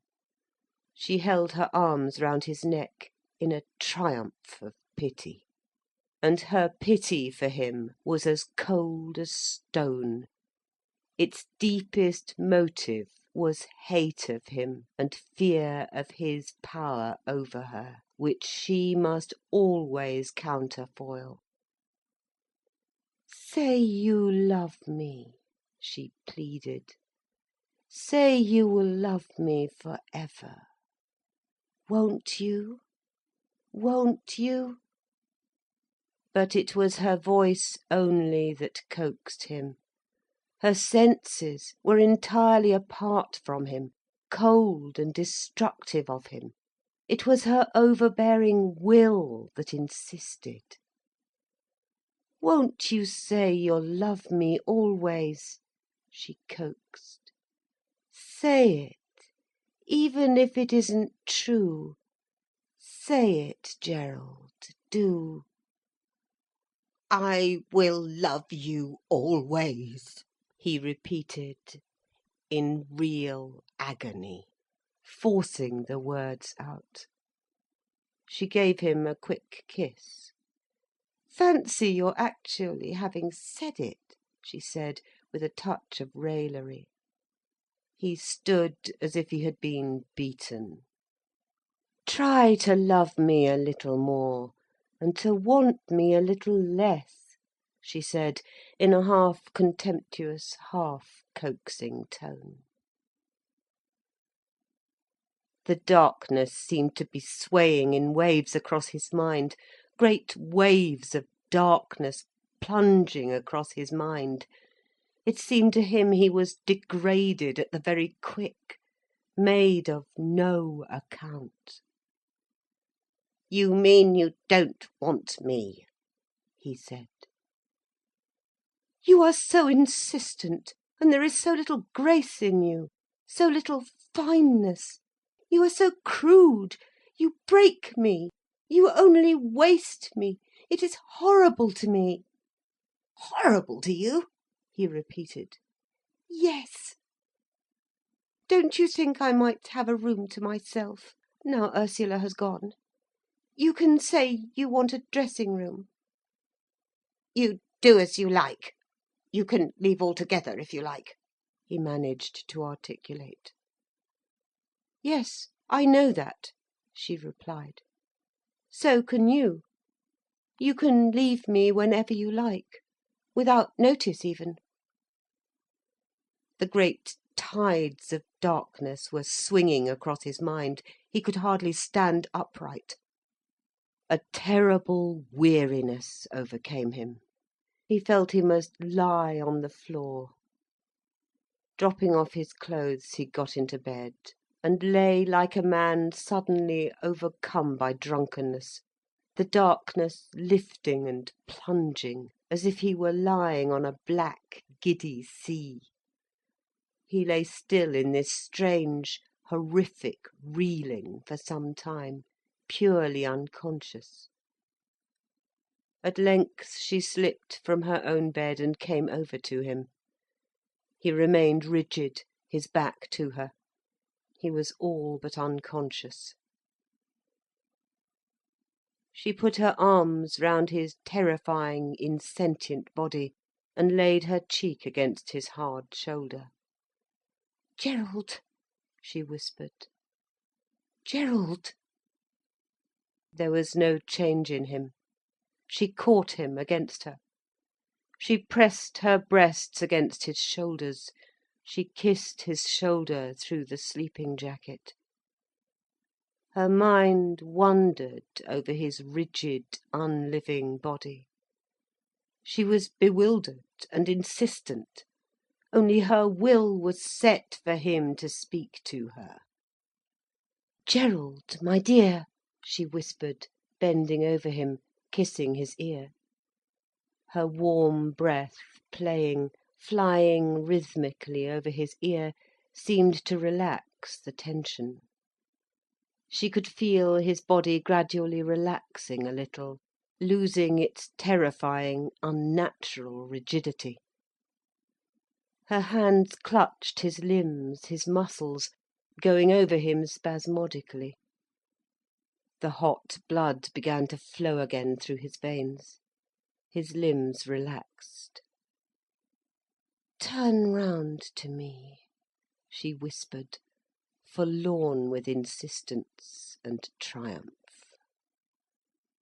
So, at last, he was given again warm and flexible. He turned and gathered her in his arms, and feeling her soft against him, so perfectly and wondrously soft and recipient, his arms tightened on her. She was as if crushed, powerless in him. His brain seemed hard and invincible now, like a jewel. There was no resisting him. His passion was awful to her, tense and ghastly and impersonal, like a destruction, ultimate. She felt it would kill her. She was being killed. "My God, my God!" she cried in anguish in his embrace, feeling her life being killed within her. And when he was kissing her, soothing her, her breath came slowly, as if she were really spent, dying. "Shall I die? Shall I die?" she repeated to herself. And in the night, and in him, there was no answer to the question. And yet, next day, the fragment of her which was not destroyed remained intact and hostile. She did not go away. She remained to finish the holiday, admitting nothing. He scarcely ever left her alone, but followed her like a shadow. He was like a doom upon her, a continual thou shalt not. Sometimes it was he who seemed strongest, whilst she was almost gone, creeping near the earth like a spent wind. Sometimes it was the reverse. But always it was this eternal see-saw, one destroyed that the other might exist, one ratified because the other was nulled.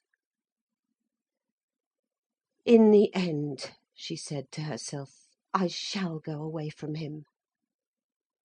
"I can be free of her," he said to himself in his paroxysms of suffering. And he set himself to be free, He even prepared to go away, to leave her in the lurch. But for the first time there was a flaw in his will. "Where shall I go?" he asked himself. "Can't you be self-sufficient?" he replied to himself, putting himself upon his pride. "Self-sufficient," he repeated. It seemed to him that Gudrun was sufficient unto herself, closed round and completed like a thing in a case. In the calm, static reason of his soul he recognised this, and admitted it was her right to be closed round upon herself, self-complete, without desire. He realised it, he admitted it. It only needed one last effort on his own part to win for himself the same completeness. He knew that it only needed one convulsion of his will for him to be able to turn upon himself also, to close upon himself as a stone fixes upon itself and is impervious, self-completed, a thing isolated. This knowledge threw him into a terrible chaos, because however much he might mentally will to be immune and self-complete, the desire for this state was lacking, and he could not create it.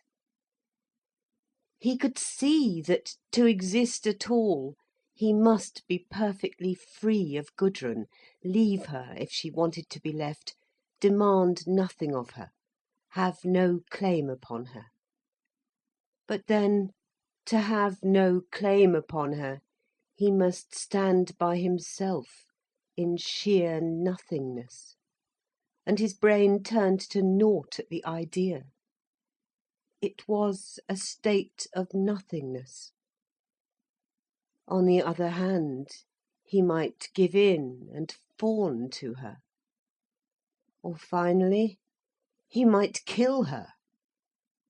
Or he might become just indifferent, purposeless, dissipated, momentaneous.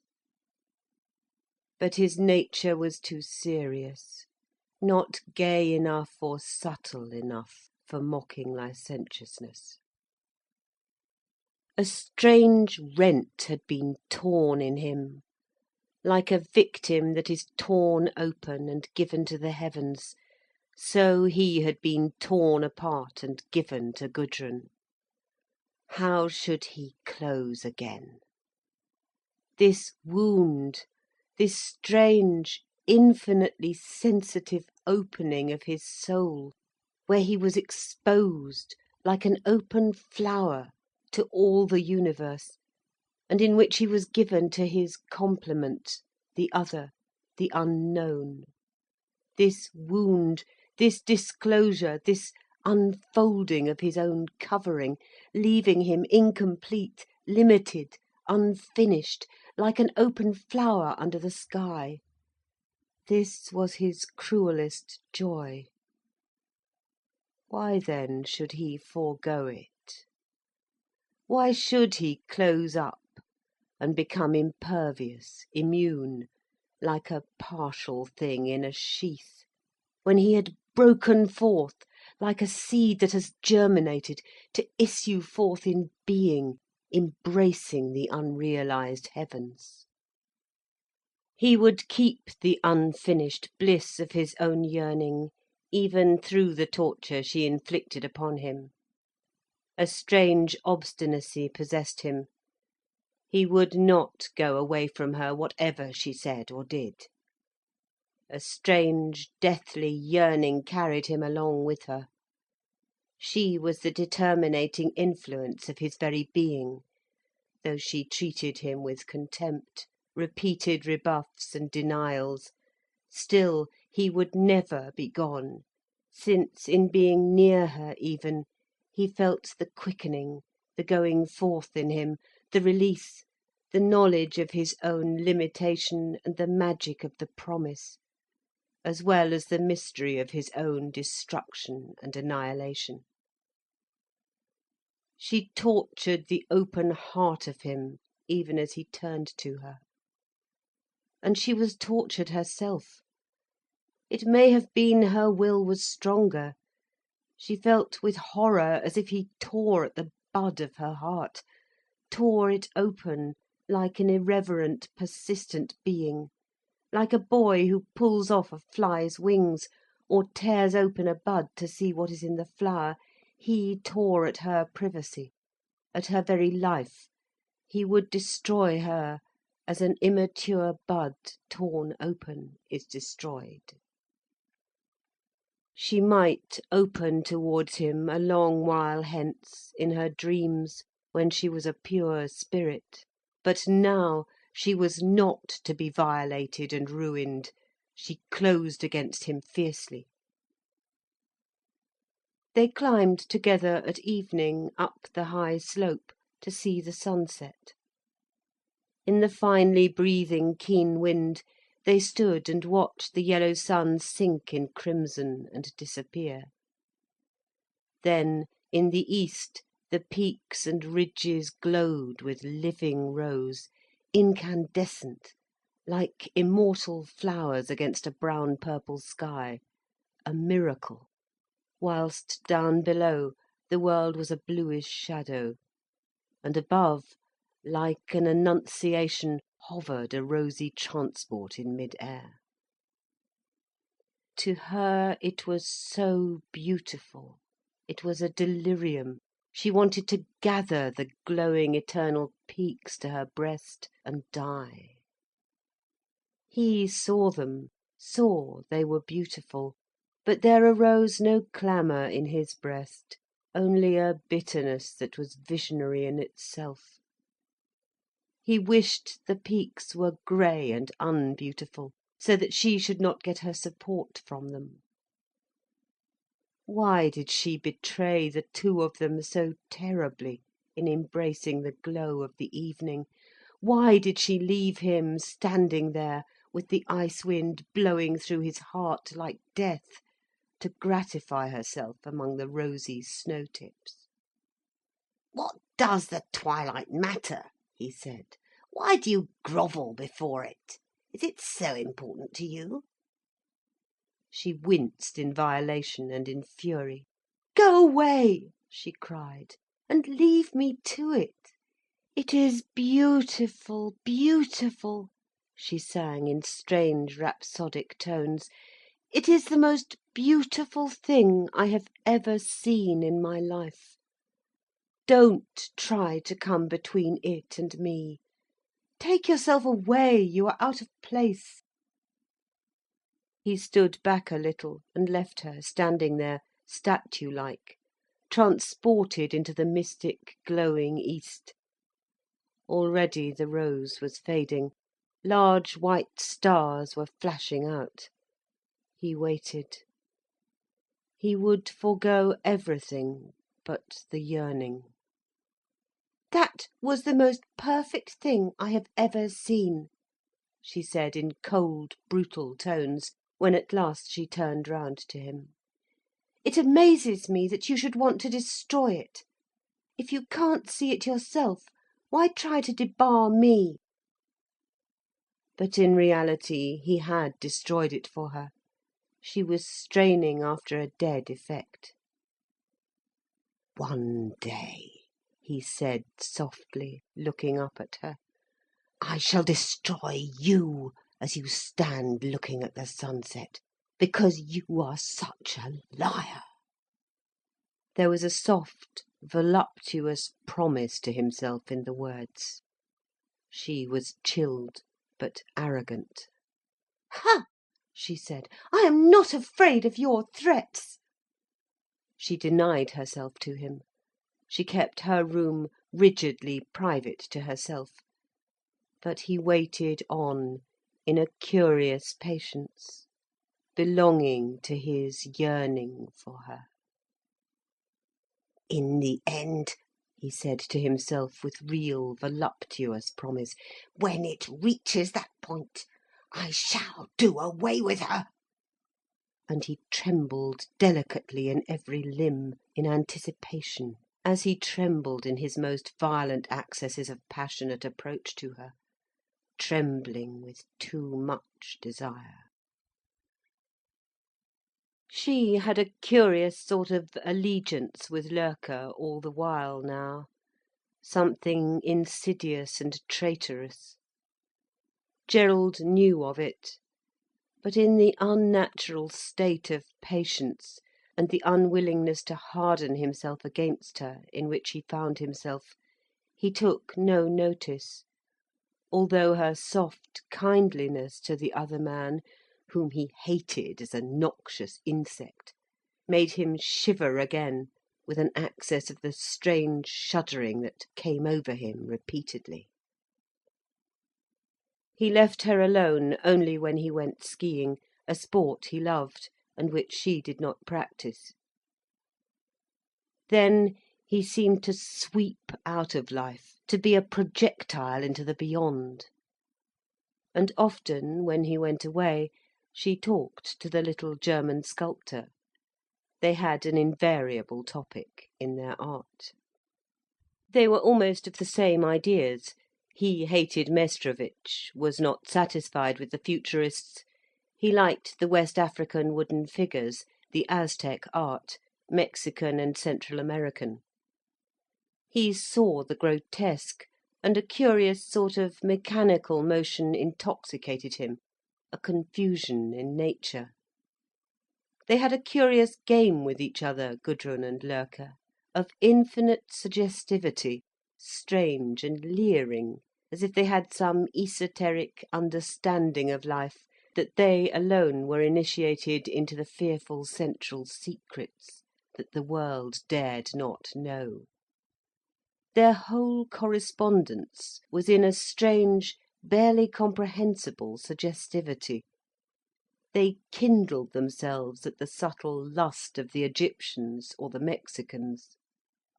The whole game was one of subtle intersuggestivity, and they wanted to keep it on the plane of suggestion.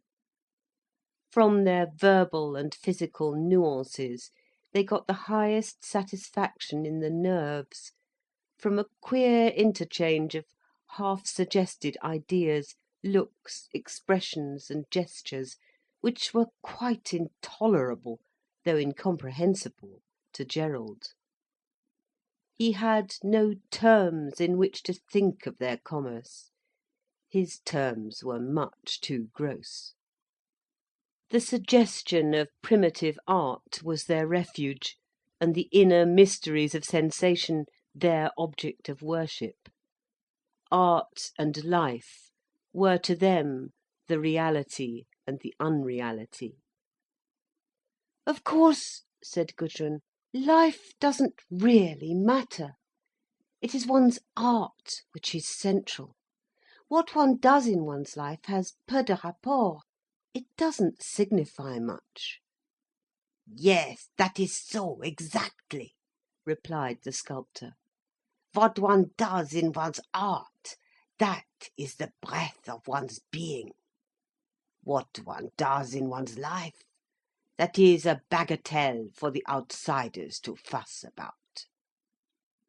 It was curious what a sense of elation and freedom Gudrun found in this communication. She felt established for ever. Of course, Gerald was bagatelle. Love was one of the temporal things in her life, except in so far as she was an artist. She thought of Cleopatra. Cleopatra must have been an artist. She reaped the essential from a man.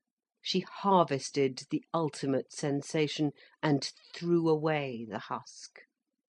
And Mary Stuart, and the great Rachel, panting with her lovers after the theatre, these were the exoteric exponents of love.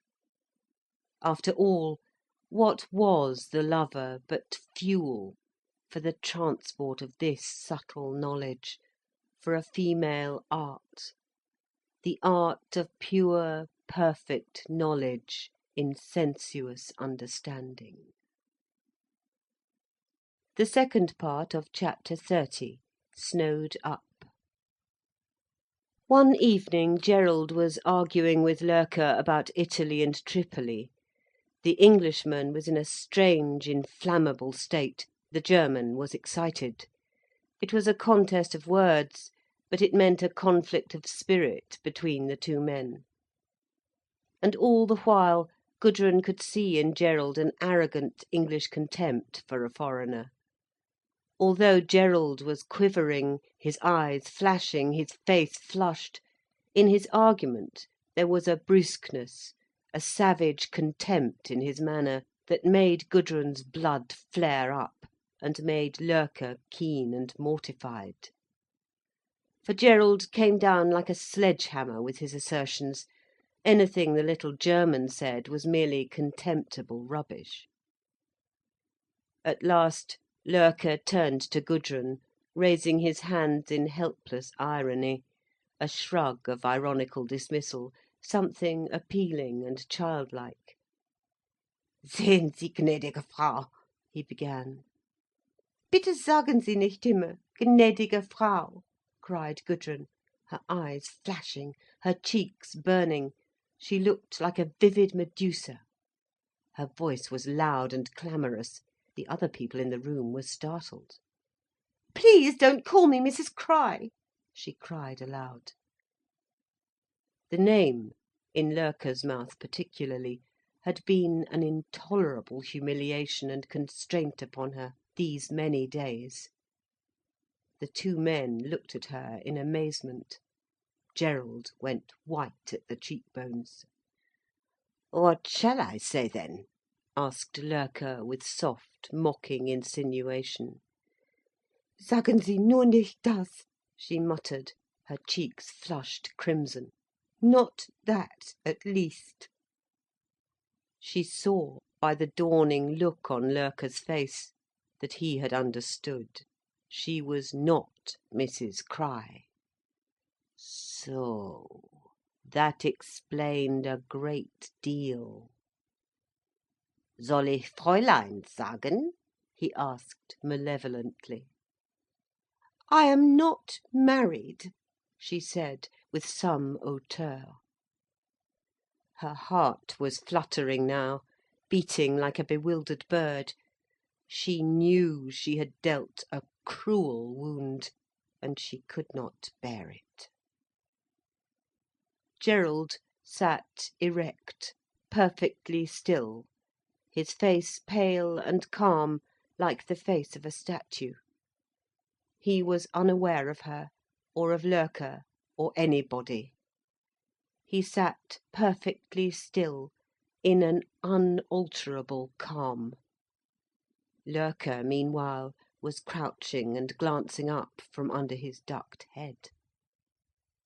Gudrun was tortured for something to say, to relieve the suspense. She twisted her face in a smile, and glanced knowingly, almost sneering, at Gerald.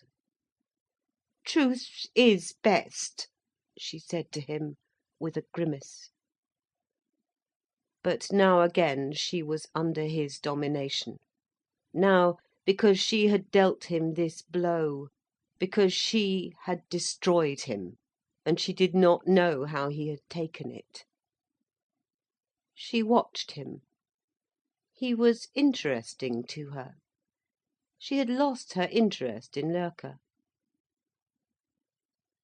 Gerald rose at length, and went over in a leisurely, still movement to the Professor.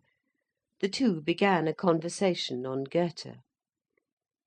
She was rather piqued by the simplicity of Gerald's demeanour this evening. He did not seem angry or disgusted, only he looked curiously innocent and pure, really beautiful.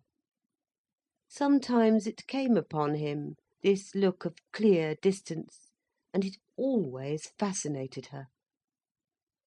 She waited, troubled, throughout the evening. She thought he would avoid her, or give some sign. But he spoke to her simply and unemotionally, as he would to anyone else in the room. A certain peace, an abstraction, possessed his soul. She went to his room, hotly, violently in love with him. He was so beautiful and inaccessible. He kissed her. He was a lover to her. And she had extreme pleasure of him. But he did not come to. He remained remote and candid, unconscious. She wanted to speak to him. But this innocent, beautiful state of unconsciousness that had come upon him prevented her.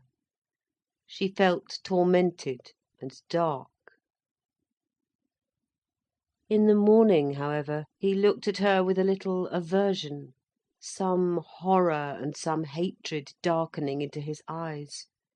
She withdrew on to her old ground, but still he would not gather himself together against her.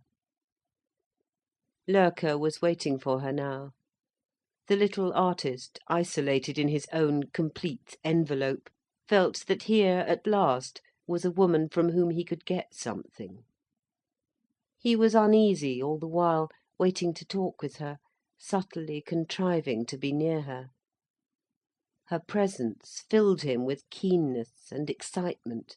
He gravitated cunningly towards her, as if she had some unseen force of attraction.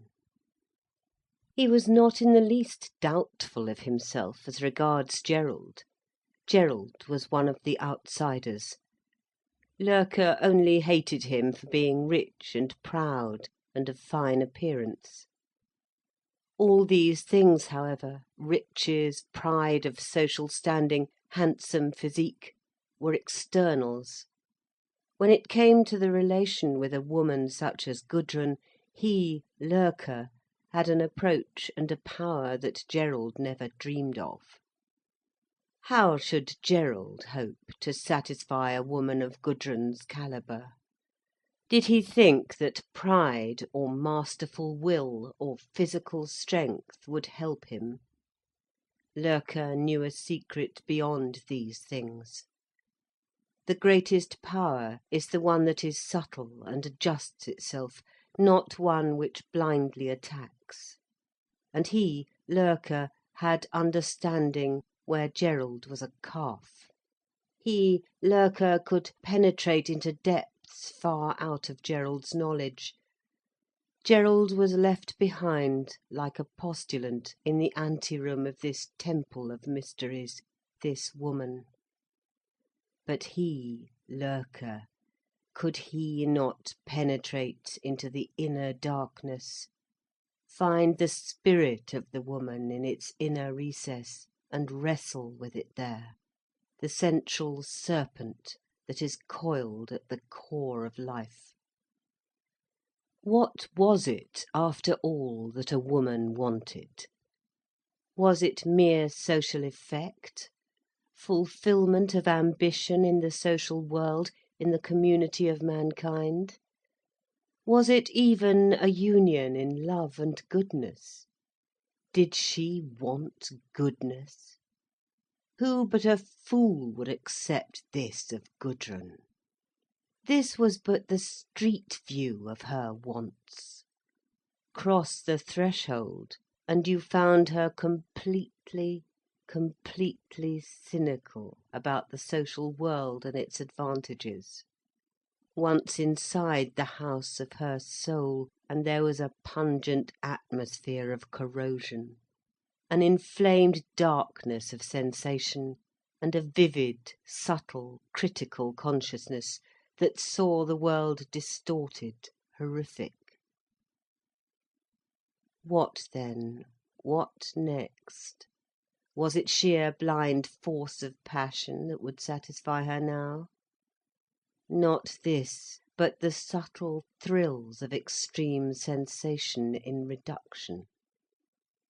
It was an unbroken will reacting against her unbroken will in a myriad subtle thrills of reduction. The last subtle activities of analysis and breaking down carried out in the darkness of her, whilst the outside form, the individual, was utterly unchanged, even sentimental in its poses. But between two particular people, any two people on earth, the range of pure sensational experience is limited. The climax of sensual reaction, once reached in any direction, is reached finally. There is no going on. There is only repetition possible, or the going apart of the two protagonists, or the subjugating of the one will to the other, or death. Gerald had penetrated all the outer places of Gudrun's soul. He was to her the most crucial instance of the existing world, the ne plus ultra of the world of man as it existed for her. In him she knew the world and had done with it. Knowing him finally, she was the Alexander seeking new worlds. But there were no new worlds. There were no more men. There were only creatures, little ultimate creatures like Loerke. The world was finished now for her. There was only the inner individual darkness, sensation within the ego, the obscene religious mystery of ultimate reduction, the mystic frictional activities of diabolic reducing down, disintegrating the vital organic body of life. All this Gudrun knew in her subconsciousness, not in her mind. She knew her next step. She knew what she should move on to when she left Gerald. She was afraid of Gerald, that he might kill her. But she did not intend to be killed. A fine thread still united her to him. It should not be her death which broke it. She had further to go, a further, slow, exquisite experience to reap, unthinkable subtleties of sensation to know, before she was finished. Of the last series of subtleties, Gerald was not capable. He could not touch the quick of her. But where his ruder blows could not penetrate, the fine, insinuating blade of Loerke's insect-like comprehension could. At least it was time for her now to pass over to the other, the creature, the final craftsman. She knew that Loerke in his innermost soul was detached from everything. For him there was neither heaven nor earth nor hell. He admitted no allegiance, he gave no adherence anywhere. He was single, and by abstraction from the rest, absolute in himself. Whereas in Gerald's soul there still lingered some attachment to the rest, to the whole. And this was his limitation. He was limited, borné, subject to his necessity, in the last issue, for goodness, for righteousness, for oneness with the ultimate purpose.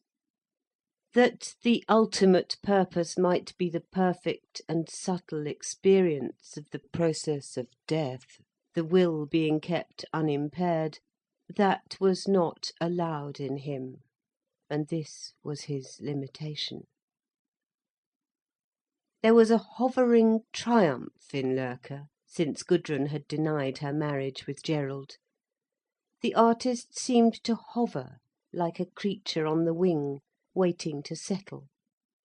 He did not approach Gudrun violently, he was never ill-timed, but carried on by a sure instinct, in the complete darkness of his soul, he corresponded mystically with her, imperceptibly, but palpably. For 2 days he talked to her, continued the discussions of art, of life, in which they both found such pleasure. They praised the bygone things, they took a sentimental, childish delight in the achieved perfections of the past. Particularly they liked the late 18th century, the period of Goethe and of Shelley and Mozart. They played with the past, and with the great figures of the past, a sort of little game of chess or marionettes, all to please themselves. They had all the great men for their marionettes, and they too were the god of the show, working it all.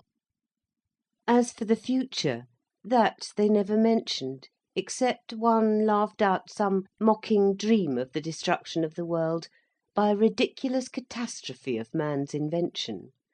A man invented such a perfect explosive that it blew the earth in two, and the two halves set off in different directions through space, to the dismay of the inhabitants.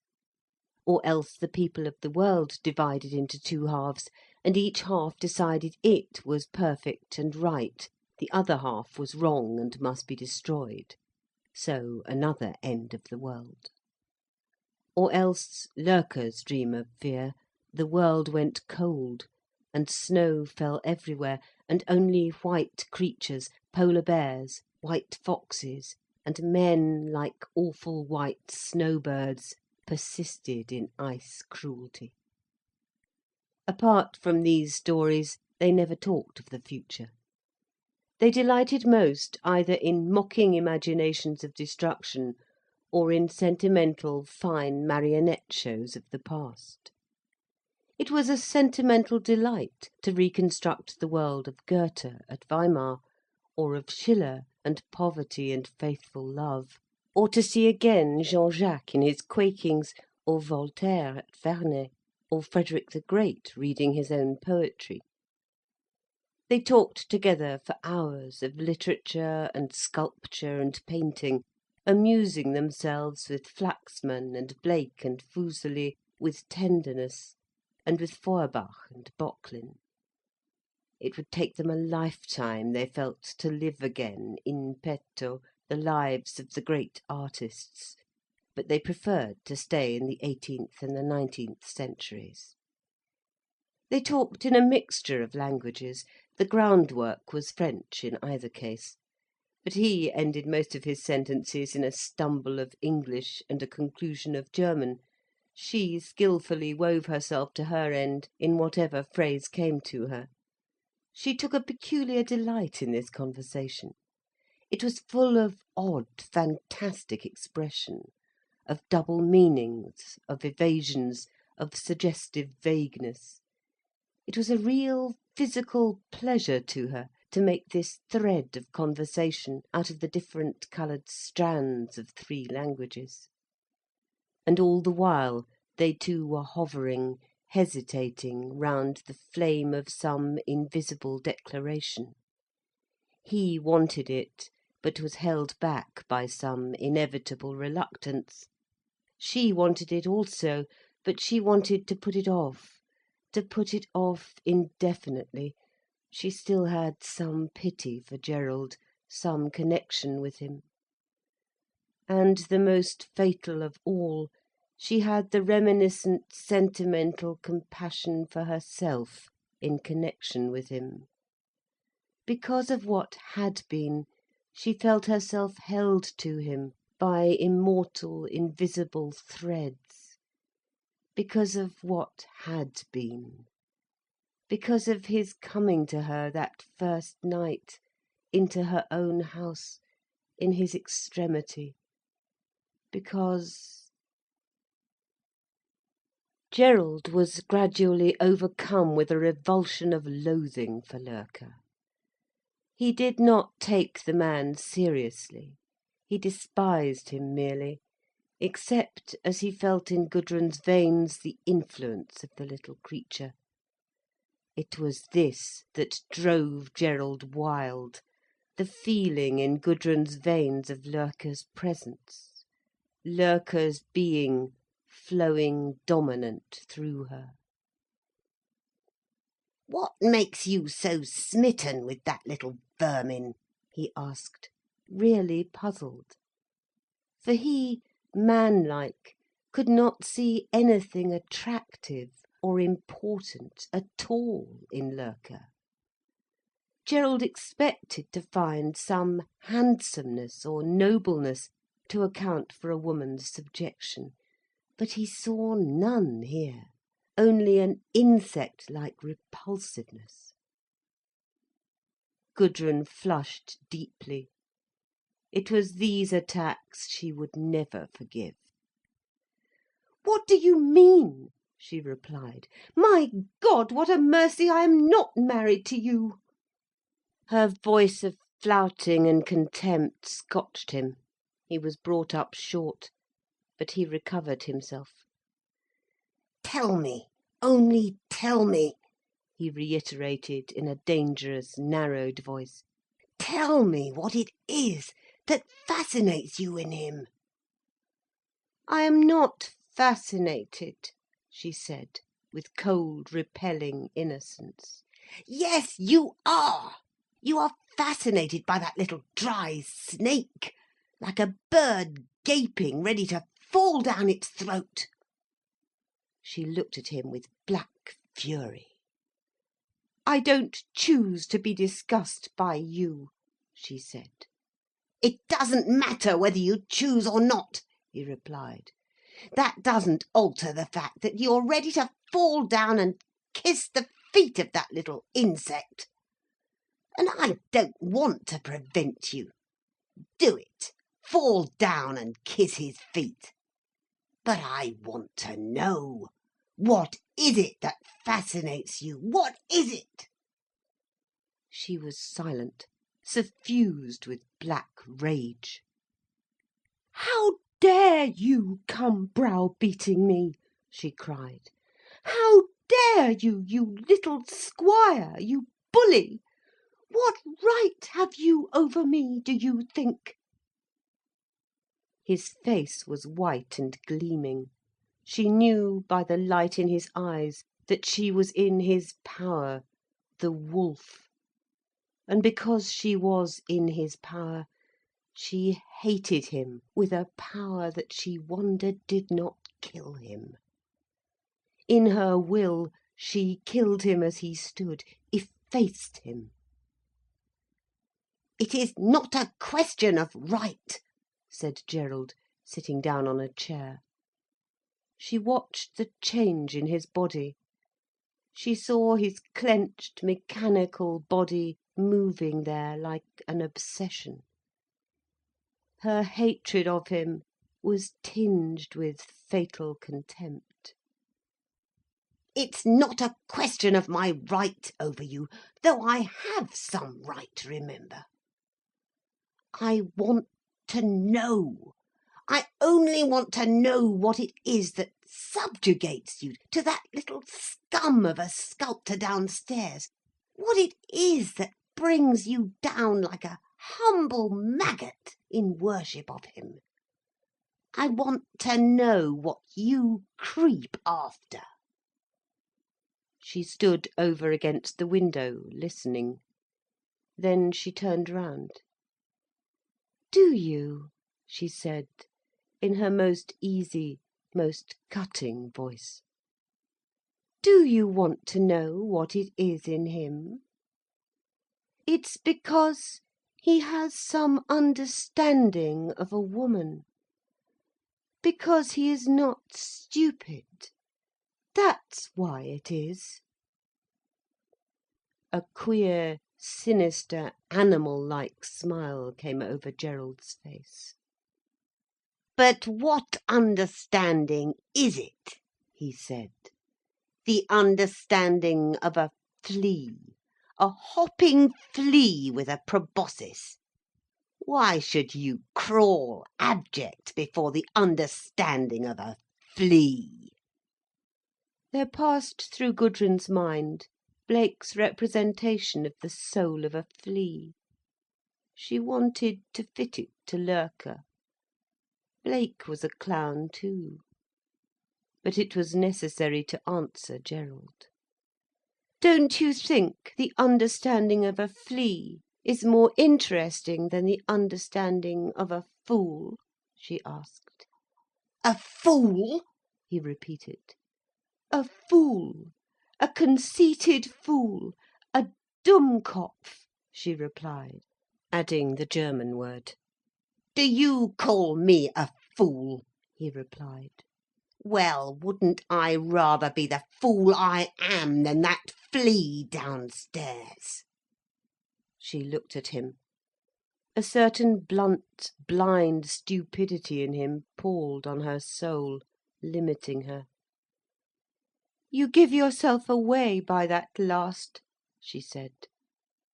He sat and wondered. "I shall go away soon," he said. She turned on him. "Remember," she said, "I am completely independent of you. Completely. You make your arrangements, I make mine." He pondered this. "You mean we are strangers from this minute?" he asked. She halted and flushed. He was putting her in a trap, forcing her hand. She turned round on him. "Strangers," she said, "we can never be. But if you want to make any movement apart from me, then I wish you to know you are perfectly free to do so. Do not consider me in the slightest." Even so slight an implication that she needed him, and was depending on him still, was sufficient to rouse his passion. As he sat, a change came over his body. The hot, molten stream mounted involuntarily through his veins. He groaned inwardly under its bondage, but he loved it. He looked at her with clear eyes, waiting for her. She knew at once, and was shaken with cold revulsion. How could he look at her with those clear, warm, waiting eyes, waiting for her even now? What had been said between them? Was it not enough to put them worlds asunder, to freeze them for ever apart? And yet he was all transfused and roused, waiting for her. It confused her. Turning her head aside, she said, "I shall always tell you whenever I'm going to make any change." And with this she moved out of the room. He sat suspended in a fine recoil of disappointment that seemed gradually to be destroying his understanding. But the unconscious state of patience persisted in him. He remained motionless, without thought or knowledge, for a long time. Then he rose and went downstairs to play at chess with one of the students. His face was open and clear, with a certain innocent laisser-aller that troubled Gudrun most, made her almost afraid of him, whilst she disliked him deeply for it. It was after this that Loerke, who had never yet spoken to her personally, began to ask her of her state. "You are not married at all, are you?" he asked. She looked full at him. "Not in the least," she replied, in her measured way. Loerke laughed, wrinkling up his face oddly. There was a thin wisp of his hair straying on his forehead. She noticed that his skin was of a clear brown colour, his hands, his wrists. And his hands seemed closely prehensile. He seemed like topaz, so strangely brownish and pellucid. "Good," he said. Still, it needed some courage for him to go on. "Was Mrs. Birkin your sister?" he asked. "Yes." "And was she married?" "She was married." "Have you parents, then?" "Yes," said Gudrun, "we have parents." And she told him briefly, laconically, her position. He watched her closely, curiously, all the while. "So," he exclaimed with some surprise. "And the Herr Krei, is he rich?" "Yes, he is rich, a coal owner." "How long has your friendship with him lasted?" "Some months." There was a pause. "Yes, I am surprised," he said at length. "The English, I thought they were so cold." "And what do you think to do when you leave here?" "What do I think to do?" she repeated. "Yes. You cannot go back to the teaching." "No," he shrugged his shoulders, "that is impossible. Leave that to the canaille who can do nothing else. You, for your part, you know, you are a remarkable woman, eine seltsame Frau. Why deny it? Why make any question of it? You are an extraordinary woman. Why should you follow the ordinary course, the ordinary life?" Gudrun sat looking at her hands, flushed. She was pleased that he said, so simply, that she was a remarkable woman. He would not say that to flatter her. He was far too self-opinionated and objective by nature. He said it as he would say a piece of sculpture was remarkable, because he knew it was so. And it gratified her to hear it from him. Other people had such a passion to make everything of one degree, of one pattern. In England it was chic to be perfectly ordinary, and it was a relief to her to be acknowledged extraordinary. Then she need not fret about the common standards. "You see," she said, "I have no money whatsoever." "Ach, money!" he cried, lifting his shoulders. "When one is grown up, money is lying about at one's service. It is only when one is young that it is rare. Take no thought for money. That always lies to hand." "Does it?" she said, laughing.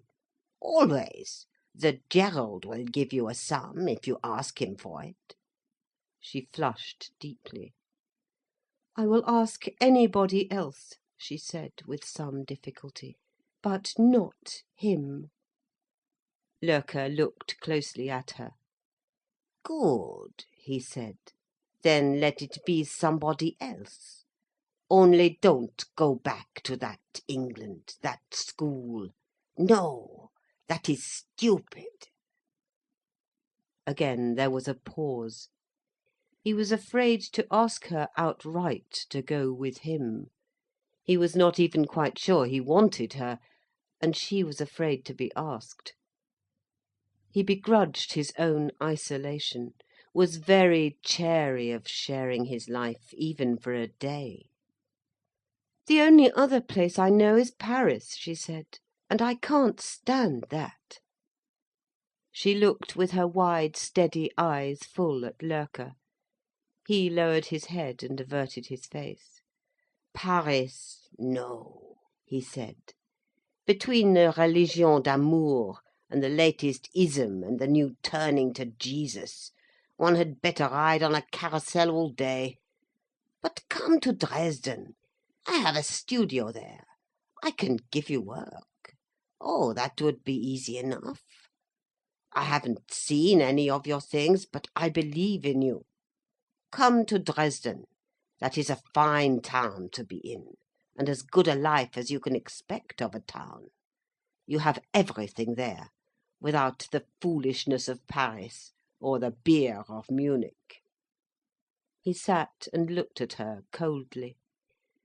What she liked about him was that he spoke to her simple and flat, as to himself.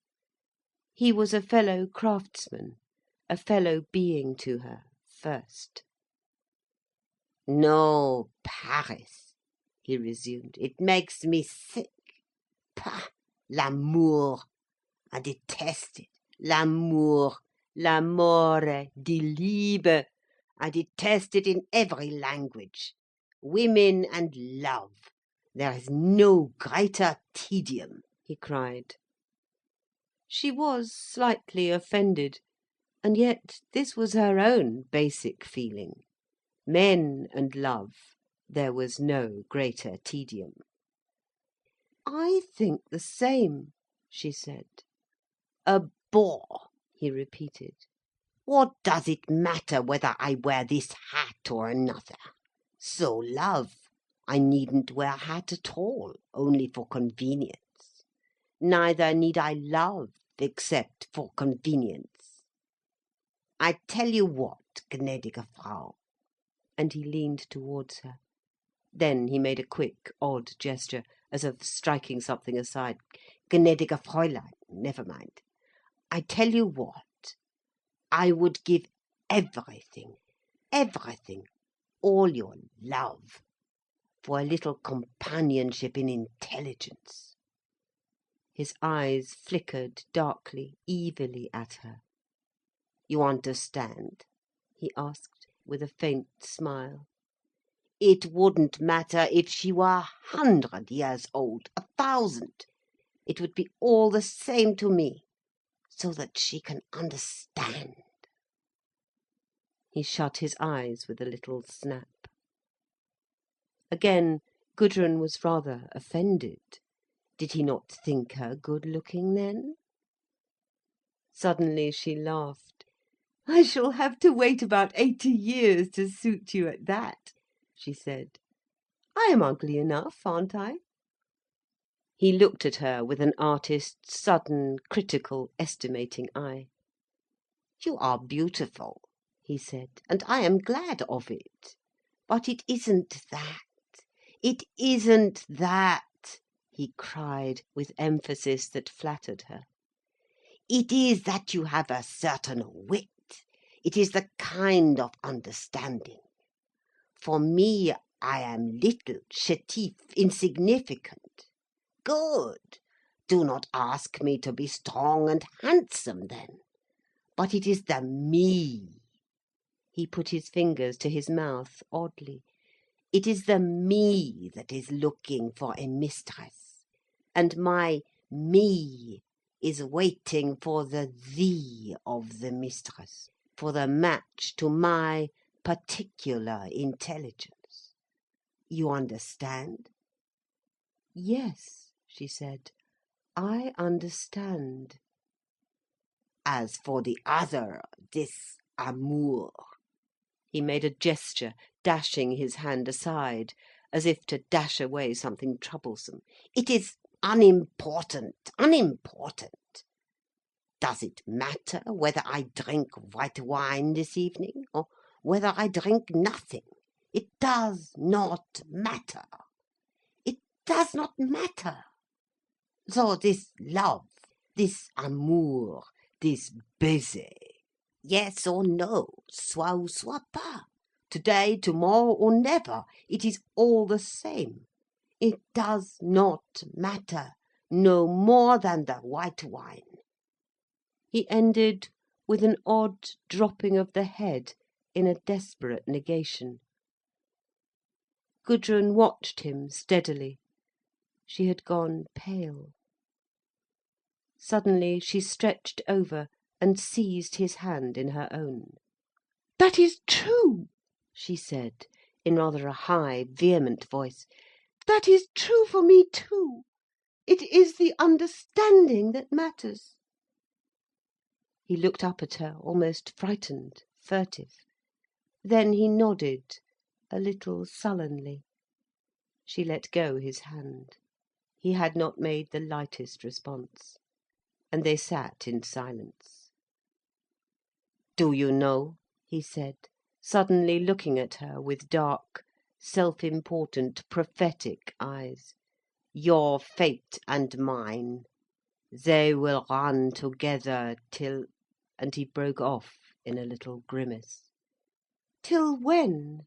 she asked, blanched, her lips going white. She was terribly susceptible to these evil prognostications, but he only shook his head. "I don't know," he said. "I don't know." The third part of chapter 30, Snowed Up. Gerald did not come in from his skiing until nightfall. He missed the coffee and cake that she took at 4 o'clock. The snow was in perfect condition. He had travelled a long way, by himself, among the snow ridges, on his skis. He had climbed high, so high that he could see over the top of the pass, 5 miles distant, could see the Marienhütte, the hostel on the crest of the pass, half buried in snow, and over into the deep valley beyond, to the dusk of the pine trees. One could go that way home, but he shuddered with nausea at the thought of home. One could travel on skis down there, and come to the old imperial road below the pass. But why come to any road? He revolted at the thought of finding himself in the world again. He must stay up there in the snow for ever. He had been happy by himself, high up there, alone, travelling swiftly on skis, taking far flights, and skimming past the dark rocks veined with brilliant snow. But he felt something icy gathering at his heart. This strange mood of patience and innocence, which had persisted in him for some days, was passing away. He would be left again a prey to the horrible passions and tortures. So he came down reluctantly, snow-burned, snow-estranged, to the house in the hollow, between the knuckles of the mountain tops. He saw its lights shining yellow, and he held back, wishing he need not go in, to confront those people, to hear the turmoil of voices, and to feel the confusion of other presences. He was isolated, as if there were a vacuum round his heart, or a sheath of pure ice.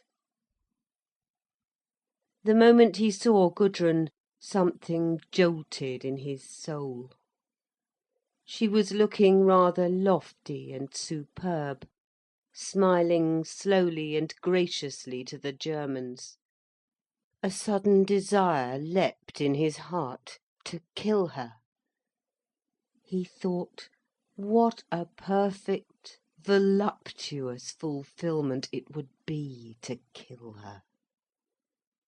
His mind was absent all the evening, estranged by the snow and his passion. But he kept the idea constant within him. What a perfect, voluptuous consummation it would be to strangle her. To strangle every spark of life out of her, till she lay completely inert, soft, relaxed for ever. A soft heap, lying dead between his hands, utterly dead.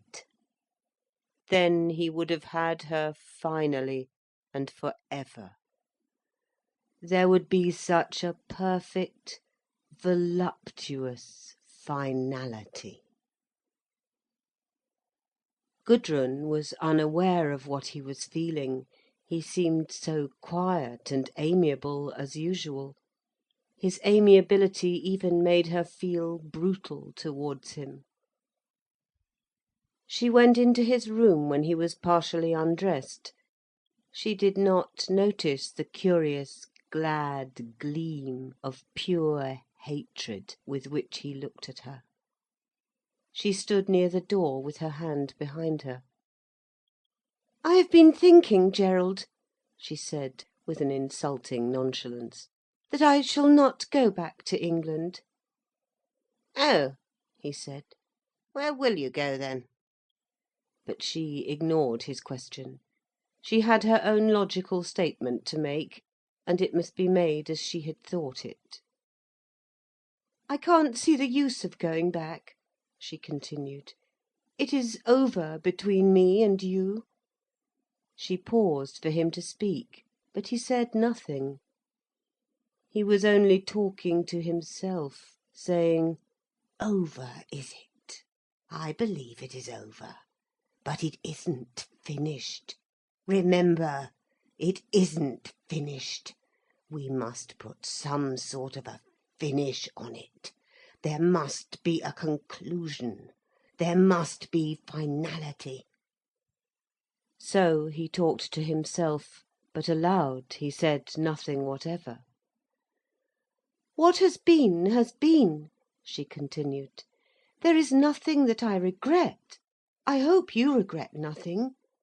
She waited for him to speak. "Oh, I regret nothing," he said accommodatingly. "Good, then," she answered. "Good, then. Then neither of us cherishes any regrets, which is as it should be." "Quite as it should be," he said aimlessly. She paused to gather up her thread again. "Our attempt has been a failure," she said, "but we can try again elsewhere." A little flicker of rage ran through his blood. It was as if she were rousing him, goading him.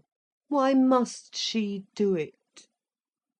"Attempt at what?" he asked. "At being lovers, I suppose," she said, a little baffled, yet so trivial she made it all seem. "Our attempt at being lovers has been a failure?" he repeated aloud. To himself he was saying, "I ought to kill her here. There is only this left, for me to kill her." A heavy, overcharged desire to bring about her death possessed him. She was unaware. "Hasn't it?" she asked. "Do you think it has been a success?" Again the insult of the flippant question ran through his blood like a current of fire. "It had some of the elements of success, our relationship," he replied. "It might have come off." But he paused before concluding the last phrase. Even as he began the sentence, he did not believe in what he was going to say. He knew it never could have been a success. "No," she replied, "you cannot love." "And you?" he asked. Her wide, dark-filled eyes were fixed on him like two moons of darkness. "I couldn't love you," she said, with stark, cold truth. A blinding flash went over his brain. His body jolted. His heart had burst into flame. His consciousness was gone into his wrists, into his hands. He was one blind, incontinent desire to kill her. His wrists were bursting. There would be no satisfaction till his hands had closed on her. But even before his body swerved forward on her, a sudden cunning comprehension was expressed on her face, and in a flash she was out of the door. She ran in one flash to her room and locked herself in. She was afraid, but confident. She knew her life trembled on the edge of an abyss, but she was curiously sure of her footing. She knew her cunning could outwit him. She trembled as she stood in her room, with excitement and awful exhilaration. She knew she could outwit him. She could depend on her presence of mind and on her wits. But it was a fight to the death. She knew it now. One slip and she was lost. She had a strange, tense, exhilarated sickness in her body, as one who is in peril of falling from a great height, but who does not look down, does not admit the fear. "I will go away the day after tomorrow," she said. She only did not want Gerald to think that she was afraid of him, that she was running away because she was afraid of him. She was not afraid of him, fundamentally. She knew it was her safeguard to avoid his physical violence. But even physically she was not afraid of him. She wanted to prove it to him. When she had proved it, that whatever he was, she was not afraid of him, when she had proved that, she could leave him for ever. But meanwhile, the fight between them, terrible as she knew it to be, was inconclusive. And she wanted to be confident in herself. However many terrors she might have, she would be unafraid, uncowed by him. He could never cow her, nor dominate her, nor have any right over her. This she would maintain until she had proved it. Once it was proved, she was free of him for ever. But she had not proved it yet, neither to him nor to herself. And this was what still bound her to him. She was bound to him. She could not live beyond him. She sat up in bed, closely wrapped up, for many hours, thinking endlessly to herself. It was as if she would never have done weaving the great provision of her thoughts. "It isn't as if he really loved me," she said to herself. "He doesn't. Every woman he comes across, he wants to make her in love with him. He doesn't even know that he is doing it, but there he is, before every woman he unfurls his male attractiveness, displays his great desirability. He tries to make every woman think how wonderful it would be to have him for a lover. His very ignoring of the women is part of the game. He is never unconscious of them. He should have been a cockerel, so he could strut before 50 females, all his subjects. But really, his Don Juan does not interest me. I could play Donna Juanita 1,000,000 times better than he plays Juan. He bores me, you know. His maleness bores me. Nothing is so boring, so inherently stupid and stupidly conceited. Really, the fathomless conceit of these men, it is ridiculous, the little strutters. They are all alike. Look at Birkin, built out of the limitation of conceit they are, and nothing else. Really, nothing but their ridiculous limitation and intrinsic insignificance could make them so conceited. As for Loerke, there is 1,000 times more in him than in a Gerald. Gerald is so limited. There is a dead end to him. He would grind on at the old mills for ever. And really there is no corn between the millstones any more. They grind on and on when there is nothing to grind, saying the same things, believing the same things, acting the same things. Oh my God, it would wear out the patience of a stone. I don't worship Loerke, but at any rate he is a free individual. He is not stiff with conceit of his own maleness. He is not grinding dutifully at the old mills.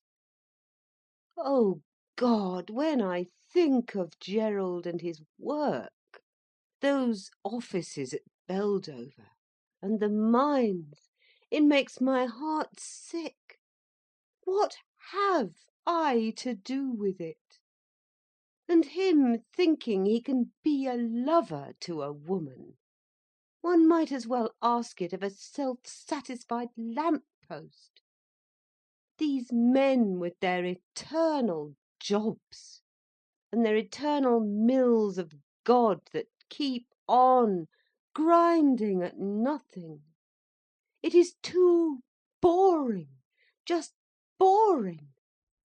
How ever did I come to take him seriously at all? At least in Dresden one will have one's back to it all, and there will be amusing things to do. It will be amusing to go to these eurythmic displays and the German opera, the German theatre. It will be amusing to take part in German Bohemian life. And Loerke is an artist. He is a free individual. One will escape from so much, that is the chief thing. Escape so much hideous, boring repetition of vulgar actions, vulgar phrases, vulgar postures. I don't delude myself that I shall find an elixir of life in Dresden. I know I shan't. But I shall get away from people who have their own homes, and their own children, and their own acquaintances, and their own this, and their own that. I shall be among people who don't own things, and who haven't got a home and a domestic servant in the background, who haven't got a standing and a status and a degree and a circle of friends of the same. Oh, God, the wheels within wheels of people. It makes one's head tick like a clock, with a very madness of dead mechanical monotony and meaninglessness. How I hate life! How I hate it!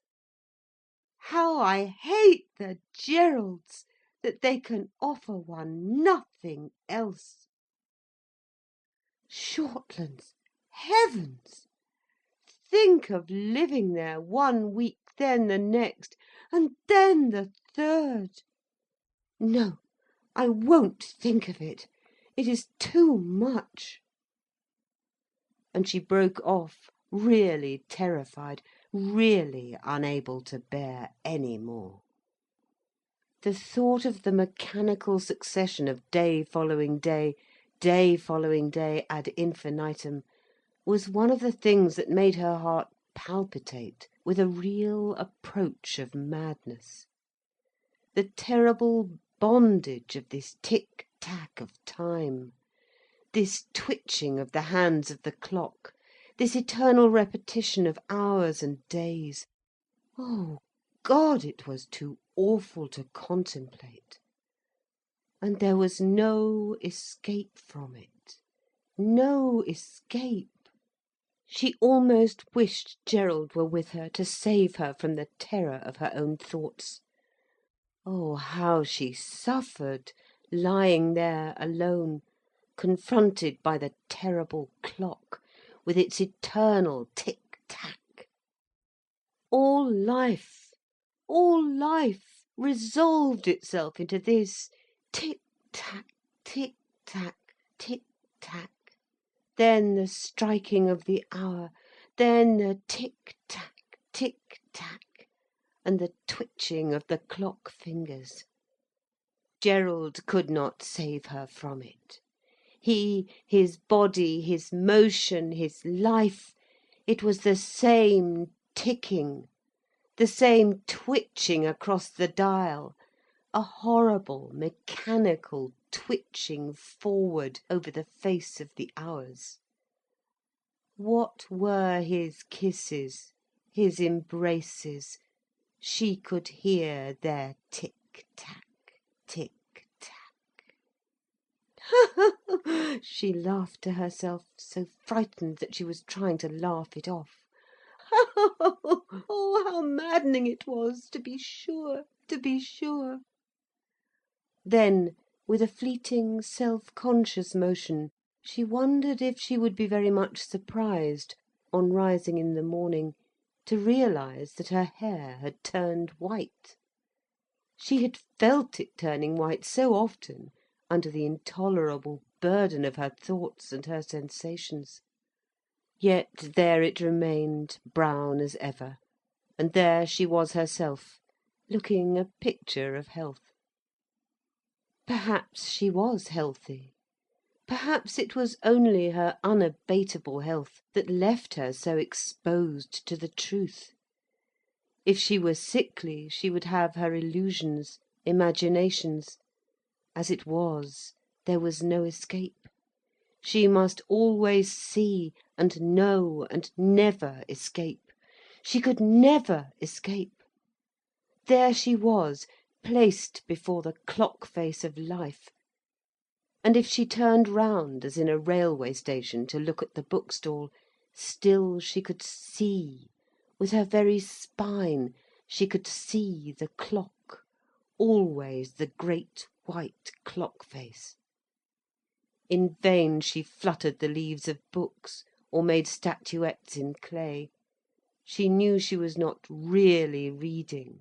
She was not really working. She was watching the fingers twitch across the eternal, mechanical, monotonous clock face of time. She never really lived. She only watched. Indeed, she was like a little 12-hour clock, vis-à-vis with the enormous clock of eternity. There she was, like dignity and impudence, or impudence and dignity. The picture pleased her. Didn't her face really look like a clock dial, rather roundish and often pale and impassive? She would have got up to look in the mirror, but the thought of the sight of her own face, that was like a 12-hour clock dial, filled her with such deep terror that she hastened to think of something else. Oh, why wasn't somebody kind to her? Why wasn't there somebody who would take her in their arms, and hold her to their breast, and give her rest, pure, deep, healing rest? Oh, why wasn't there somebody to take her in their arms and fold her, safe and perfect, for sleep? She wanted so much this perfect, enfolded sleep. She lay always so unsheathed in sleep. She would lie always unsheathed in sleep, unrelieved, unsaved. Oh, how could she bear it, this endless unrelief, this eternal unrelief? Gerald, could he fold her in his arms and sheathe her in sleep? Ha! He needed putting to sleep himself, poor Gerald. That was all he needed. What did he do? He made the burden for her greater. The burden of her sleep was the more intolerable when he was there. He was an added weariness upon her unripening nights, her unfruitful slumbers. Perhaps he got some repose from her. Perhaps he did. Perhaps this was what he was always dogging her for, like a child that is famished, crying for the breast.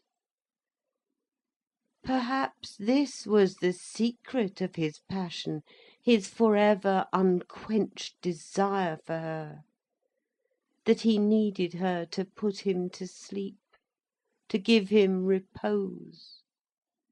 What then? Was she his mother?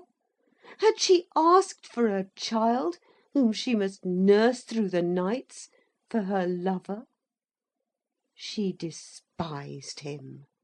She despised him. She hardened her heart. An infant crying in the night This Don Juan.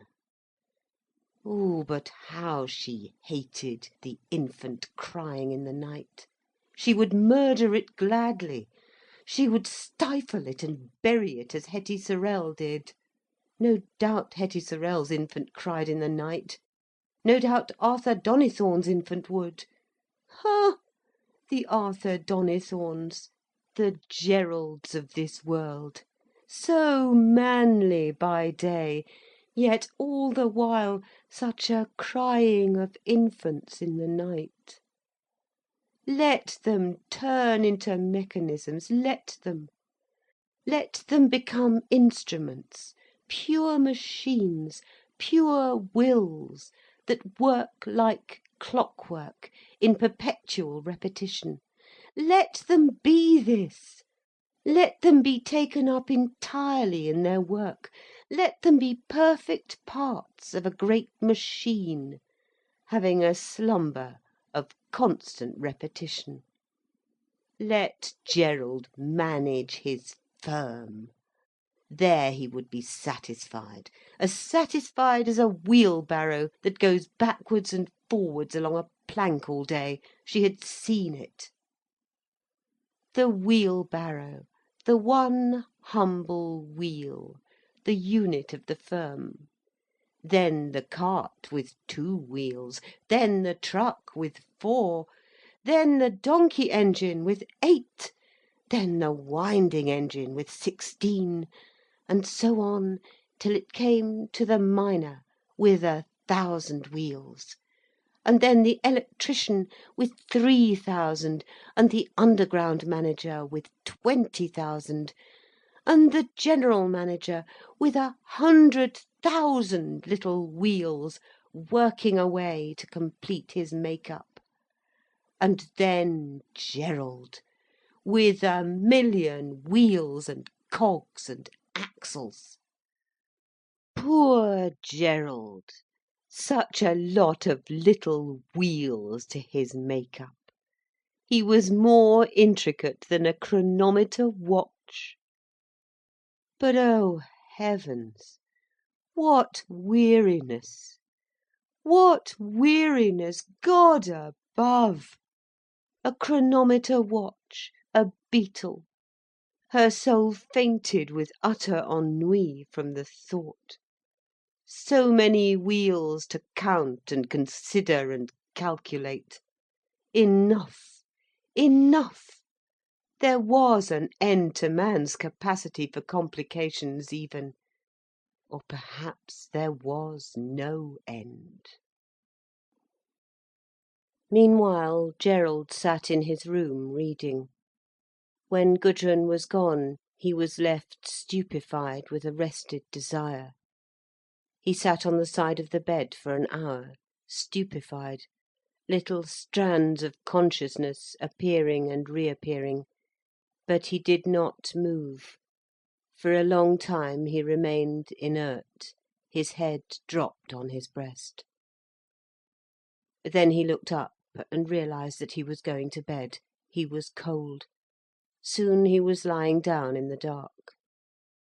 But what he could not bear was the darkness. The solid darkness confronting him drove him mad. So he rose and made a light.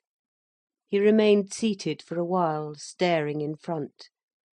He did not think of Gudrun. He did not think of anything.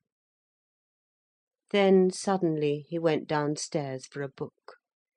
He had all his life been in terror of the nights that should come, when he could not sleep.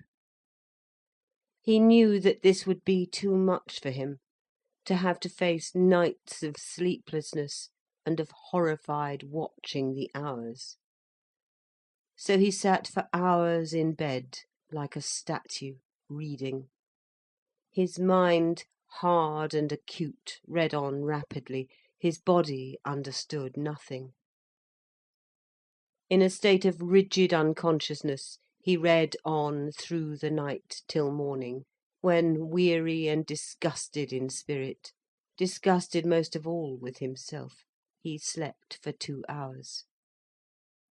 Then he got up, hard and full of energy.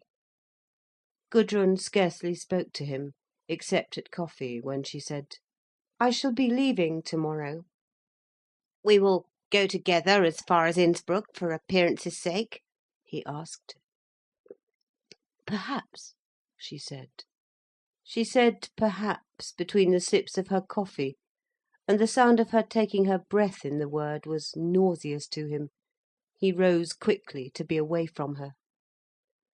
He went and made arrangements for the departure on the morrow. Then, taking some food, he set out for the day on the skis.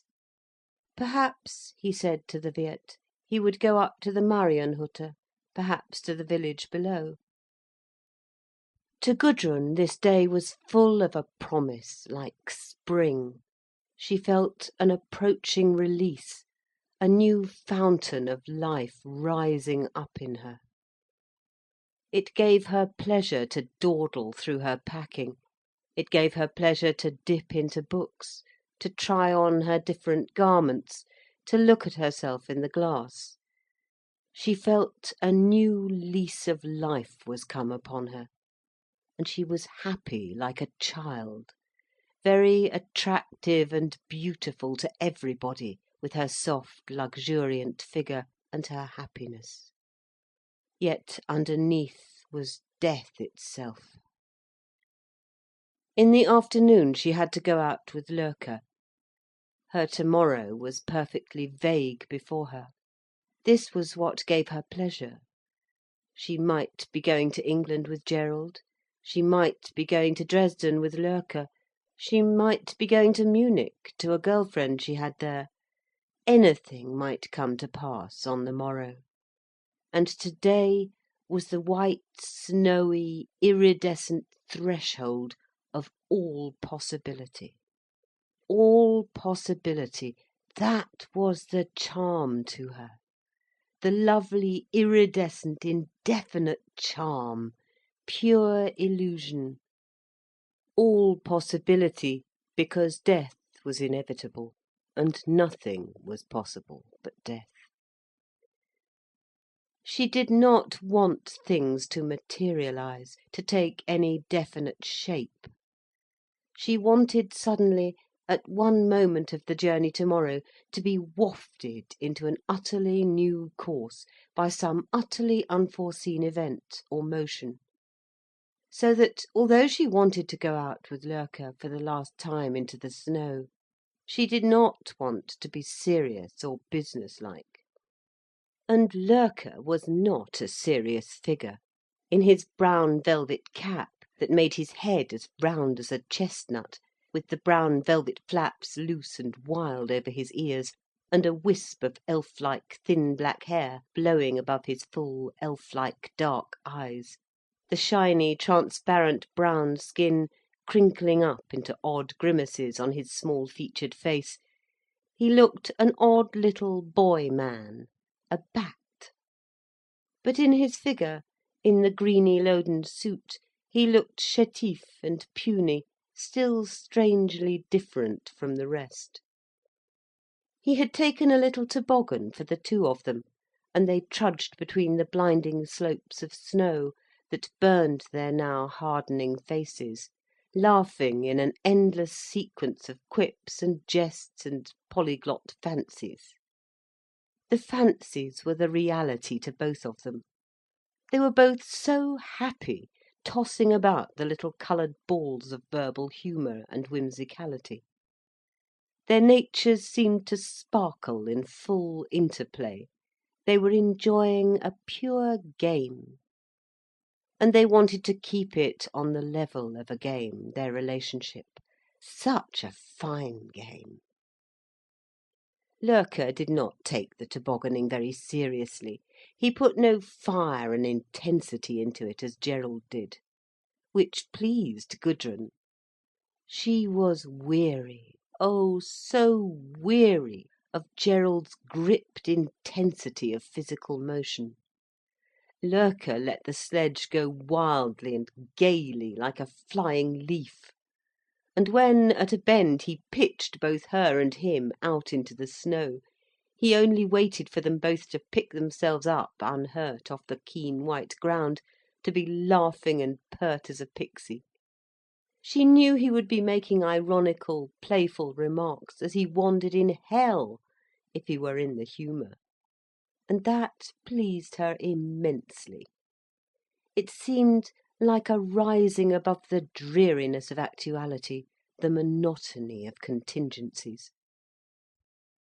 They played till the sun went down, in pure amusement, careless and timeless.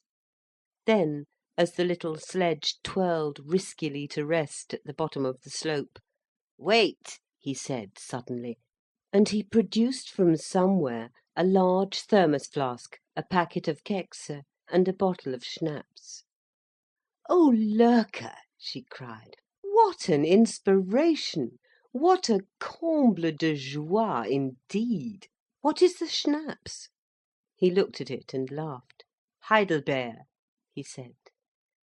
"No, from the bilberries under the snow. Doesn't it look as if it were distilled from snow? Can you—" she sniffed and sniffed at the bottle. "Can you smell bilberries? Isn't it wonderful? It is exactly as if one could smell them through the snow." She stamped her foot lightly on the ground. He kneeled down and whistled, and put his ear to the snow. As he did so, his black eyes twinkled up. She laughed, warmed by the whimsical way in which he mocked at her verbal extravagances. He was always teasing her, mocking her ways. But as he in his mockery was even more absurd than she in her extravagances, what could one do but laugh and feel liberated? She could feel their voices, hers and his, ringing silvery, like bells in the frozen, motionless air of the first twilight. How perfect it was! How very perfect it was, this silvery isolation and interplay. She sipped the hot coffee, whose fragrance flew around them like bees murmuring around flowers in the snowy air. She drank tiny sips of the Heidelbeerwasser. She ate the cold, sweet, creamy wafers. How good everything was! How perfect everything tasted and smelled and sounded, here in this utter stillness of snow and falling twilight. "You are going away tomorrow?" his voice came at last. "Yes." There was a pause, when the evening seemed to rise in its silent, ringing pallor infinitely high, to the infinite which was near at hand. "Wohin?" That was the question. Wohin? Whither? Wohin? What a lovely word! She never wanted it answered. Let it chime for ever. "I don't know," she said, smiling at him. He caught the smile from her. "One never does," he said. "One never does," she repeated. There was a silence, wherein he ate biscuits rapidly, as a rabbit eats leaves. "But," he laughed, "where will you take a ticket to?" "Oh heaven!" she cried, "one must take a ticket." Here was a blow. She saw herself at the wicket at the railway station. Then a relieving thought came to her. She breathed freely. "But one needn't go," she cried. "Certainly not," he said. "I mean, one needn't go where one's ticket says." That struck him. One might take a ticket, so as not to travel to the destination it indicated. One might break off and avoid the destination. A point located. That was an idea. "Then take a ticket to London," he said. "One should never go there." "Right," she answered. He poured a little coffee into a tin can. "You won't tell me where you will go?" he asked. "Really and truly," she said, "I don't know. It depends which way the wind blows." He looked at her quizzically, then he pursed up his lips like Zephyrus, blowing across the snow. "It goes towards Germany," he said. "I believe so," she laughed. Suddenly they were aware of a vague white figure near them. It was Gerald. Gudrun's heart leapt in sudden terror, profound terror. She rose to her feet. "They told me where you were," came Gerald's voice, like a judgment in the whitish air of twilight. "Maria, you come like a ghost!" exclaimed Loerke. Gerald did not answer. His presence was unnatural and ghostly to them. Loerke shook the flask, then he held it inverted over the snow. Only a few brown drops trickled out. "All gone," he said. To Gerald, the smallish, odd figure of the German was distinct and objective, as if seen through field glasses. And he disliked the small figure exceedingly. He wanted it removed.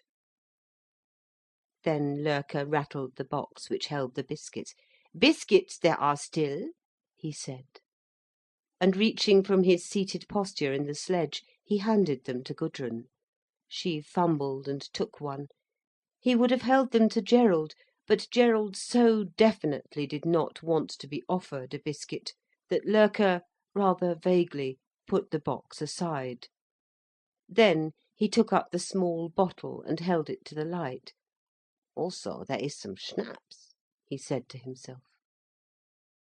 Then suddenly he elevated the bottle gallantly in the air, a strange grotesque figure leaning towards Gudrun, and said, "Gnädiges Fräulein," he said. "Wohl—" There was a crack, the bottle was flying. Loerke had started back, the three stood quivering in violent emotion. Loerke turned to Gerald, a devilish leer on his bright-skinned face. "Well done," he said in a satirical, demoniac frenzy. "C'est le sport, sans doute." The next instant he was sitting ludicrously in the snow, Gerald's fist having rung against the side of his head. But Loerke pulled himself together, rose, quivering, looking full at Gerald, his body weak and furtive, but his eyes demoniacal with satire. "Vive le héros! Vive—" But he flinched, as in a black flash Gerald's fist came upon him, banged into the other side of his head, and sent him aside like a broken straw. But Gudrun moved forward. She raised her clenched hand high, and brought it down with a great downward stroke onto the face and onto the breast of Gerald. A great astonishment burst upon him, as if the air had broken. Wide, wide, his soul opened in wonder, feeling the pain. Then it laughed, turning with strong hands outstretched, at last, to take the apple of his desire. At last he could finish his desire. He took the throat of Gudrun between his hands, that were hard and indomitably powerful. And her throat was beautifully, so beautifully soft, save that within he could feel the slippery cords of her life. And this he crushed. This he could crush. What bliss! Oh, what bliss! At last! What satisfaction! At last! The pure zest of satisfaction filled his soul. He was watching the unconsciousness come into her swollen face, watching the eyes roll back. How ugly she was! What a fulfilment! What a satisfaction! How good this was! Oh, how good it was! What a God-given gratification at last! He was unconscious of her fighting and struggling.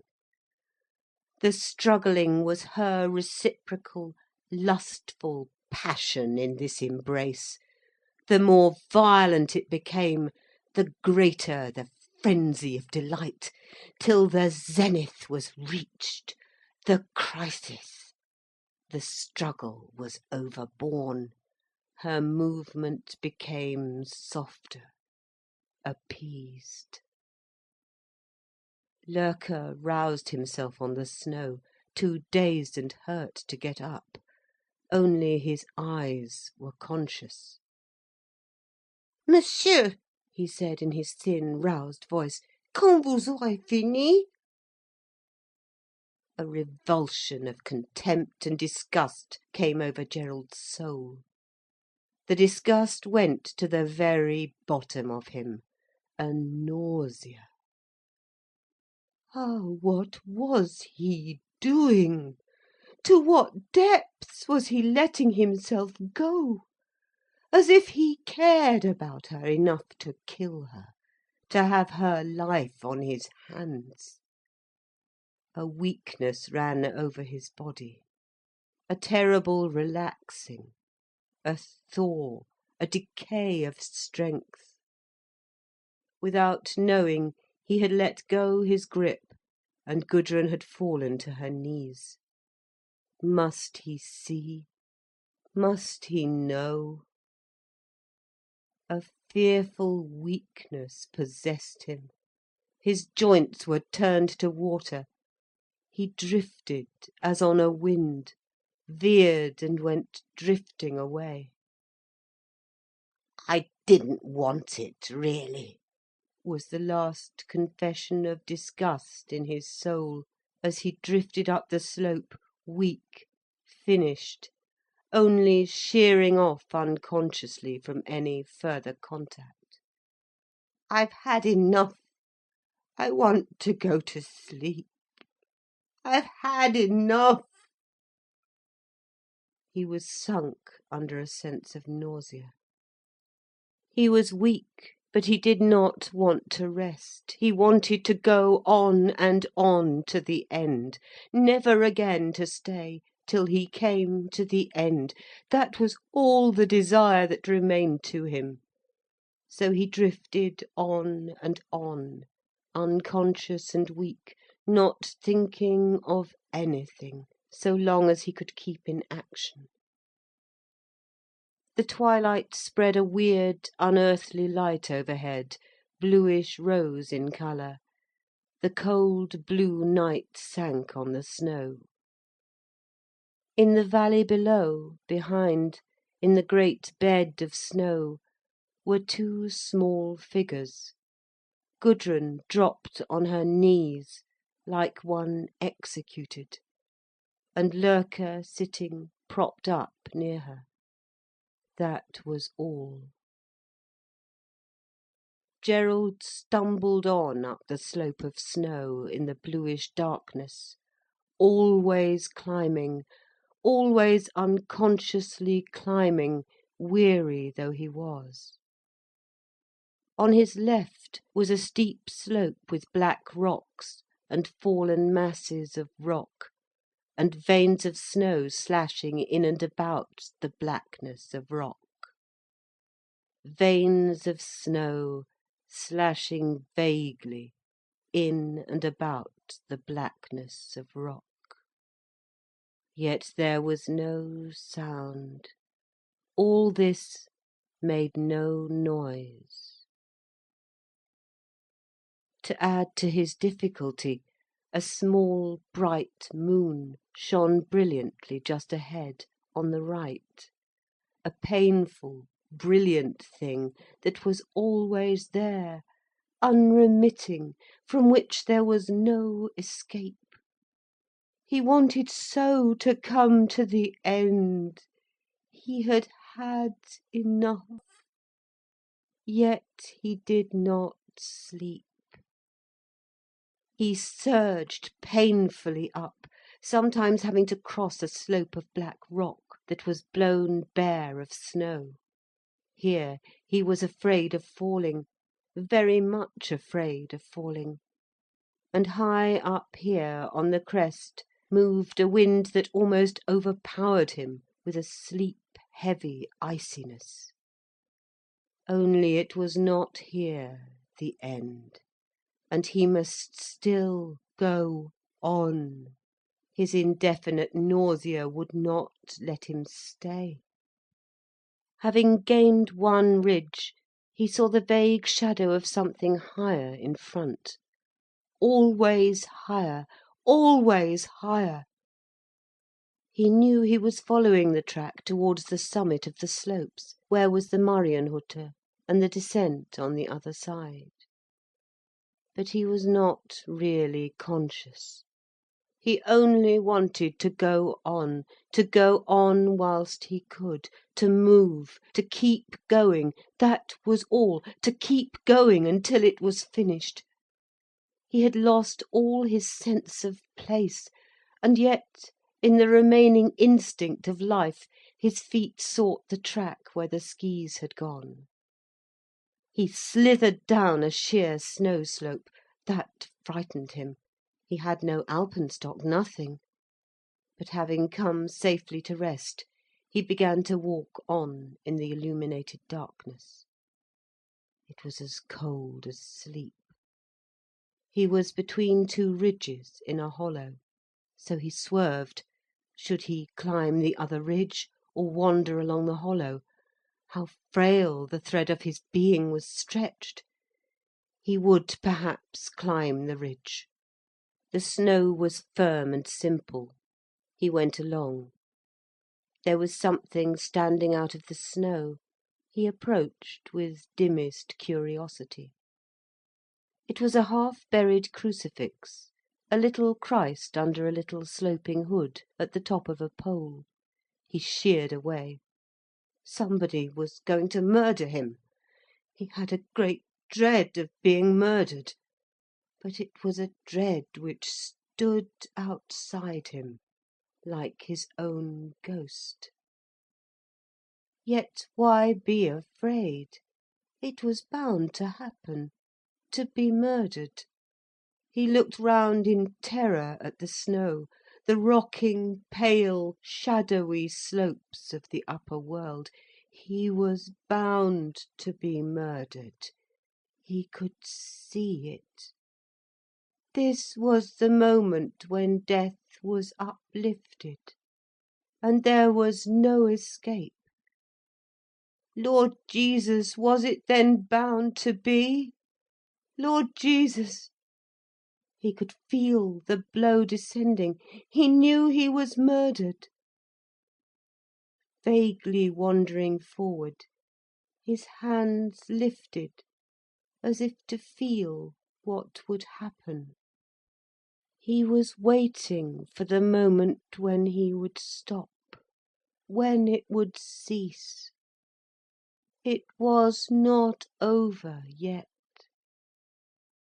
He had come to the hollow basin of snow, surrounded by sheer slopes and precipices, out of which rose a track that brought one to the top of the mountain.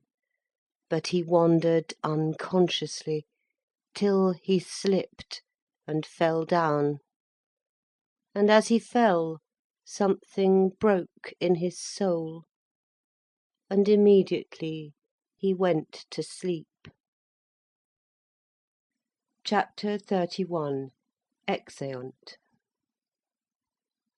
When they brought the body home the next morning, Gudrun was shut up in her room. From her window she saw men coming along with a burden over the snow. She sat still and let the minutes go by.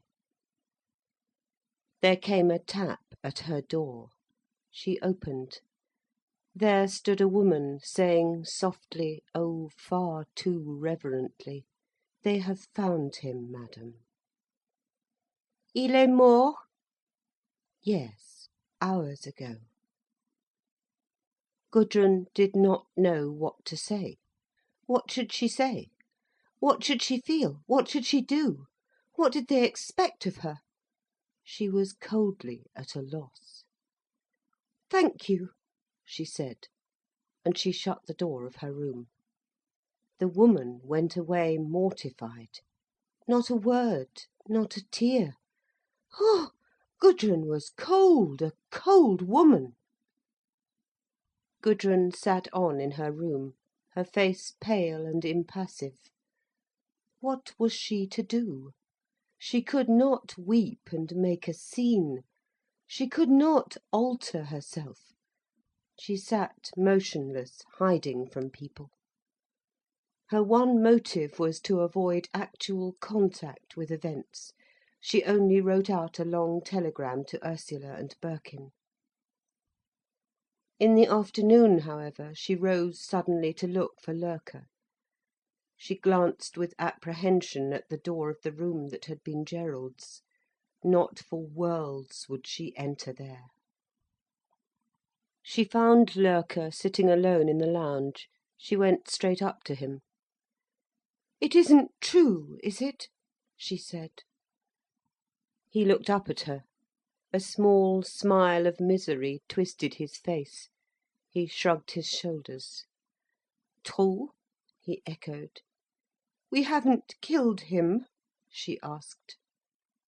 He disliked her coming to him in such a manner. He raised his shoulders wearily. "It has happened," he said. She looked at him. He sat crushed and frustrated for the time being, quite as emotionless and barren as herself. My God, this was a barren tragedy. Barren, barren. She returned to her room to wait for Ursula and Birkin.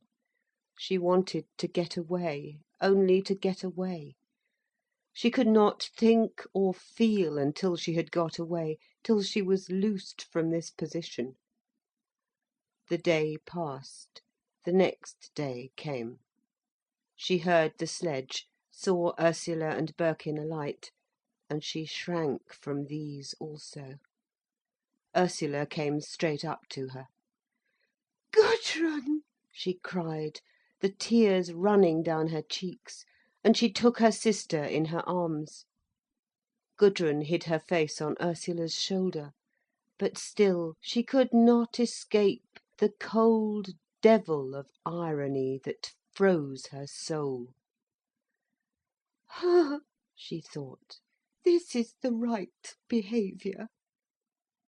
But she could not weep, and the sight of her cold, pale, impassive face soon stopped the fountain of Ursula's tears. In a few moments the sisters had nothing to say to each other. "Was it very vile to be dragged back here again?" Gudrun asked at length. Ursula looked up in some bewilderment. "I never thought of it," she said. "I felt a beast fetching you," said Gudrun, "but I simply couldn't see people. That is too much for me." "Yes," said Ursula, chilled. Birkin tapped and entered. His face was white and expressionless. She knew he knew. He gave her his hand, saying, "The end of this trip, at any rate." Gudrun glanced at him, afraid. There was silence between the three of them, nothing to be said. At length Ursula asked in a small voice, "Have you seen him?" He looked back at Ursula with a hard, cold look, and did not trouble to answer. "Have you seen him?" she repeated. "I have," he said coldly. Then he looked at Gudrun. "Have you done anything?" he said. "Nothing," she replied. "Nothing." She shrank in cold disgust from making any statement. "Loerke says that Gerald came to you when you were sitting on the sledge at the bottom of the Rudelbahn, that you had words, and Gerald walked away. What were the words about? I had better know, so that I can satisfy the authorities, if necessary." Gudrun looked up at him, white, childlike, mute with trouble. "There weren't even any words," she said. "He knocked Loerke down and stunned him. He half strangled me. Then he went away." To herself she was saying, "A pretty little sample of the eternal triangle." And she turned ironically away, because she knew that the fight had been between Gerald and herself, and that the presence of the third party was a mere contingency, an inevitable contingency perhaps, but a contingency none the less. But let them have it as an example of the eternal triangle, the trinity of hate. It would be simpler for them. Birkin went away, his manner cold and abstracted. But she knew he would do things for her nevertheless. He would see her through. She smiled slightly to herself, with contempt. Let him do the work, since he was so extremely good at looking after other people. Birkin went again to Gerald. He had loved him, and yet he felt chiefly disgust at the inert body lying there. It was so inert, so coldly dead, a carcass. Birkin's bowels seemed to turn to ice. He had to stand and look at the frozen dead body that had been Gerald. It was the frozen carcass of a dead male. Birkin remembered a rabbit which he had once found frozen like a board on the snow. It had been rigid like a dried board when he picked it up. And now this was Gerald, stiff as a board, curled up as if for sleep, yet with the horrible hardness somehow evident. It filled him with horror. The room must be made warm, the body must be thawed, the limbs would break like glass or like wood if they had to be straightened. He reached and touched the dead face, and the sharp, heavy bruise of ice bruised his living bowels. He wondered if he himself were freezing too, freezing from the inside. In the short blonde moustache, the life-breath was frozen into a block of ice beneath the silent nostrils. And this was Gerald. Again he touched the sharp, almost glittering fair hair of the frozen body. It was icy cold, hair icy cold, almost venomous. Birkin's heart began to freeze. He had loved Gerald.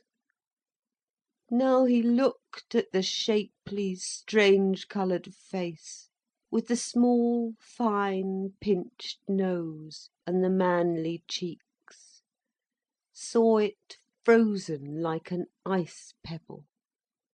Yet he had loved it. What was one to think or feel? His brain was beginning to freeze, his blood was turning to ice water. So cold, so cold, a heavy, bruising cold, pressing on his arms from outside, and a heavier cold congealing within him, in his heart and in his bowels. He went over to the snow slopes to see where the death had been. At last he came to the great shallow among the precipices and slopes near the summit of the pass. It was a grey day, the third day of greyness and stillness. All was white, icy, pallid, save for the scoring of black rocks that jutted like roots sometimes, and sometimes were in naked faces.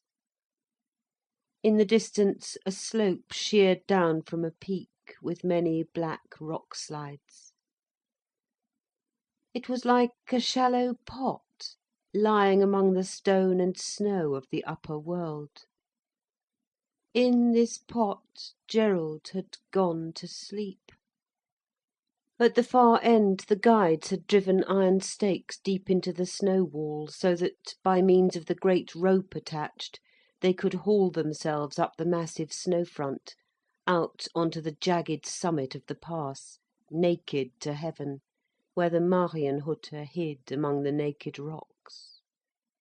Round about, spiked, slashed snow peaks pricked the heaven. Gerald might have found this rope. He might have hauled himself up to the crest.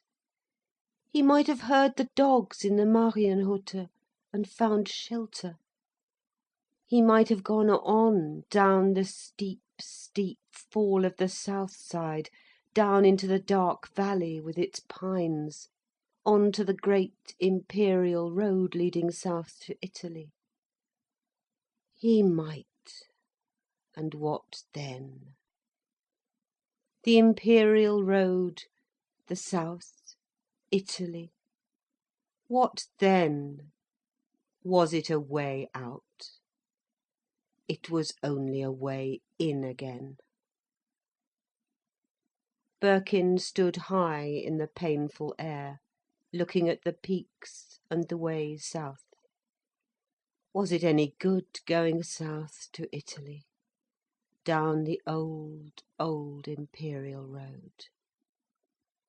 He turned away. Either the heart would break or cease to care. Best cease to care. Whatever the mystery which has brought forth man and the universe, it is a non-human mystery. It has its own great ends. Man is not the criterion. Best leave it all to the vast creative non-human mystery. Best strive with oneself only, not with the universe. God cannot do without man. It was a saying of some great French religious teacher. But surely this is false. God can do without man. God could do without the ichthyosauri and the mastodon. These monsters failed creatively to develop, so God, the creative mystery, dispensed with them. In the same way, the mystery could dispense with man, should he too fail creatively to change and develop. The eternal creative mystery could dispose of man and replace him with a finer created being, just as the horse has taken the place of the mastodon. It was very consoling to Birkin to think this. If humanity ran into a cul-de-sac and expended itself, the timeless creative mystery would bring forth some other being, finer, more wonderful, some new, more lovely race to carry on the embodiment of creation. The game was never up. The mystery of creation was fathomless, infallible, inexhaustible, forever. Races came and went, species passed away, but ever new species arose, more lovely, or equally lovely, always surpassing wonder. The fountain head was incorruptible and unsearchable. It had no limits. It could bring forth miracles, create utter new races and new species in its own hour, new forms of consciousness, new forms of body, new units of being. To be man was as nothing compared to the possibilities of the creative mystery. To have one's pulse beating direct from the mystery, this was perfection, unutterable satisfaction. Human or inhuman mattered nothing. The perfect pulse throbbed with indescribable being, miraculous unborn species. Birkin went home again to Gerald. He went into the room and sat down on the bed. Dead, dead, and cold. Imperial Caesar, dead and turned to clay, would stop a hole to keep the wind away. There was no response from that which had been Gerald. Strange, congealed, icy substance. No more. No more. Terribly weary, Birkin went away about the day's business. He did it all quietly, without bother. To rant, to rave, to be tragic, to make situations, it was all too late. Best be quiet, and bear one's soul in patience and in fullness. But when he went in again at evening to look at Gerald between the candles, because of his heart's hunger, suddenly his heart contracted. His own candle all but fell from his hand, as with a strange whimpering cry the tears broke out. He sat down in a chair, shaken by a sudden access. Ursula, who had followed him, recoiled aghast from him, as he sat with sunken head and body convulsively shaken, making a strange, horrible sound of tears. I didn't want it to be like this. I didn't want it to be like this, he cried to himself. Ursula could but think of the Kaiser's "Ich habe es nicht gewollt." She looked almost with horror on Birkin. Suddenly he was silent, but he sat with his head dropped to hide his face. Then furtively he wiped his face with his fingers. Then suddenly he lifted his head and looked straight at Ursula, with dark, almost vengeful eyes. "He should have loved me," he said. "I offered him."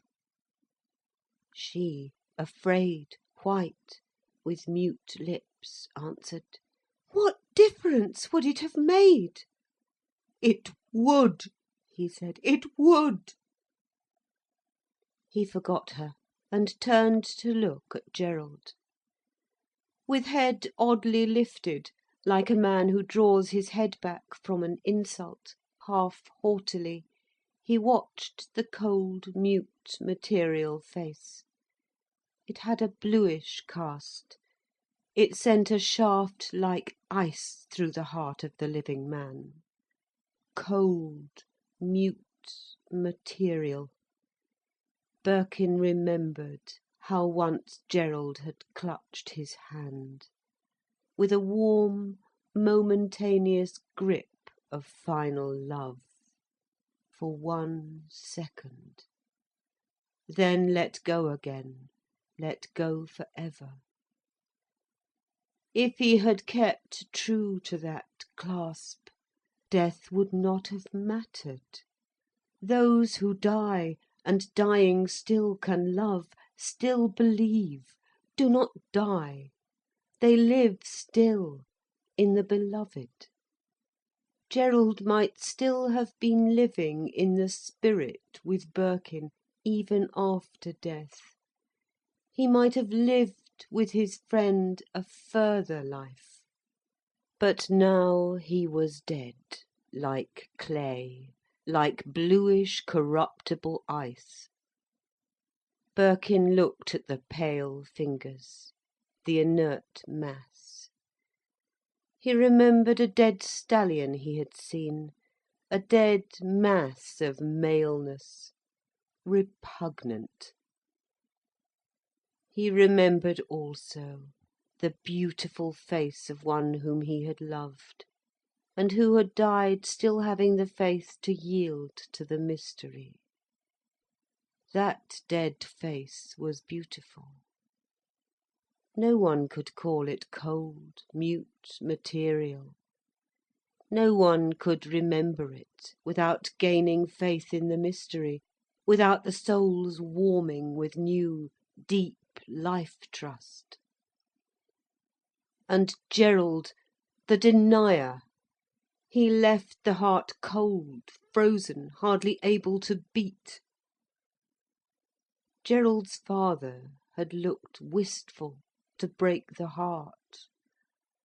But not this last terrible look of cold, mute matter.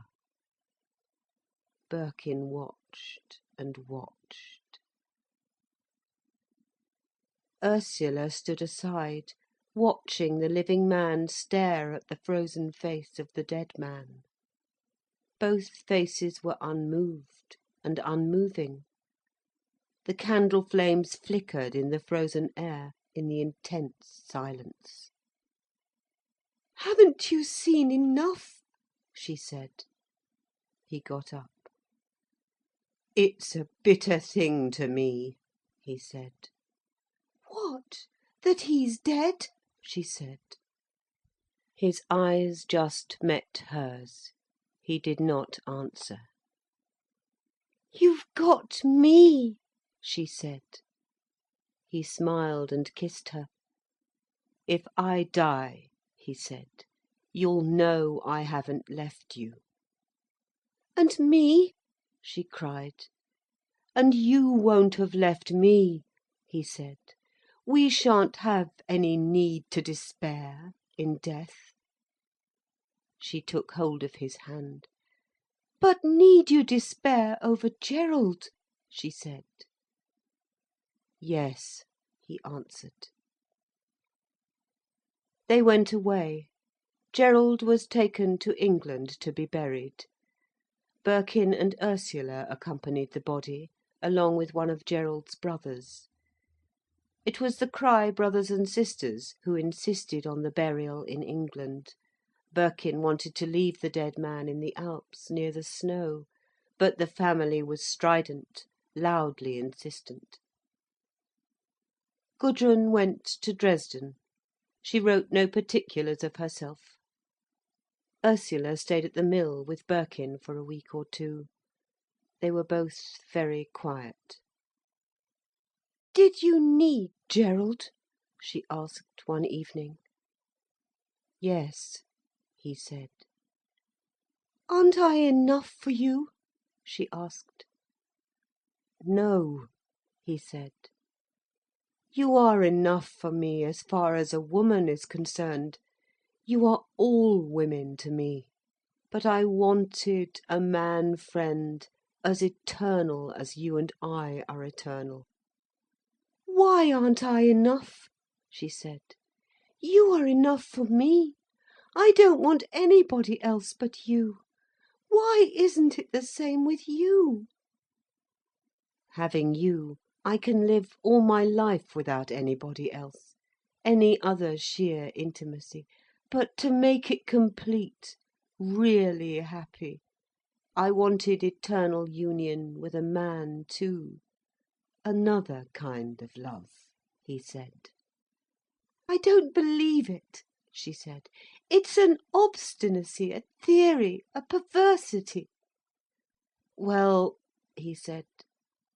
"You can't have two kinds of love. Why should you?" "It seems as if I can't," he said. "Yet I wanted it." "You can't have it, because it's false, impossible," she said. "I don't believe that," he answered. End of Women in Love, by dhlawrence. Recording by Ruth Golding.